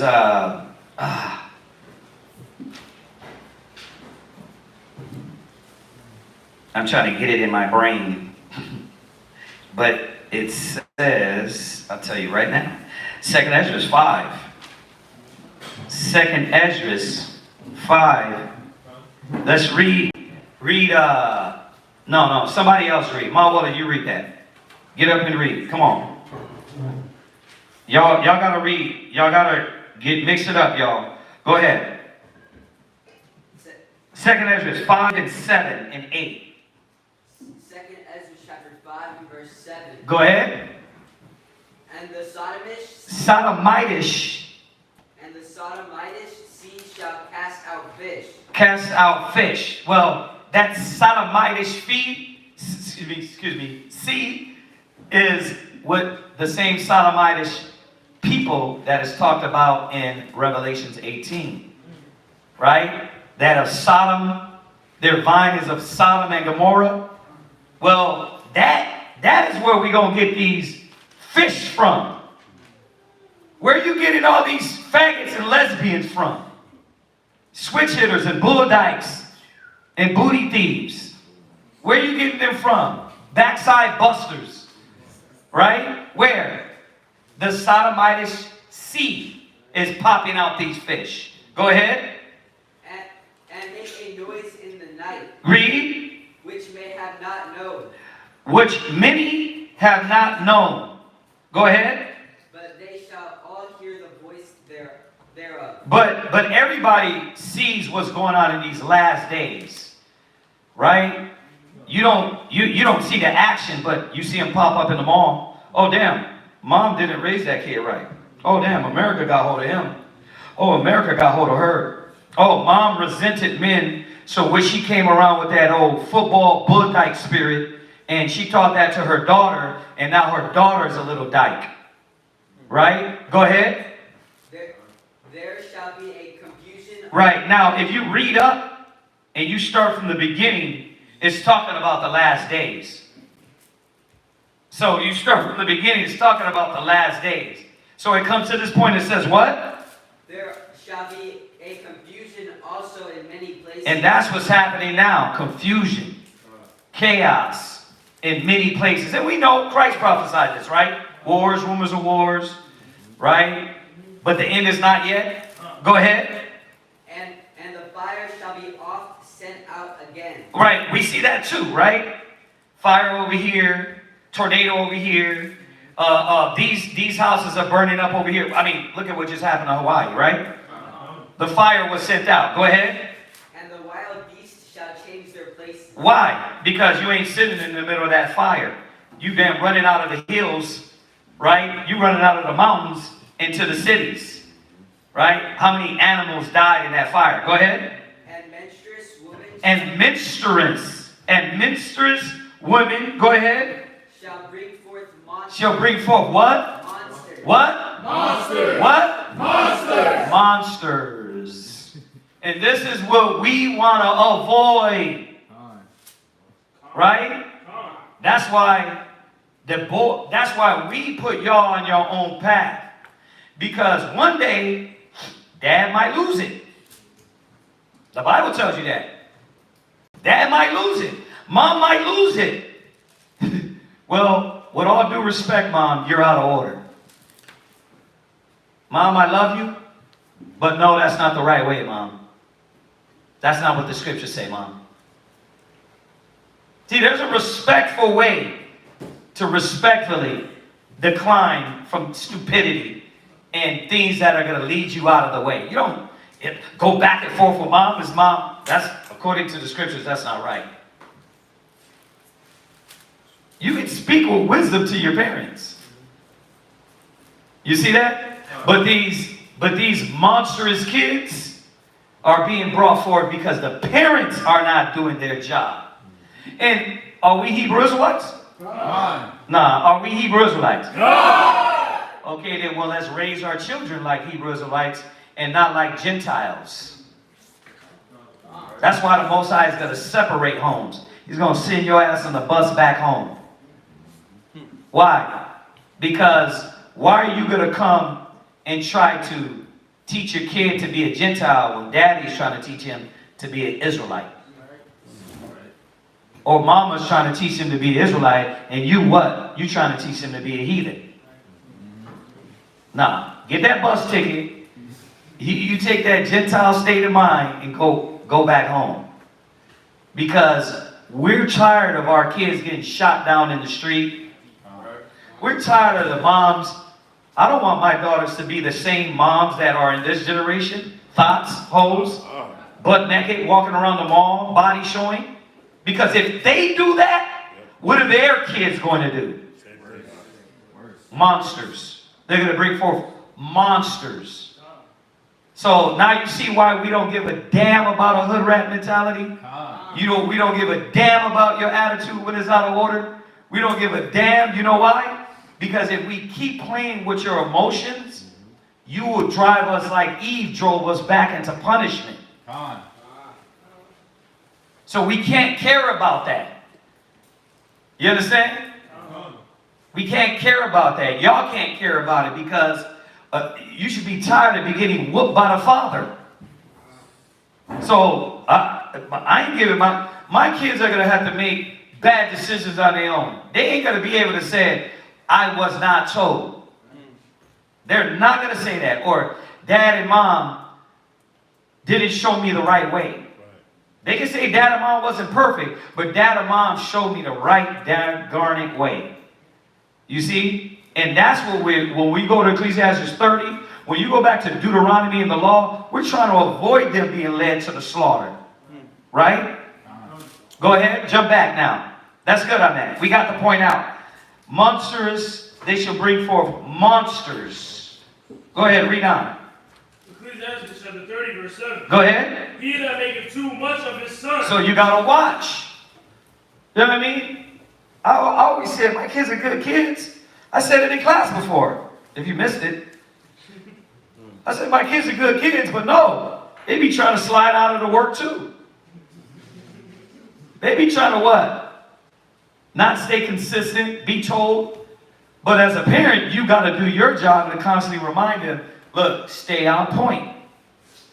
You know, you don't want that spirit on you, the rebellious spirit. You know, and if it comes down to it, if they can't respond to correction verbally, and they're still under that yoke, they get the rod.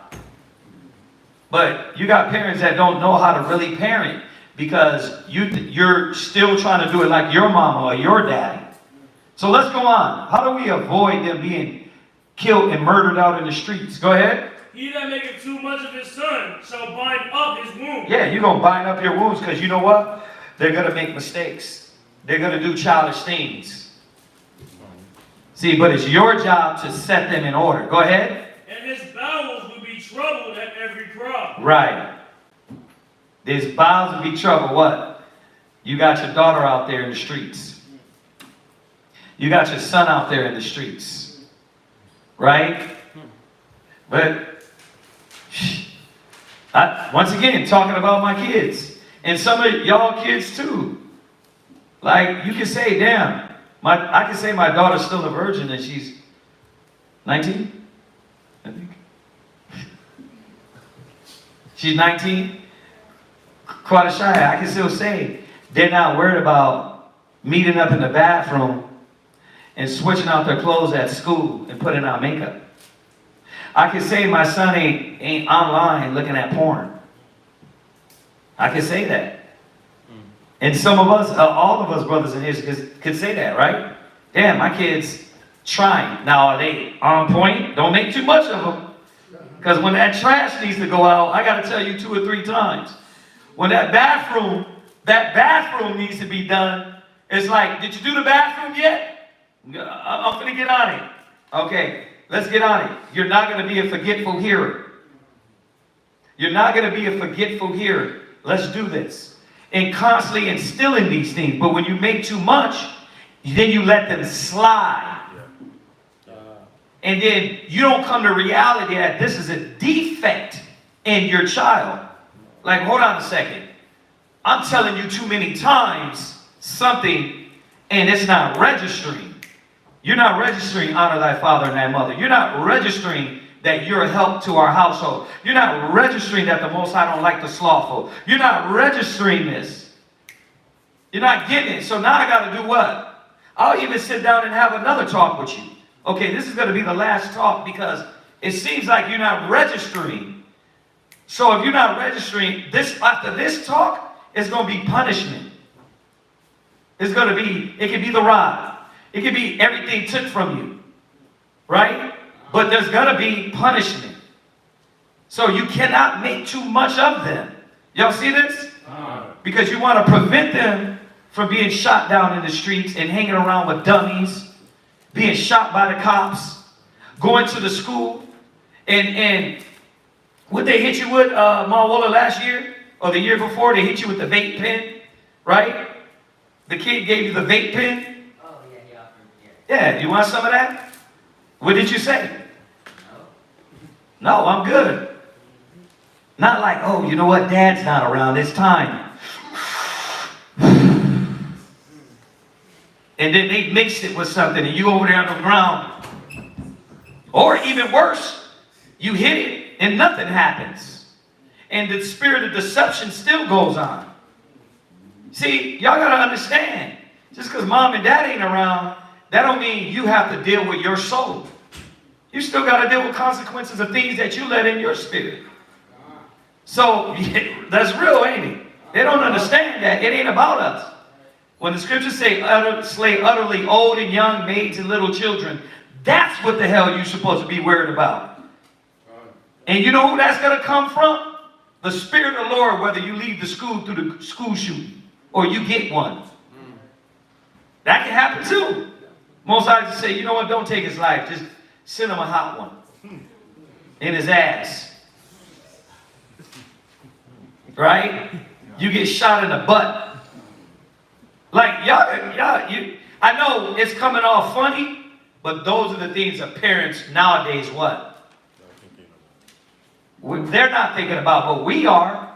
I'm reminding my kids daily. How about Shemi Shai? I be doing that in the prayers. Please, the kids be all in the, and we be sending up prayers. Please remove away school shooters from my kids. Why? Because I want them to walk out the door and a little drip comes out. They peeing on themselves a little bit like, damn, why you had a... You looking around, but you got nothing to fear if you what? If you in the spirit. Just like the parents, we got nothing to fear. When we say your ass to get snatched up outside your house, we got nothing to fear if you're doing the will of the Father. So hell yeah, I'm putting the fear of the Most High in them because the reality is the Most High can snatch you up any minute. Y'all see that? Because we're trying to prevent them from the death. Y'all get this? Go ahead. Verse 8. And horse not broken becometh headstrong. Right. So what? Read that. And horse not broken becometh headstrong. And a child left to himself will be willful. See? So your kid would be like your stubborn ass. If the husband lets it. If the wife lets it. See? You gotta be against that. Read it again. And horse not broken becometh headstrong. Your ass gotta be broke. You gonna either be broke or roll. You gonna be broke or the Most High gonna break you. Either man can break you, right? Dad can break you, and what? Didn't I tell you, boy? Pop, peep, pop, whoop, Mama can break you, or what happens? Who's gonna break you? Most High. And it's a fearful thing to fall in the hands of the Lord.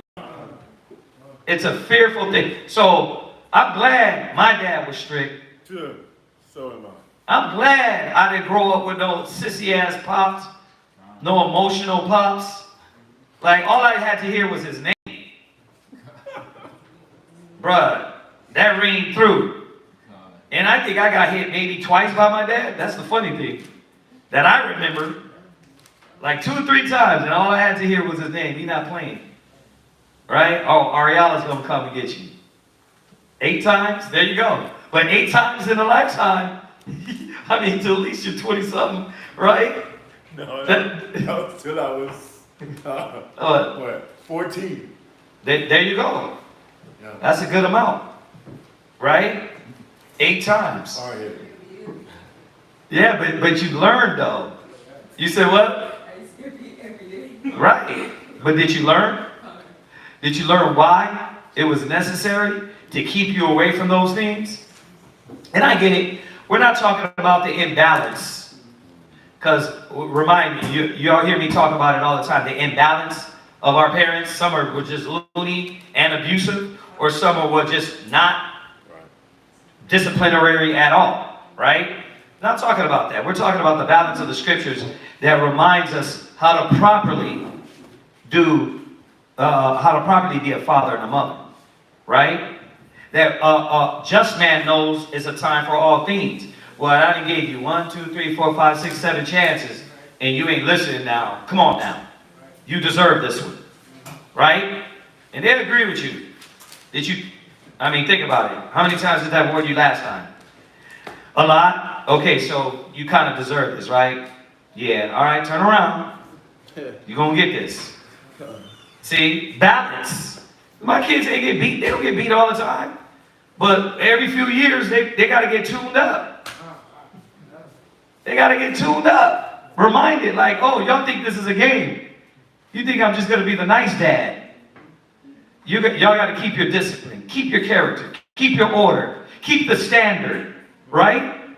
And that's the balance that the Most High put in us.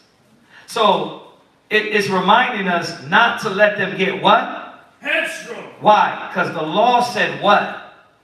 What to do with that rebellious child. That's why you don't let them get headstrong. Because when they fall into the hands of the Most High, or they get to that age that you can't beat them no more, who got them now? The streets. S-K-R-E-E-T-S. The streets got them. And guess what? The streets ain't got no love. See? And we don't want them to fall in the hands of the streets. Go ahead, read on. And a child left to himself will be willful. Right. So, reminder, women, reminder, men, when you're in this soap opera ass mind, and you're worried so much all about you and your emotions, and you can give a damn about your kids see that. They're going to go back and look back and see, damn, you didn't give a damn about us. You was doing things around us. You would say things that were wrong. They're going to look at you like, Mom, calm, Mom. Calm. Baby, you know I love you. Calm, I know you love me. Ignorantly, but I know you love me. They're going to see. You see that?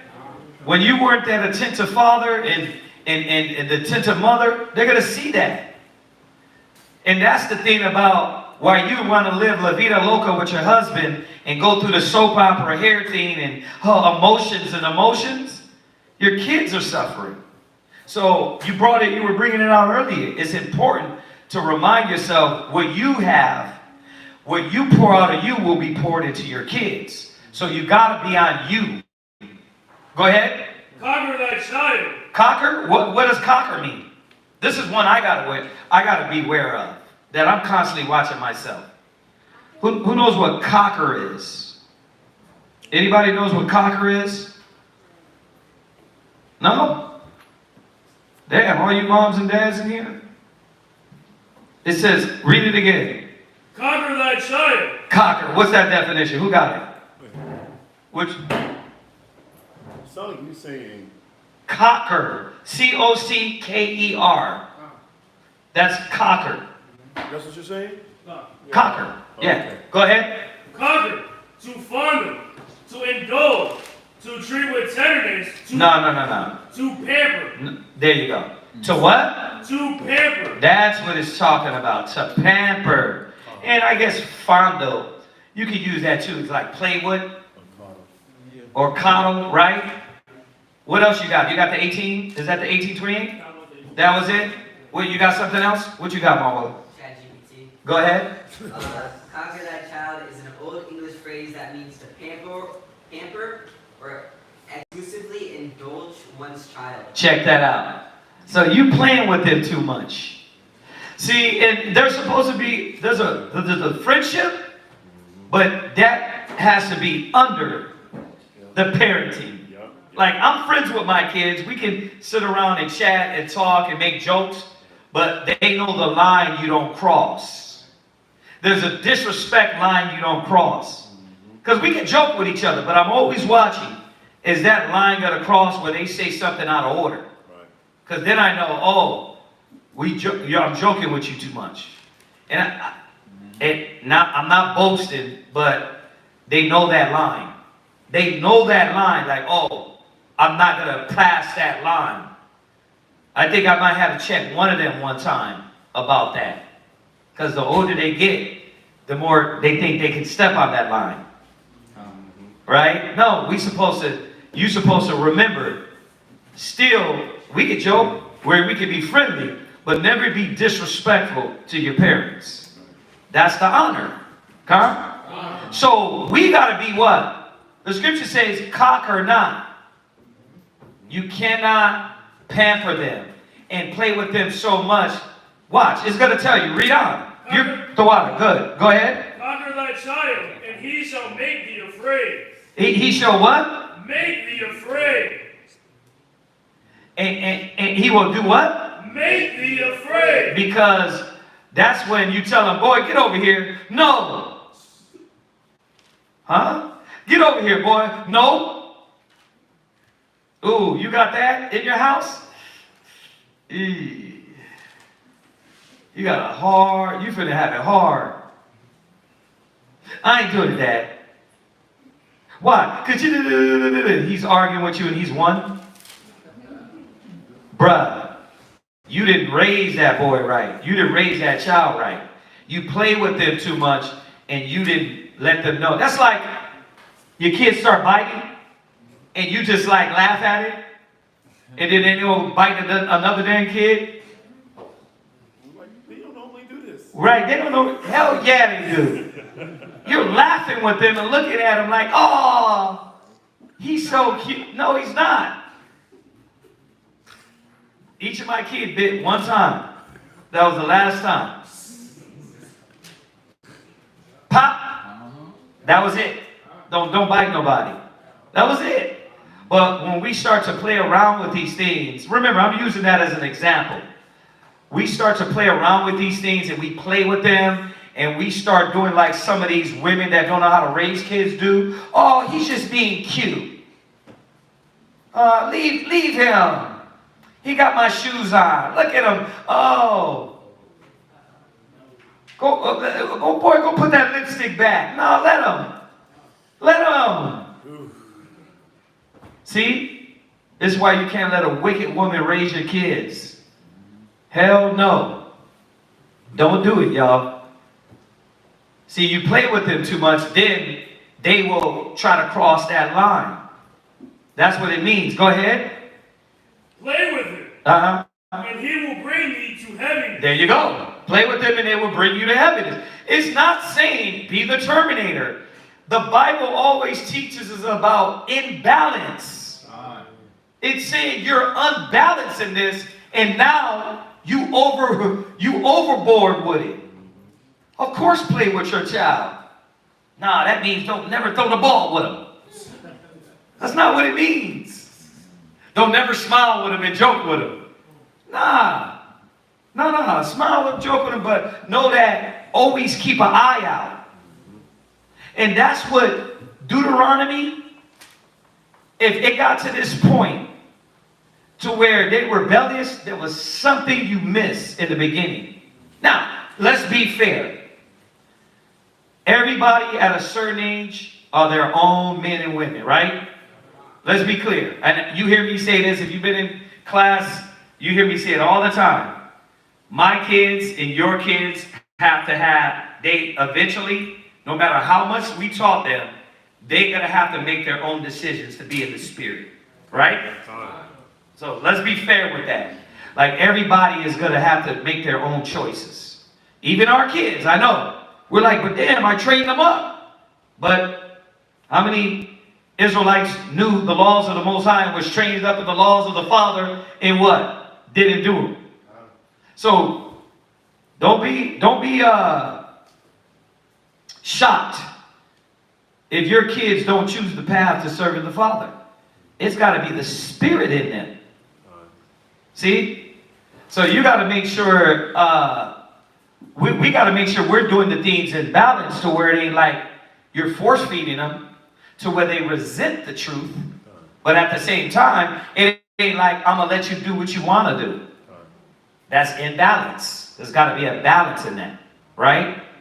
Go ahead. Laugh not with him. See? Go ahead. Lest thou have sorrow with him. See? So you over laughing, you over joking, and then he says, F you, Dad. What? What'd you just say? Right? Inappropriate jokes. I don't order jokes. Right? Have you ever did that to your dad? Hell no. You ever did that to your dad? Hell no. Hell no. Right? You ever did that to your mom? Hell no. And I pointed to a 44-year, 45-year-old, 42. And he's like, hold on. Bro's still young and sexy, you know what I mean? Right, 42, and then I pointed to a what? 23. 23-year-old. See, now you would think, right? Well, the generations, but no, his dad kept him on point. You see that? Now, how many of y'all play with your kids too much? I'll put it like this. How many of y'all kids straight told you no, Dad? No, Mom. There you go. You see? Why though? Because there was an imbalance. You didn't correct and you didn't do the standing. And that's what the Bible does. It brings back the correct balance. Whether we go to the right or to the left, it puts us on the right plane and gives us the wisdom on how to do it. So this chapter ain't about beat your kid, beat your kid, beat your kid. The scriptures say, be not excessive towards any. I'm going to say it again. Be not excessive towards any. Meaning that what? It just cannot be all butt whippings. There's got to be talks. The rod comes in many ways. Talk. Let's sit down. Let's rap. I'm not going to beat you now. Listen. Your back is... I can't send you to school with warps in your body. So I'm taking your Xbox. I'm taking your phone. I'm taking all these things. You in bed at 9 o'clock. Right? That you implement those things. What's up? Oh, I was going to say that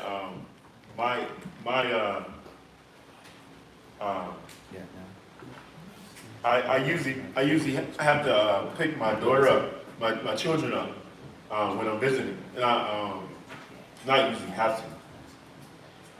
When I visit my children, I pick them up, and then I take them out, do fun things, and there's always a lesson in it. When I'm doing it, there's always incorporating a Bible verse.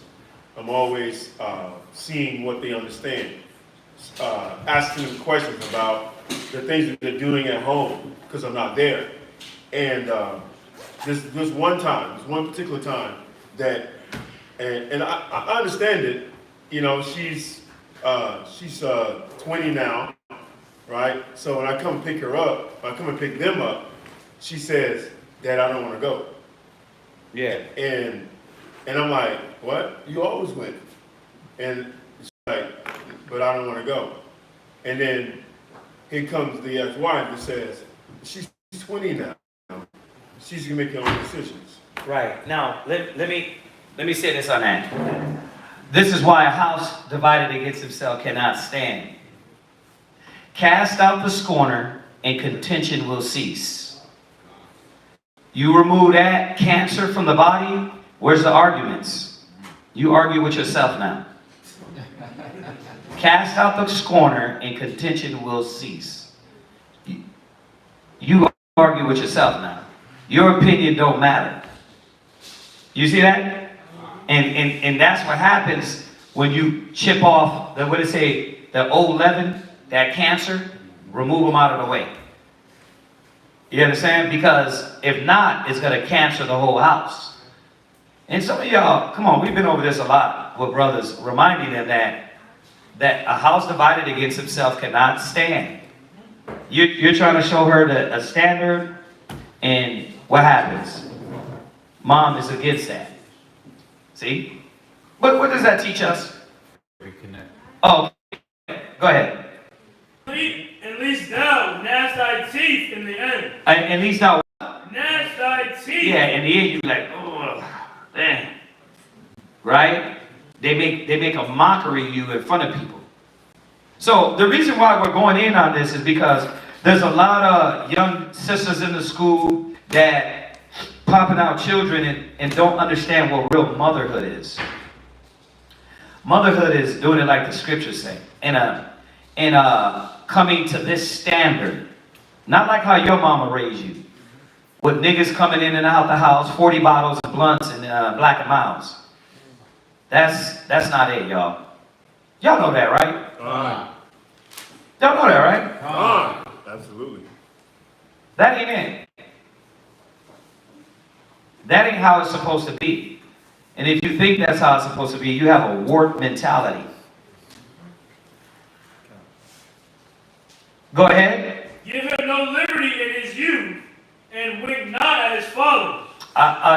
You said what? Give him no liberty in his youth, and wink not at his fathers. Now I'm going to talk to you youngsters. Read it again.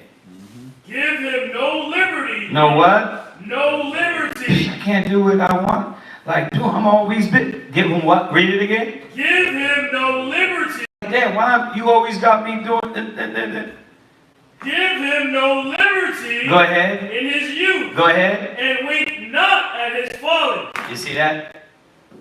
That's why we keep you busy in the work, in the word, in the right things.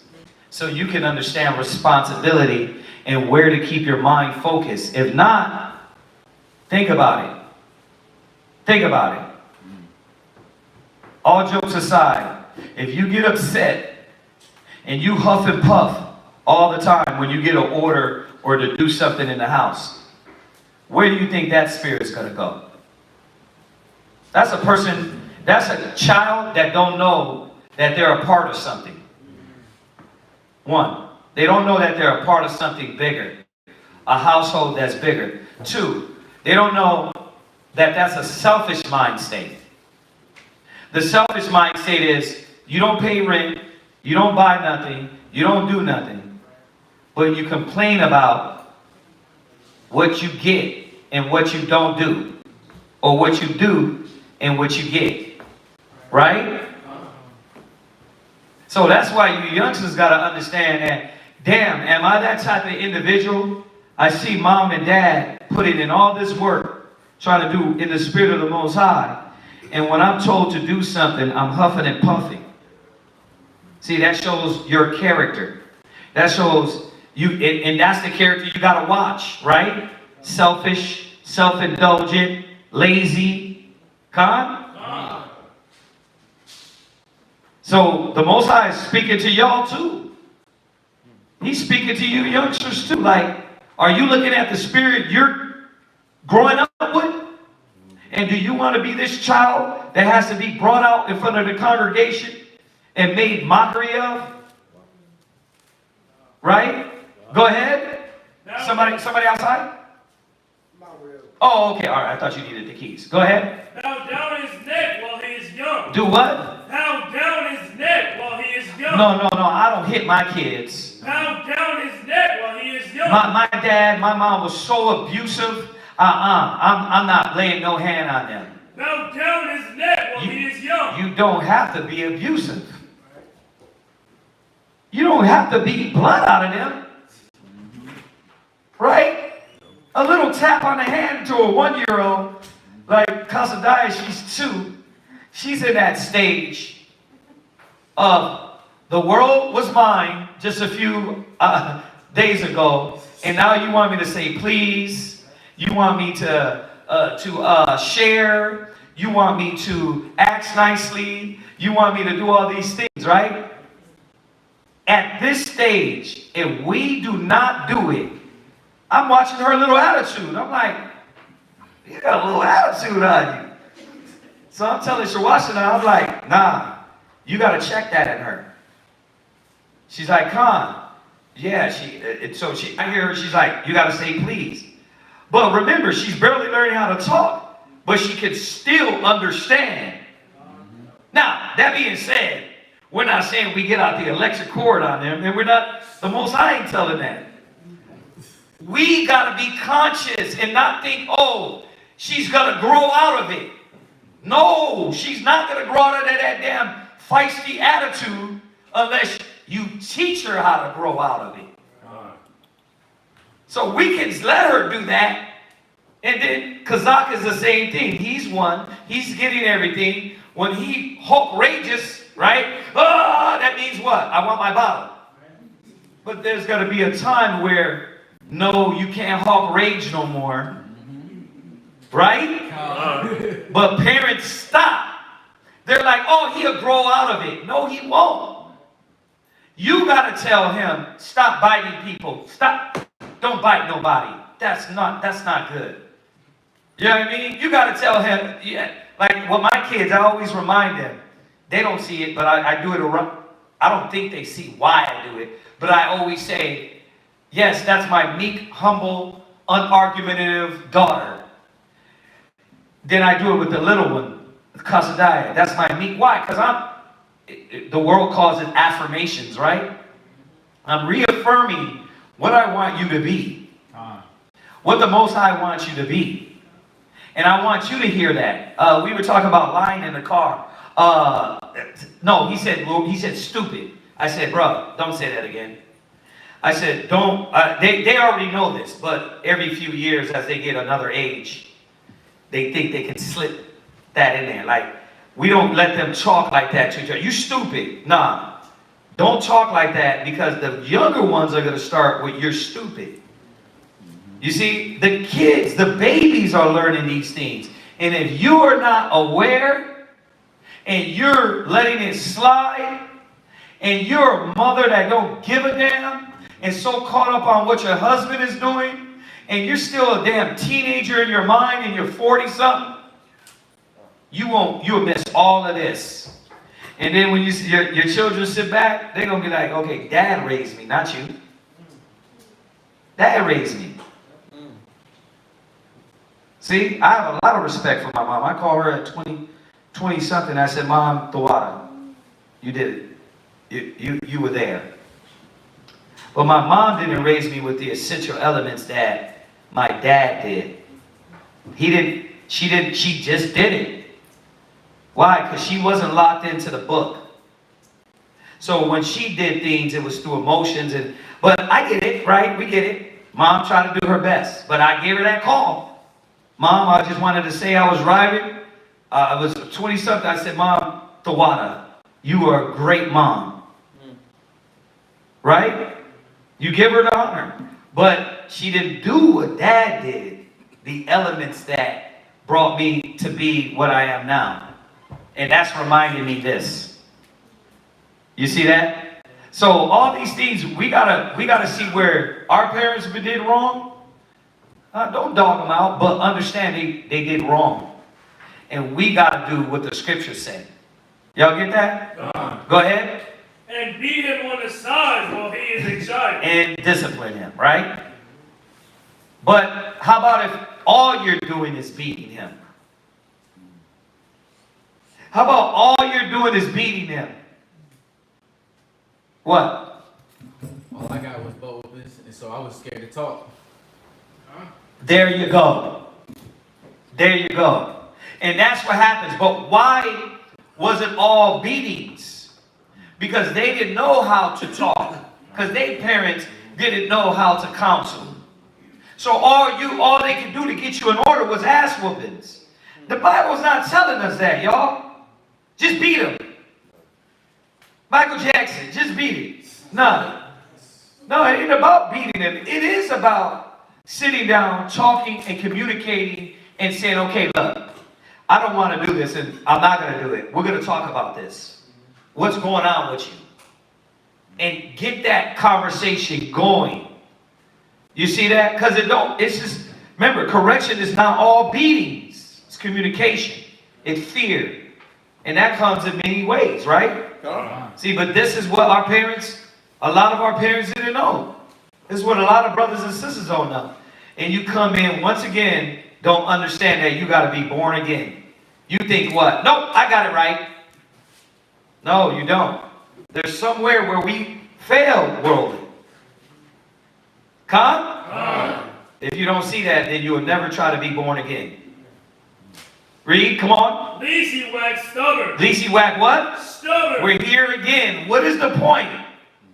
What is the point for the kids, according to Deuteronomy? We don't have to bring them out and cast them to the world.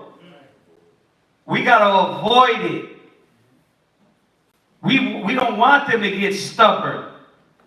Why? Because he'd be like some of these Israelites. What? I think I know. You get whooped and whooped and whooped and whooped and cursed, and then it's like, nope, I know. The only thing that's going to relieve them, what Paul say? You got to destroy the body, that way the soul can be saved. Most likely going to have to destroy you. that rebellious spirit, the Most High is not messing with that. That's why he keeps taking from you. He keeps destroying the works of your hands. Go ahead. And be disobedient unto thee. And be what? Disobedient unto thee. See, read on. And so bring sorrow to thine heart. Check that out. Read. Chastise thy son. Read. And hold him to labor. Hold him to what? Hold him to labor. See, what do you got your child doing? See, all the keys are in here. Do you got your child doing something? Are they busy? Or are they just, like you said earlier, on the tablet, on the computer? Right? Ecclesiastes 30, 1 on down. This is the parenting chapter, if you don't know that. I know it now. Yeah, this is the parenting chapter. He said what? Read it. Chastise thy son, hold him to labor. You got to get them to work. You think labor is, oh yeah, he took out the trash. No. How do our kids get innovative? By playing video games all day? How do you get innovative? No, you set up a schedule. My ribs always, Shalimar was, she dealt with homeschooling and daycares and all that. She's the one that put Shawashana onto it. You got to have a schedule. Shawashana was like, come on, okay, schedule. And she made a schedule. So now you got a plan for the kids. Yes. Like us. The scriptures say where there was no what? Vision. Oh, y'all caught it. Okay, there was no vision. The people perish, right? Well, the same thing with our kids. If you don't have a vision for them, and their vision is to what? Just be raised by the white man, right? And no real goals, they're not going to have any goals in their life. Right? They're not going to have a real plan. So you got to have duties. Like, look, these young sisters, my daughters, Aria's daughters, are learning at a young age, from a young age, how to sew. That's a what? Trade. They got something to fall back on. Then how many other things that we let them get a chance to experience? You know, you get them in music, you get in karate, they're able to say, damn, I know how to do that. Yeah, I partake in that. They can go fall back on. Then they had to go deal with sweet ambiance. And they had to go step out of themselves and deal with people. Now they're able to say, man, you know what? I've actually dealt with customer service. They got that. We're giving them different tools.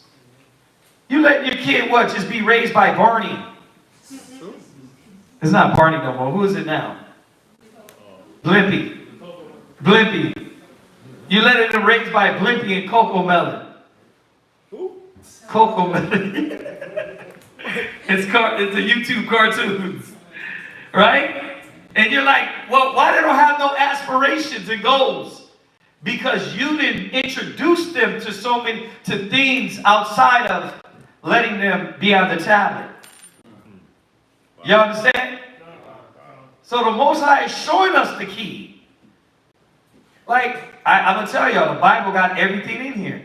If you set aside your pride and understand you're a bad mom, you're a bad dad, this is the method. Then you start saying that, damn, this is the part I'm not applying. Oh, you know what? This is what I didn't do. I don't got them on things. Let them be a kid, but their whole day can't be geared towards video games. Nah, y'all go outside. Right? And then as they become that age that they can be around and comprehend, nah, come with the brothers, all right? We're going to work out. You're not going to play video games till you 30, bruh. Let's go work out with the brothers. Hey, go over here, learn about yourself. You see that? That's what we're supposed to be doing for young black Hispanic kids, giving them more than one experience. Right. And they can say, man, damn, by the time of 18, they'll be like, bro, I done did this, that. By 18, check that out. What? You know, that's the principle that the world uses.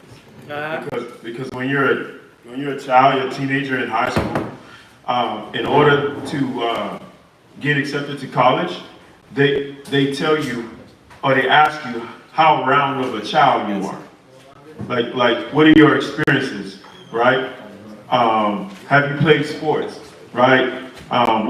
What club were you a member of, right? What things were you involved in? Were you involved in any community outreach, right? You know, they ask you these things in your college applications, right? Your essay has to be geared towards those things.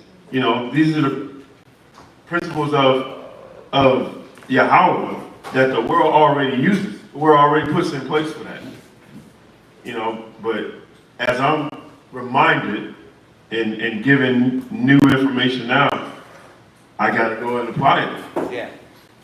Yeah. Yes, sir. Yes, sir. Go ahead, read on. Least his lewd behavior. Least his what? His lewd behavior. Now, that's when you go back to Deuteronomy, and we understand what was going on with this guy. This dude is lewd. He's a drunk, right? He's out of order. She's out of order, right? Go ahead. Least his lewd behavior be an offense unto thee. Check that out. So jump back to Deuteronomy. Y'all can read the rest of that. I wanted to stress that point because we got new mothers, we got old mothers, and these mothers and fathers need to know how to properly apply, how to properly be a parent, right? Where are we at? Last precept of Deuteronomy chapter 21, verse 21. Go ahead.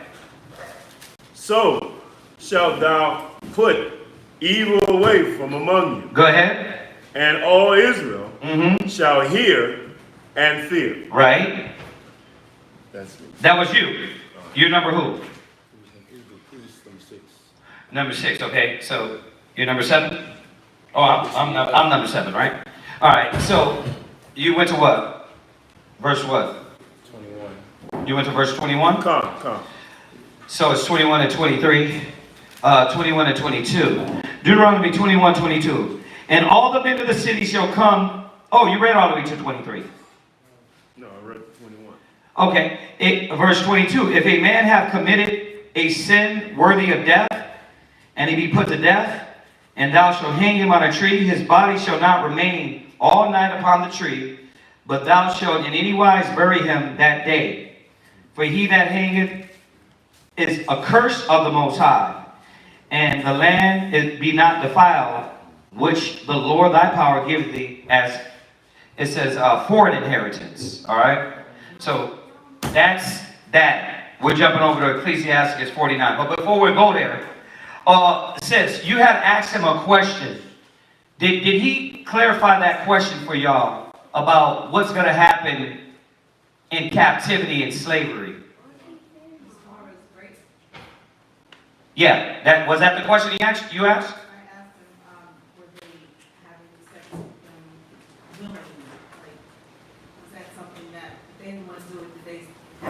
Right. Did he answer that question?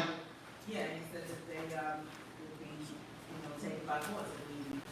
Yeah. Okay, so that's clear. Because you text Bakar back again. Yeah.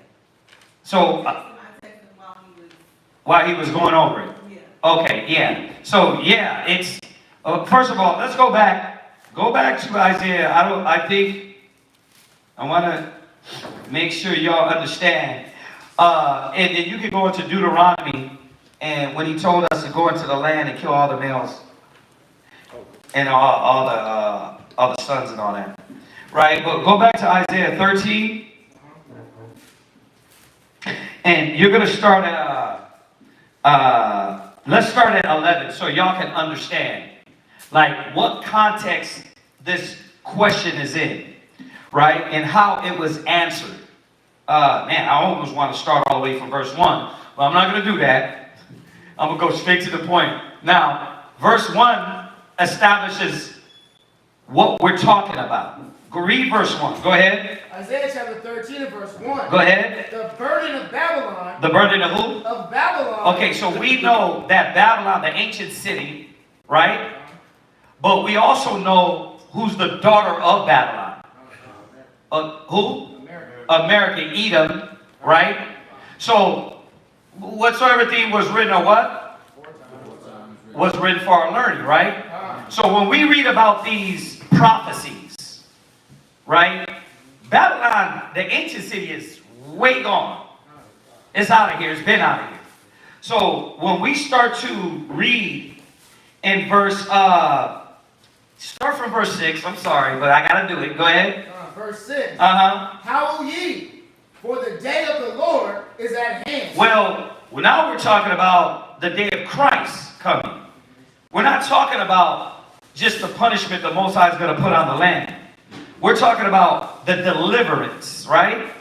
Go ahead. It shall come as a destruction from the Almighty. Right. Christ is going to come back, right? We went over that the other day. He shall descend with heaven from a shout.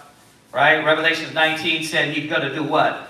Come with the armies of heaven, right? Micah says the same thing. Joel, Isaiah, right? Go ahead. Therefore shall all hands be faint. Yeah, why? Because the book says that every knee shall bow and every tongue shall confess. Why is it going to faint? Because you're going to be begging your ass dead right. You're going to be shaking. There ain't going to be no toughness in you. The whole earth is going to bow. Right? So it says they should be what? It says, therefore shall all hands be faint. Go ahead. And every man's heart shall melt. When we see the heavens open and those chariots coming, your throat, your loins is going to drop. Go ahead. And they shall be afraid. Read. Pangs and sorrows. What? Pangs and sorrows. Go ahead. Shall take a hold of them. Yeah, and that's what this gives us a good expounding on every knee shall bow. Right? It ain't just you just gonna drop. No, pains. You're gonna be weak. You're gonna drop to your knees. All the things you did is gonna come to your mind. We're talking about the day of the Lord. So no, this just wasn't ancient Babylon. This is the prophecy. Okay, go ahead.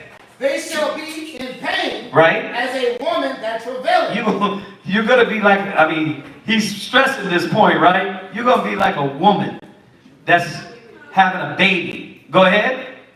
They shall be amazed one at another. They shall be what? Amazed one at another. See? Because everybody's going to look in, the other scripture says, we're not going to believe it is the day of the Lord. People are going to look at this, and it says the strangers in Wisdom of Solomon. It said the strangeness of their salvation. They're taught the UFOs are green aliens. Go ahead. Their faces shall be as flames. Take it easy on them, sis. Take it easy on them. Go ahead. Their faces shall be as flames. Right. Behold, the day of the Lord cometh. Right. So, you know why I wanted to start up? So you can understand what's happening. He went over Revelations 13, 9, and 10. He went over all these other things to show us what? What did he go over? I'm asking, sis. I'm asking you. You asked the question. I can't hear you, sis. Right. Double unto her, right? And then, did you go to Revelations 13, 9, and 10? We'll go there after. See, the day of the Most High is not... When I heard the question, I'm like, no. This ain't no dating. We're not dating and holding hands with them and saying, hey, do you want to come with me? Nah. We got to understand, when this day comes, there's going to be pains and sorrows, anguish. There ain't going to be, well, what about if they don't want to come? What about if they, bruh, you're going to get yanked, right? Go ahead. Cruel. What? Cruel. Wait a minute. Read that again. Cruel. The day of the Most High is what? Cruel. Wait a minute, but everybody's gonna kind of flow with it. Maybe I do, maybe I don't. You get a choice? Hell no. I think you guys misunderstand that.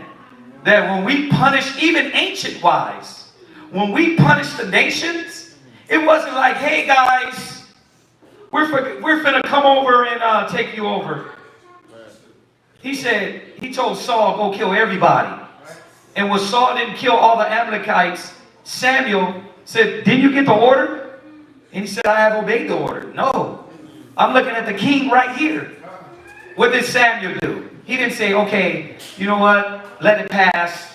You know, the king said that, right? Surely the time of vengeance is past. It said Samuel hewed him down. Hew means to chop down like a damn tree. So I think you guys, when this question was asked, I was like, why am I not there now? Beat me in, Scotty. You guys you don't understand that, yes, it's cruel. When they went in and killed all the nation, it wasn't because they was going in pitying them. Actually, the scripture says, let not your eye pity. So, what are we doing? We're not in there to make love. This is not going to be a time of love and passion. It's going to be a time of payback. So that's what you got to understand. Go ahead. Cruel. It says what? Cruel. Read. Both with wrath and fierce anger. Okay, so if the Most High's day is cruel, he said in Revelation 13, 9 and 10, let's read that.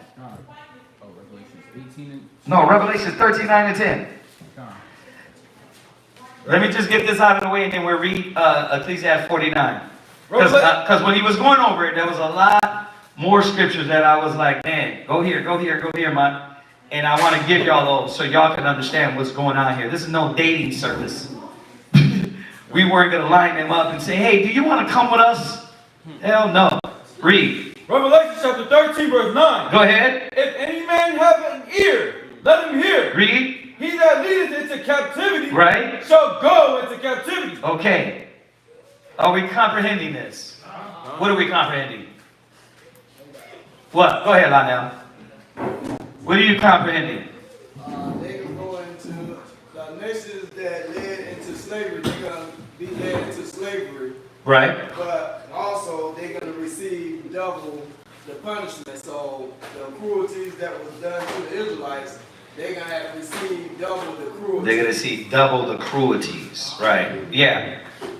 So with that, that's where my mind went next. So there was a lot of things that were done that were very... Let me answer that. I know where you're going. So the answer is, we're going to, of course, follow the law. So the law, that means like when they anally rape the men, we're not going to be doing that because that's not in the law. We're not going to be doing those parts. But the punishment in the law, yeah. Like the actual slaying, the children being dashed to pieces, I'll go to those scriptures for you too. Right? We're going to go to Psalms. But yes, they're going to receive all that. But the anally raping men, we ain't doing that. All right, what? Are the CBs going to do that too? The what? Let's just stick to this. Go ahead. He that killeth with the sword. What? He that killeth with the sword. Go ahead. Must be killed with the sword. Must be killed with the sword. So I think you guys got to recheck your thought process on this one because you got to understand, anytime the Most High gave the order, go through these different captivities and understand the Most High gave specific orders on when to kill everybody and when to take the women as servants and as slaves. And these women as servants and slaves, it wasn't always, hey, you want to come with me. Now, some of them were, like you said, like Rahab the harlot, right? They were willing to go because they didn't want to get killed, ravished, right? So they went in that way. But you got to go back to your history and understand the Most High put that punishment on these nations. It wasn't to go in there and be friends with them. Y'all get that, right? God. Yeah, it wasn't for us to go in there and be friends with them and maybe do you want to? No. You was going to be, line them all up, kill them, and take the women. Show me any time where in history that was nice, where slave women wanted to go with you. They were happy they lived, but what happened to their husband now? What happened to their husband? And we're going to go there, but I'm just showing y'all. If we went in and slaughtered all the men and the man boys, what happened to their husband? Died. What happened to their boys? Died. So what mind state are you in right now? Let me go with the master? No, you kicking and screaming. No, I don't want to go. But the Most High said what? Take them. Right? That's why y'all got to read. You got to read your history, then you'll be able to put it in context. What? What you got? Still holding on Isaiah. Okay, hold that. Go ahead. It says, here's the patience. Here's the what? The patience. Right? And the faith of the saints. So we're patiently waiting for this. The saints are. Right? Hold that. Go to Psalms. Go to Psalms real quick. Go to Psalms 140.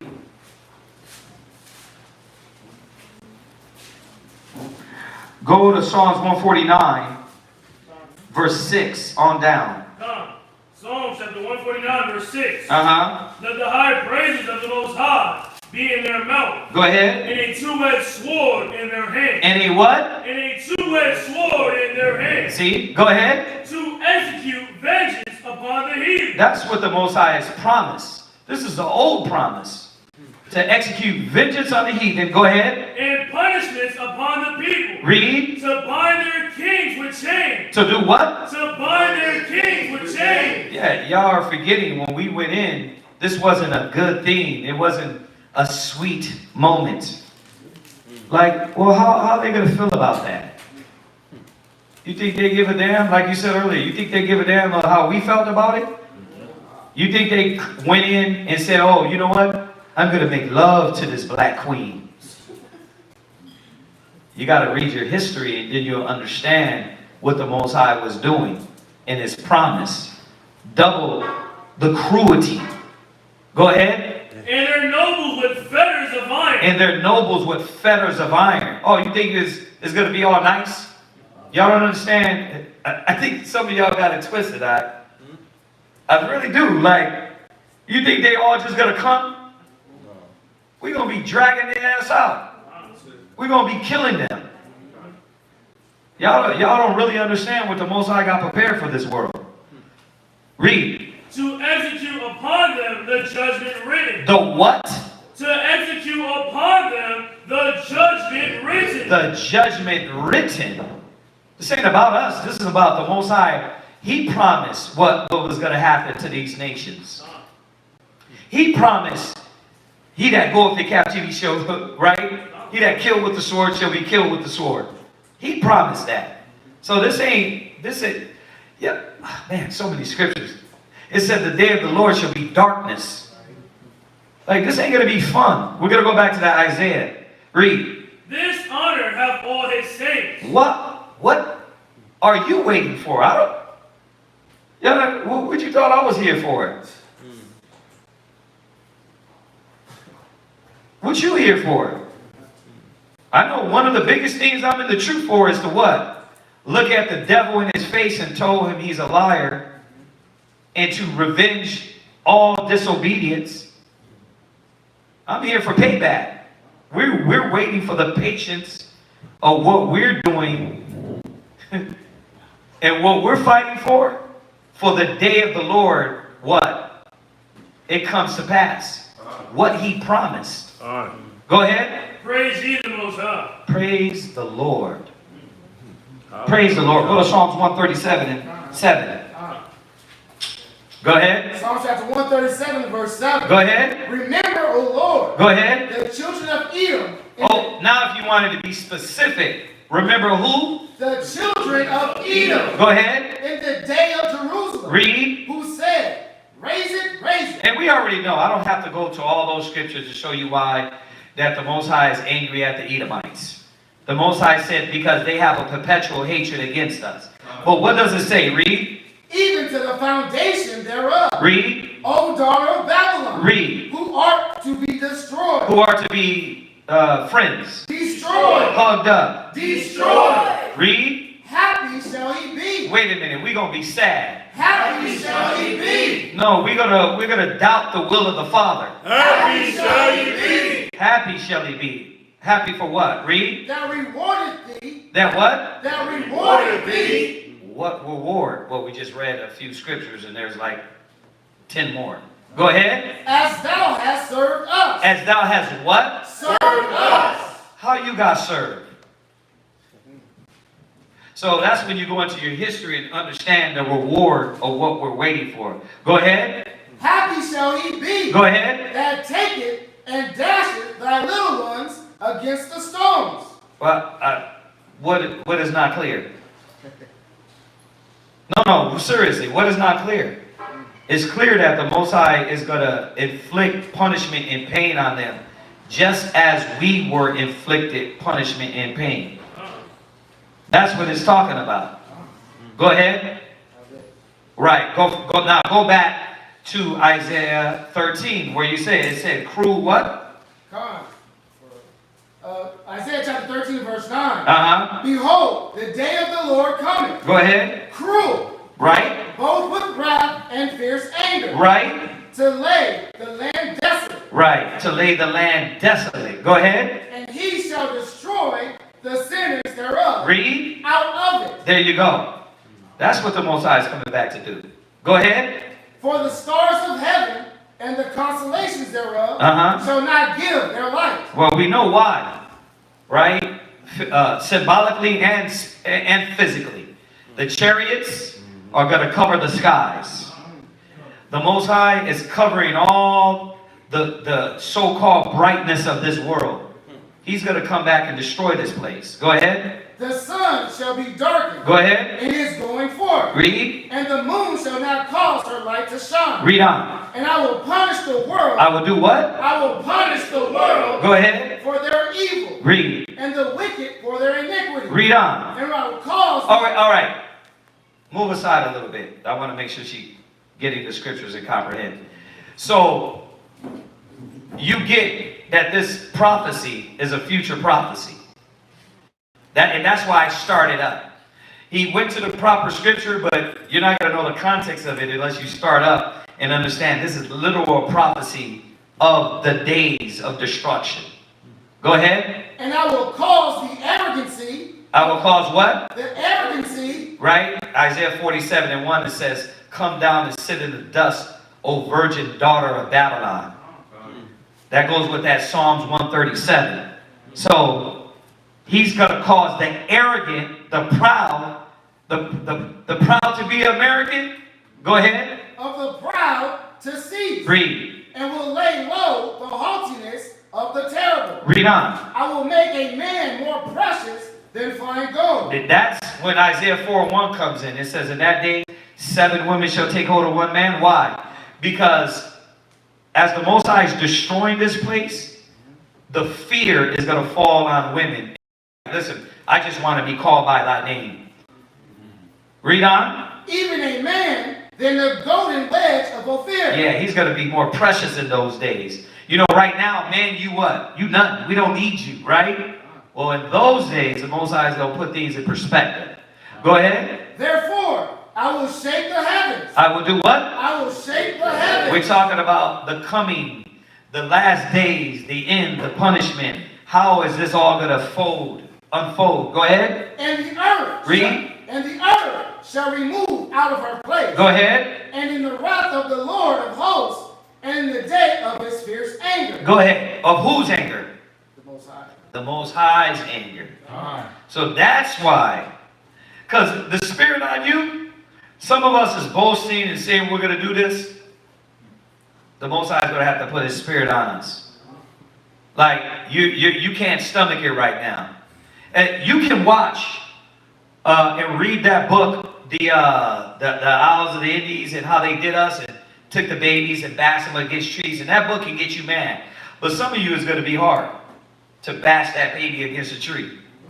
To dash the little ones to pieces, what he said in Psalms. It's going to be too hard. The Most High is going to put his spirit on us. So there ain't going to be no, you know what, hey, you know what, we're finna make love. This is out of anger. This is out of the wrath and punishment of the Most High. Go ahead. And it shall be as a chaste robe. Right. And as a sheep that no man taketh up. Mm-hmm. They shall every... Meaning what? A chaste robe, or robe, is a deer. And that deer is going to be running. Everybody's going to be running from this day. They want to hide. In Revelations, it says they will hide in the holes of the mountains. So everybody's going to be trying to run from the day of the Lord. Go ahead. They shall every man turn to his own people. See, that's when what? In that day, we're going to know Israel. There ain't going to be no division. Remember, in Isaiah says, in that day we shall see eye to eye. There ain't going to be no discord. All the truth is going to unfold. And we are going to know we're the children of the Most High. There ain't going to be no, we don't see eye to eye. Go ahead. And flee everyone into his own land. Go ahead. Everyone that is found shall be thrust through. Read. And everyone that is joined unto them shall fall by the sword. See, everybody that's joined with the wicked shall fall by the sword. Read on. Their children also shall be dashed to pieces. We just read that in Psalms. It's no different from Isaiah and Amos. That was the prophecy. You understand? And David praying. Go ahead. Before their eyes. Read. Their houses shall be spoiled. Read. And their wives ravished. That's what's going to happen. Their wives ravished. And I like the definition. Forced. Go ahead.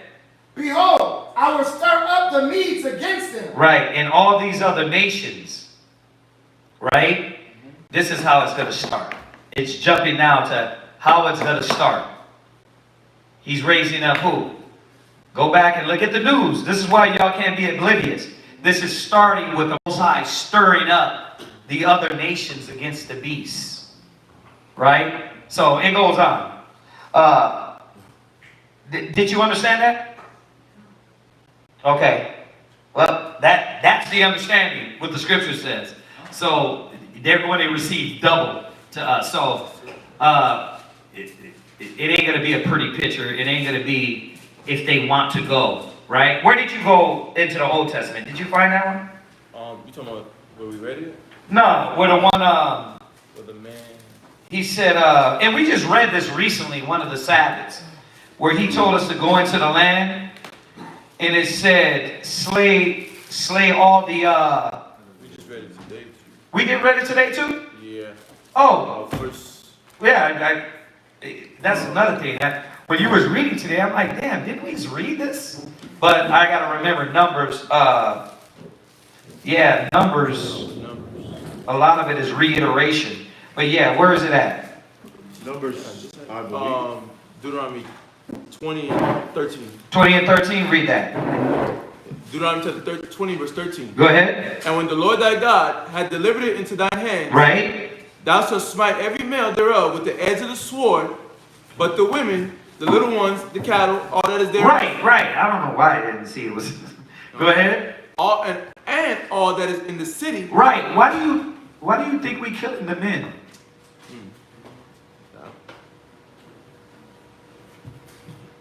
What? So they can't reproduce no more men. No more of their race. Right? But why though? Why will we know that the reproducing? What's going to happen when we kill the men? We're going to take, like nobody's getting that? That's why he tells you the law when you take the women. Like, this is war. You understand? This was what, you get it? Like, what do you mean? He killed all the men because you were going to take the women. That's what the spoils of war were. So he was telling us how, as you read down, how we're going to deal with them as well. We weren't going to now. Remember, you took these women, right, by force. You just killed the husband. You just killed the sons. That's by force, y'all. Right? Those women were going to be taken by force. It don't say in there, listen, if she wants to go with you. No, but we still had, even in that, as we conquered them, it was still like, okay, you're not going to have this woman pass around as a whole among you. Right? You're going to make her a servant and a slave. Y'all get that? Right. And there's proper ways to have slaves. So, yeah, we're not going to be like the nations in that sense. Like, we still had rules of slavery. Right? Even though this woman will be forced to be somebody's wife and servant and slave, there were still things he's lining up and telling us how to deal with this slave. And we know this ain't talking about Israelites. I know he said that earlier. This is only talking about when we go conquer other nations. Which right now, we don't have to worry about that. We ain't conquering nothing. Right? You ain't conquering anything right now. But this was what the law was when we conquered other nations. How they were going to submit, what the laws and rules were. Now, to be fair, some lands we went into, right, it was so filthy, he said kill everybody. He didn't want you to get with their women. Right? So what happened with the Balaam and the Midianites? What did we do with the women? Huh? We took the women? We just read this, y'all. Let's go back. Let's go there. See, so I'm just showing you, like, when this is about war. When you go back to war, like, this ain't niceties. Like, they're not, Ukraine is not like, you know what? You know, Russia, man, is doing us dirty. They blowing up hotels and schools. Let's be nice about it. Nah, they went with drones in Russia and started slamming into buildings. There ain't no niceties. Well, innocent people are dying. That's war. Right? And is anybody bringing Putin up on war crimes? No, Putin's like, this is war. And everybody, you know why everybody's shutting the hell up? Because they know it's war too. That if he's going to state his claim and they're going back and forth, he could go blow up anything he wants over there and they can't do nothing. You see, so that's what happens when you go to battle and you go to war, right? The only one that's going to bring all these nations up on war crimes is Yahweh. He's going to bring them up on war crimes. Where are you at? Numbers chapter 31, verse 7. And they warred against the Midianites, as the Most High commanded Moses. Go ahead. And they slew all the men. Right. And they slew the kings of Midian. Right. Beside the rest of them that were slain. Namely, Evi, and Rekem, and Zur, and Hur, and Reba, 5 kings of Midian. Balaam also, the son of Beor, they slew with the sword. And the children of Israel took all the women of Midian captives, and their little ones, and took the spoil of all their cattle. Took the what? The spoil of all their cattle. So who was the spoil of war? The women. Y'all get this? Okay. So did they want to come? Did you want to go? When your husband was slain and your child was dashed to the piece, and they said, well, keep this good island girl. No. Right? Did you want to come? No. Okay, so, I mean, to me, it's simple. I just wanted to go through it to show y'all, like, when you deal with war, the Most High, there ain't going to be no, the way the question was asked was as though it was supposed to be something nice. Oh. Like, are we going to care for them? And not saying she asked that. I'm saying that it almost sounded like we're going to be laying them down on the pillow and no. Bro, they're going to get destroyed. Just like they did our people. Y'all get that? No. Okay, all right. So hopefully that's clear. If it's not clear, go back in the Bible and you'll see that they're going to get what they deserve. Right? Even to bloodshed and death. That ain't going to be nice. You think we're just going to be like, okay, chop his head off. You think it ain't going to be put the blade in and pull up? No. See, I'm bringing out to y'all the reality of what's going to happen. Y'all are missing the whole thing. Go to Jeremiah 31. Go. Jeremiah 51, huh? I'm sitting here thinking about it though. Huh?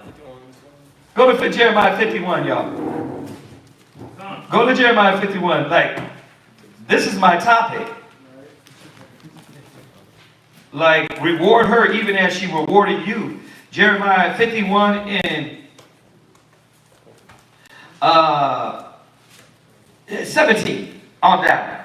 Jeremiah chapter 51, verse 17. Go ahead. Every man is brutish by his knowledge. Yeah, all these people, man, without the knowledge of the Most High is beastly. Go ahead. Every founder is confounded by the graven image. Go ahead. For his molten image is falsehood. Read. And there is no breath in them. Read. They are vanity. They are what? They are vanity. Go ahead. The work of errors. Read. In the time of their visitation, they shall perish. Amen. And that's what the Most High said He's going to do upon all these nations and their idols, right? Go ahead. The portion of Jacob, The portion of Jacob, read. is not like them. Read. For he is the former of all things. Go ahead. And Israel is the rod of his inheritance. The what?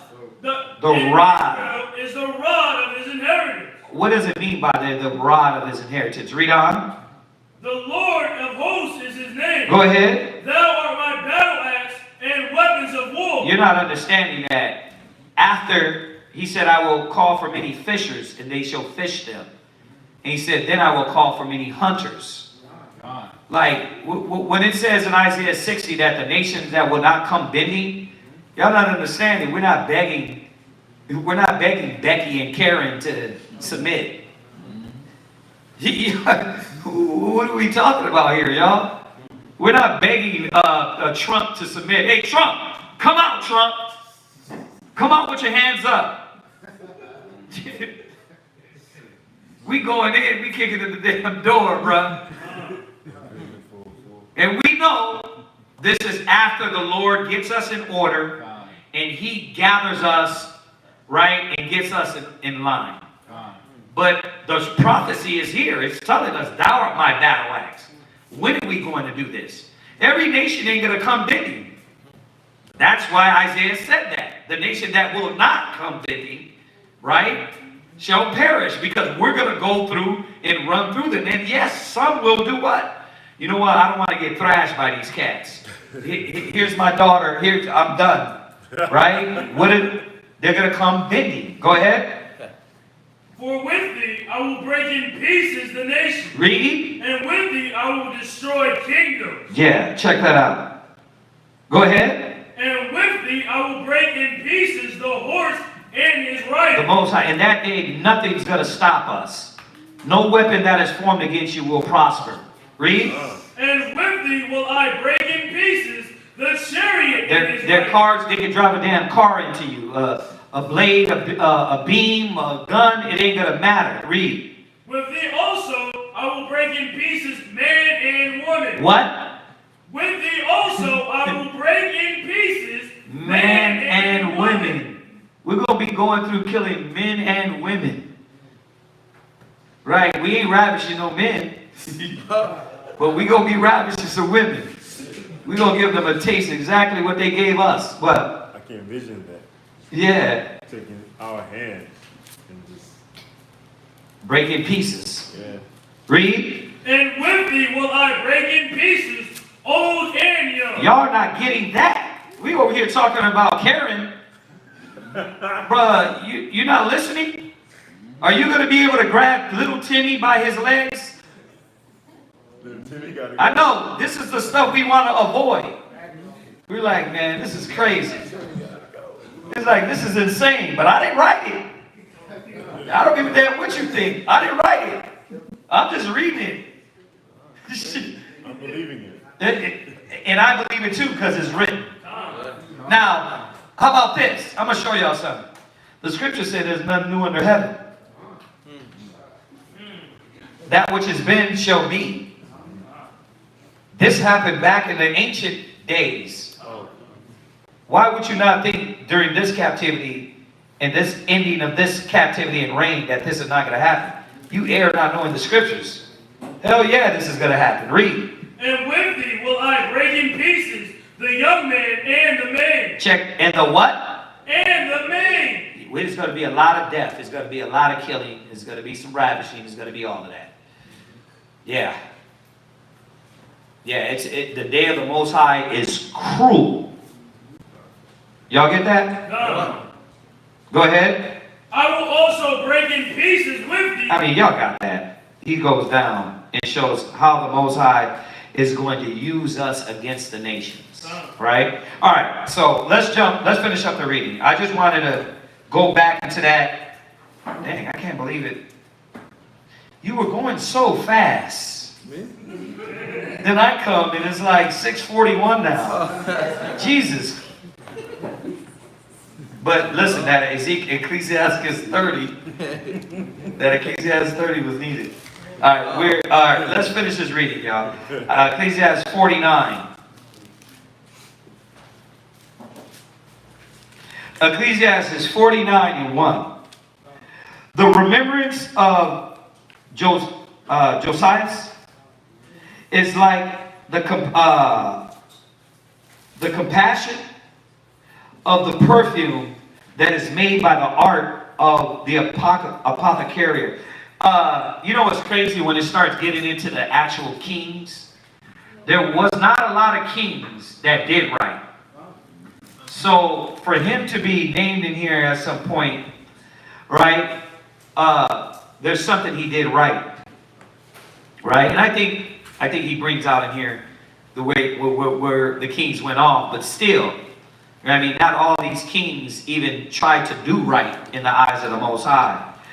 It says, it is sweet as honey in all the mouths, and a music at a banquet of wine. He behaved himself uprightly in the conversion of the people, and took away the abomination of iniquity. And that's what you see a lot of, once again, a lot of kings came in and overthrew, but there's not a lot of kings that stood consistent. They overthrew the idols, they overthrew the images, they took them out of the land, right? We're at Ecclesiastes 49. It says, he directed his heart unto the Lord, and in the time of the ungodly he established the worship of the Most High. All except David and Hezekiah, right? And Josias were defective. So we got it. It gives us a history. David, Josias, and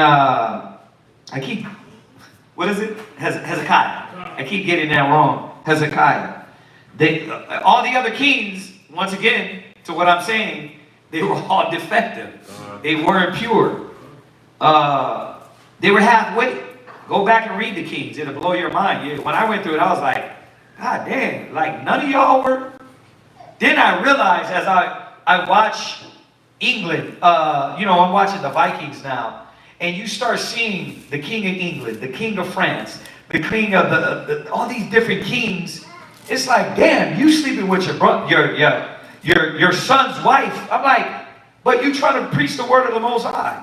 And you see that you can see visually what we were doing wicked, and the Most High was constantly cursing the kings, and in turn cursing Israel, right? It said, all except Judah and Hezekiah and Josias were defective, for they forsook the law. For they forsook the law of the Most High. Even the kings of Judah failed. Right? So all these other kings outside of these disobeyed. Therefore he gave their power unto others, and their glory to a strange nation. They burnt the chosen city of the sanctuary and made the streets desolate, according to the prophecy of Jeremiah. For they entreated him evil, who nevertheless was a prophet. Jumping to Jeremiah, right? Jeremiah went to them, and what they do? Entreated him evil, like all the other prophets. They didn't want to hear none of them. That he might root out the afflicted and destroy, and that he might build up also and plant. That was his job. One of our favorite scriptures we always use, right? It was Ezekiel who saw the glorious vision, which was shown upon the chariot of the cherubims. For he made mention of the enemies under the figure of the rain, and directed them that went right.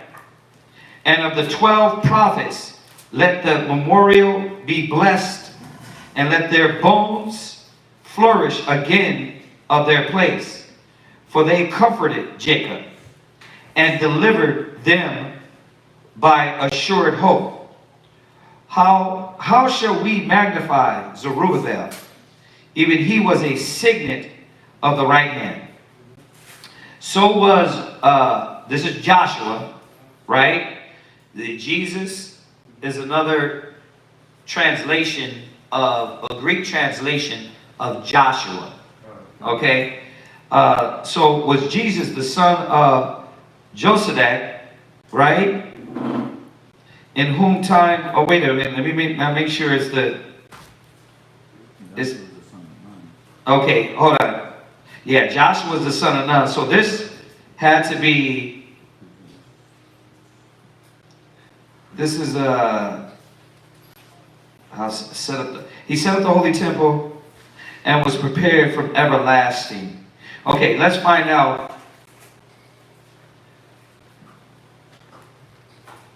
Go to Ezra. Let's see real quick. Yeah.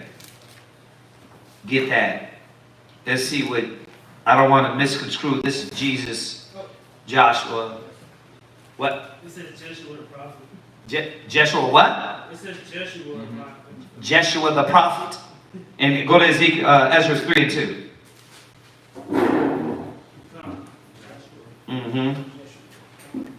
You know what's funny about this?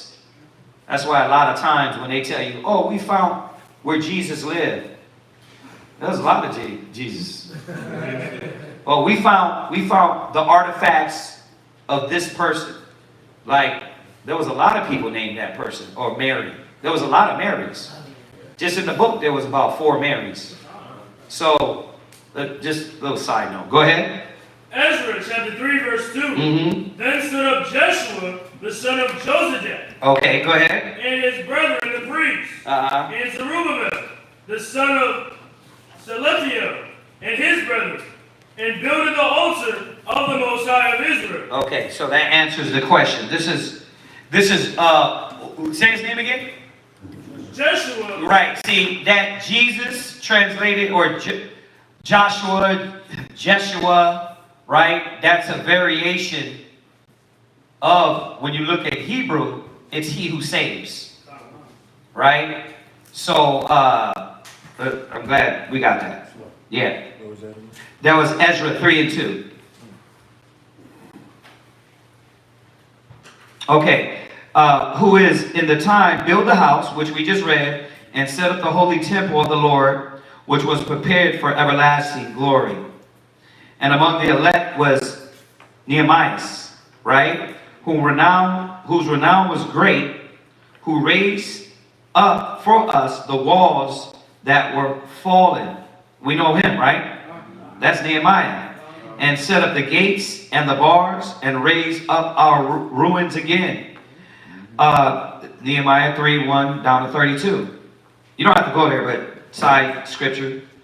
But upon the earth was no man created like Enoch, for he was taken from earth. It don't say that. Everywhere you read, it says he was taken. Right? So, I'm going to go with what the scriptures say. I'm not going to try to create a whole argument over he didn't die. It said he was taken, right? Give me the other one in Hebrews. It tells you he did not taste death. So y'all can precept it. While we get that, it says, neither was there a man born like unto Joseph, a governor of his brother, and a stay of the people, whose bones were regarded of the Lord. We know who that was, right? Joseph. Verse 16. Shem and Seth were great among men. That's why it says the God of Shem. Because Shem came in and followed that same spirit of Abel. Right? This is what he did. Go ahead. Oh, and Seth, excuse me, Shem and Seth.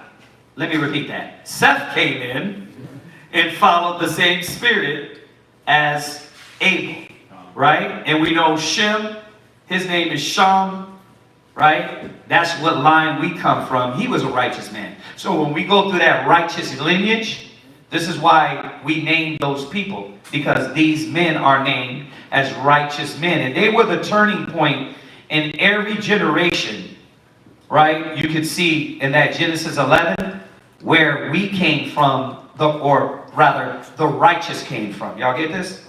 And I'll go over that again. I've been over the whole line of the righteous and going over that. I've been over it. It's been a while, but I can go over it again. Go ahead. What else you got? Hebrews chapter 11 and verse 5. By faith, Enoch was translated that he should not see death. And was not found. Okay, so why are we questioning this? Like, you don't need 30 scriptures. It said he did not see death. Okay, so the scriptures is plain. All right? Just in case y'all bump into that. All right? So Shem and Seth were great among men, and so was Adam above every living thing in the creation. So you're like, well, damn, Adam sinned. What y'all got to see is messing up, falling, don't make you count it out. They don't make you count it out. There's no condemnation to them that walk into the Spirit, walk in the Spirit, but them that walk in the flesh. Once you say, you know what? No, I'm going to keep walking in the flesh, that's the condemnation. We all mess up. The only one that was perfect and did not sin was Yahushua.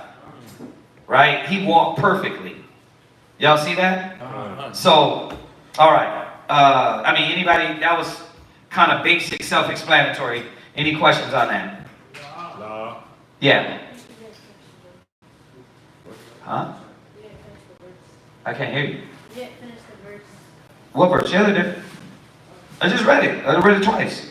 Remember I said about Adam? You talking about, what verse, huh? Yeah, I did. I'll read it again for you. Shem and Seth were in great honor among men, and so was Adam above every living thing in the creation. So once again, Adam was what? He was a great man. Yeah, it didn't mean because he messed up, and Eve was still a righteous woman. It didn't say Eve then lost her mind. From then on, right, she messed up, and they bounced back. They were given the law, and they bounced back, right? So, all right. No questions? No questions? No. All right. We'll wait a few seconds, see if they got anything online. What happened? No, we'll see if anybody got anything online, and then if not, we'll go ahead and finish up the prayers.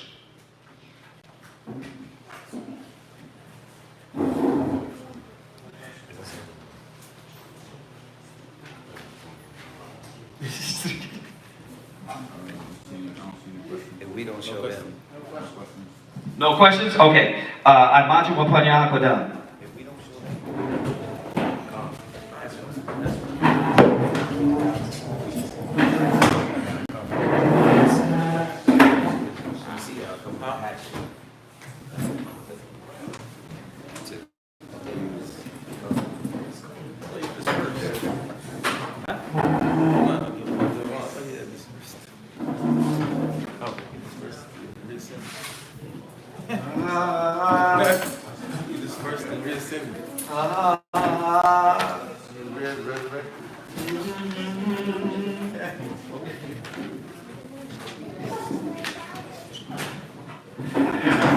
Barakatay Hao, Barakatay Hawashan. The one Yehovah for the Sabbath, for this day, this blessed day. The one Yehovah for giving us the opportunity to learn, to do, to meditate, to think upon your word. Please continually strengthen our mind, our thoughts, our actions to do your will. Remove from us doubt, pride, negative, envy, malice,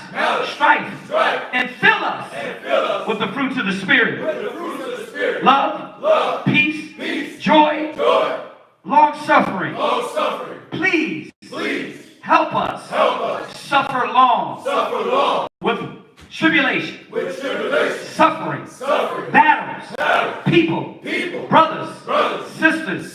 Please, Yahweh, forgive us for our double mind and our impatience. Strengthen us to be like your son, Bahashem Yahweh Shai. We ask, come quickly, Yahweh. Deliver your servants, Yahweh. Deliver Yashala, Yahweh. Now, right now, please, free us, deliver us, deliver us, deliver us. Bahashem Yahweh Shai. We beg of you, in Yahweh Shai's name, we pray.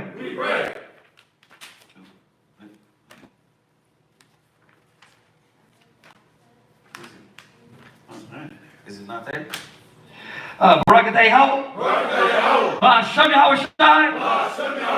Hahawa'ah. Natalanawa. Ha-tawara. Bless you, Yahweh, in the name of Yahweh Shai, that gives us the law.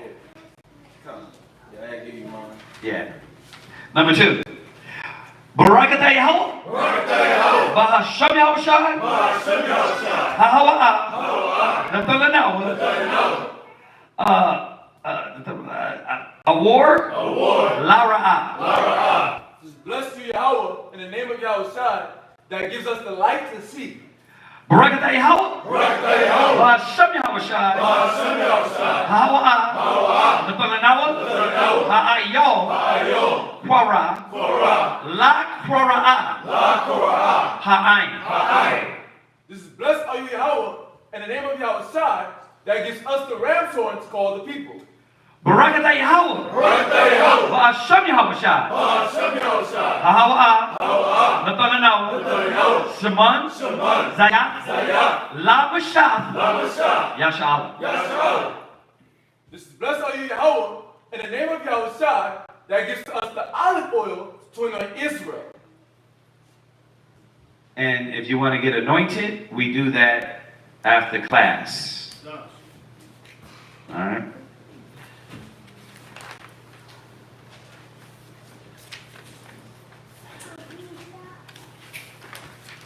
We got to get some new ones in these. This is what, Psalm 92, right? Psalm 92. Oh, wow. Psalms 92. It is a good thing to give thanks unto Yahweh and to sing praises unto his name. O Most High, to show forth thy loving kindness every morning and thy faithfulness every night upon an instrument of 10 strings, upon the psaltery, upon the harp with a solemn sound. For thou, Yahweh, has made me glad. Through thy work, I will triumph in the works of thy hands. O Yahweh, how great are thy works, and thy thoughts are very deep. A brutish man knoweth not, neither doeth a fool understand this. When the wicked spring up as grass, and when all the workers of iniquity do flourish, it is that they shall be destroyed forever. But thou, Yahweh, is most high forevermore. For lo, thine enemies, O Yahweh, for lo, thy enemies shall perish. All the workers of iniquity shall be scattered. But our horn shall thou exalt like the horn of a unicorn. We shall be anointed with fresh oil. My eye also shall see my desire by my enemies, and my ears shall hear my desire of the wicked that rise up against us. The righteous shall flourish like the palm tree. He shall grow like the cedar in Lebanon. Those that be planted in the house of Yahweh Shai shall flourish in the court the Most High. In the courts of the Most High. They shall bring forth fruit in old age. They shall bring forth fruit in old age. They shall be fat. They shall be fat. And flourishing. And flourishing. To show that Yahweh is upright. To show that Yahweh is upright. He is my rock. He is my rock. And there is no unrighteousness in him. And there is no unrighteousness in him. This is Psalms 133. Shayar, Hamalawa, Larawa, Hana, Matawa, Waba, Naayam, Shabbat, Akim, Gum, Yachad, Kashaman, Hatawa, Ayil, Haraash, Yurad, Ayil, Hasakwan, Zakwan, Aharan, Shayarad, Alpunya, Marawakiwa, Katol, Karawan, Shayarad, Ayil, Hariyah, Tazayawan, Kaya, Shum, Tazawa, Yahweh, Habaraka, Kayayam, Ay, Haywalam, Aman. This is Psalms 133. Behold, how good and how pleasant it is for brethren to dwell together in unity. It is like the precious ointment upon the head, that ran down upon the beard, even Aaron's beard, that went down to the skirts of his garments, as the dew of Hermon, and as the dew that descended upon the mountains of Zion. For there the Lord commanded the blessing, even life forevermore. Ba'ashem Yahushua. Ba'ashem Yahushua. The water. Yah. Aman. All right, circle it. Shabbat. It's like they come so quickly. Oh, this one stuff. Akim, Emad, Barak, Yahweh Hashem Yahushua, Rakadam, Kumashal, Yanamata, turn to face the lovely daughters of Zion. Call it. Salute not the daughters of Zion, and of Israel, Emad, Barak, Yahweh Shema, thank Yahweh Hashem Yahushua. Yanamata, dismiss. Say Shabbat Shalom to everybody online. Shabbat Shalom. Love y'all. Appreciate y'all. Positivity, brother.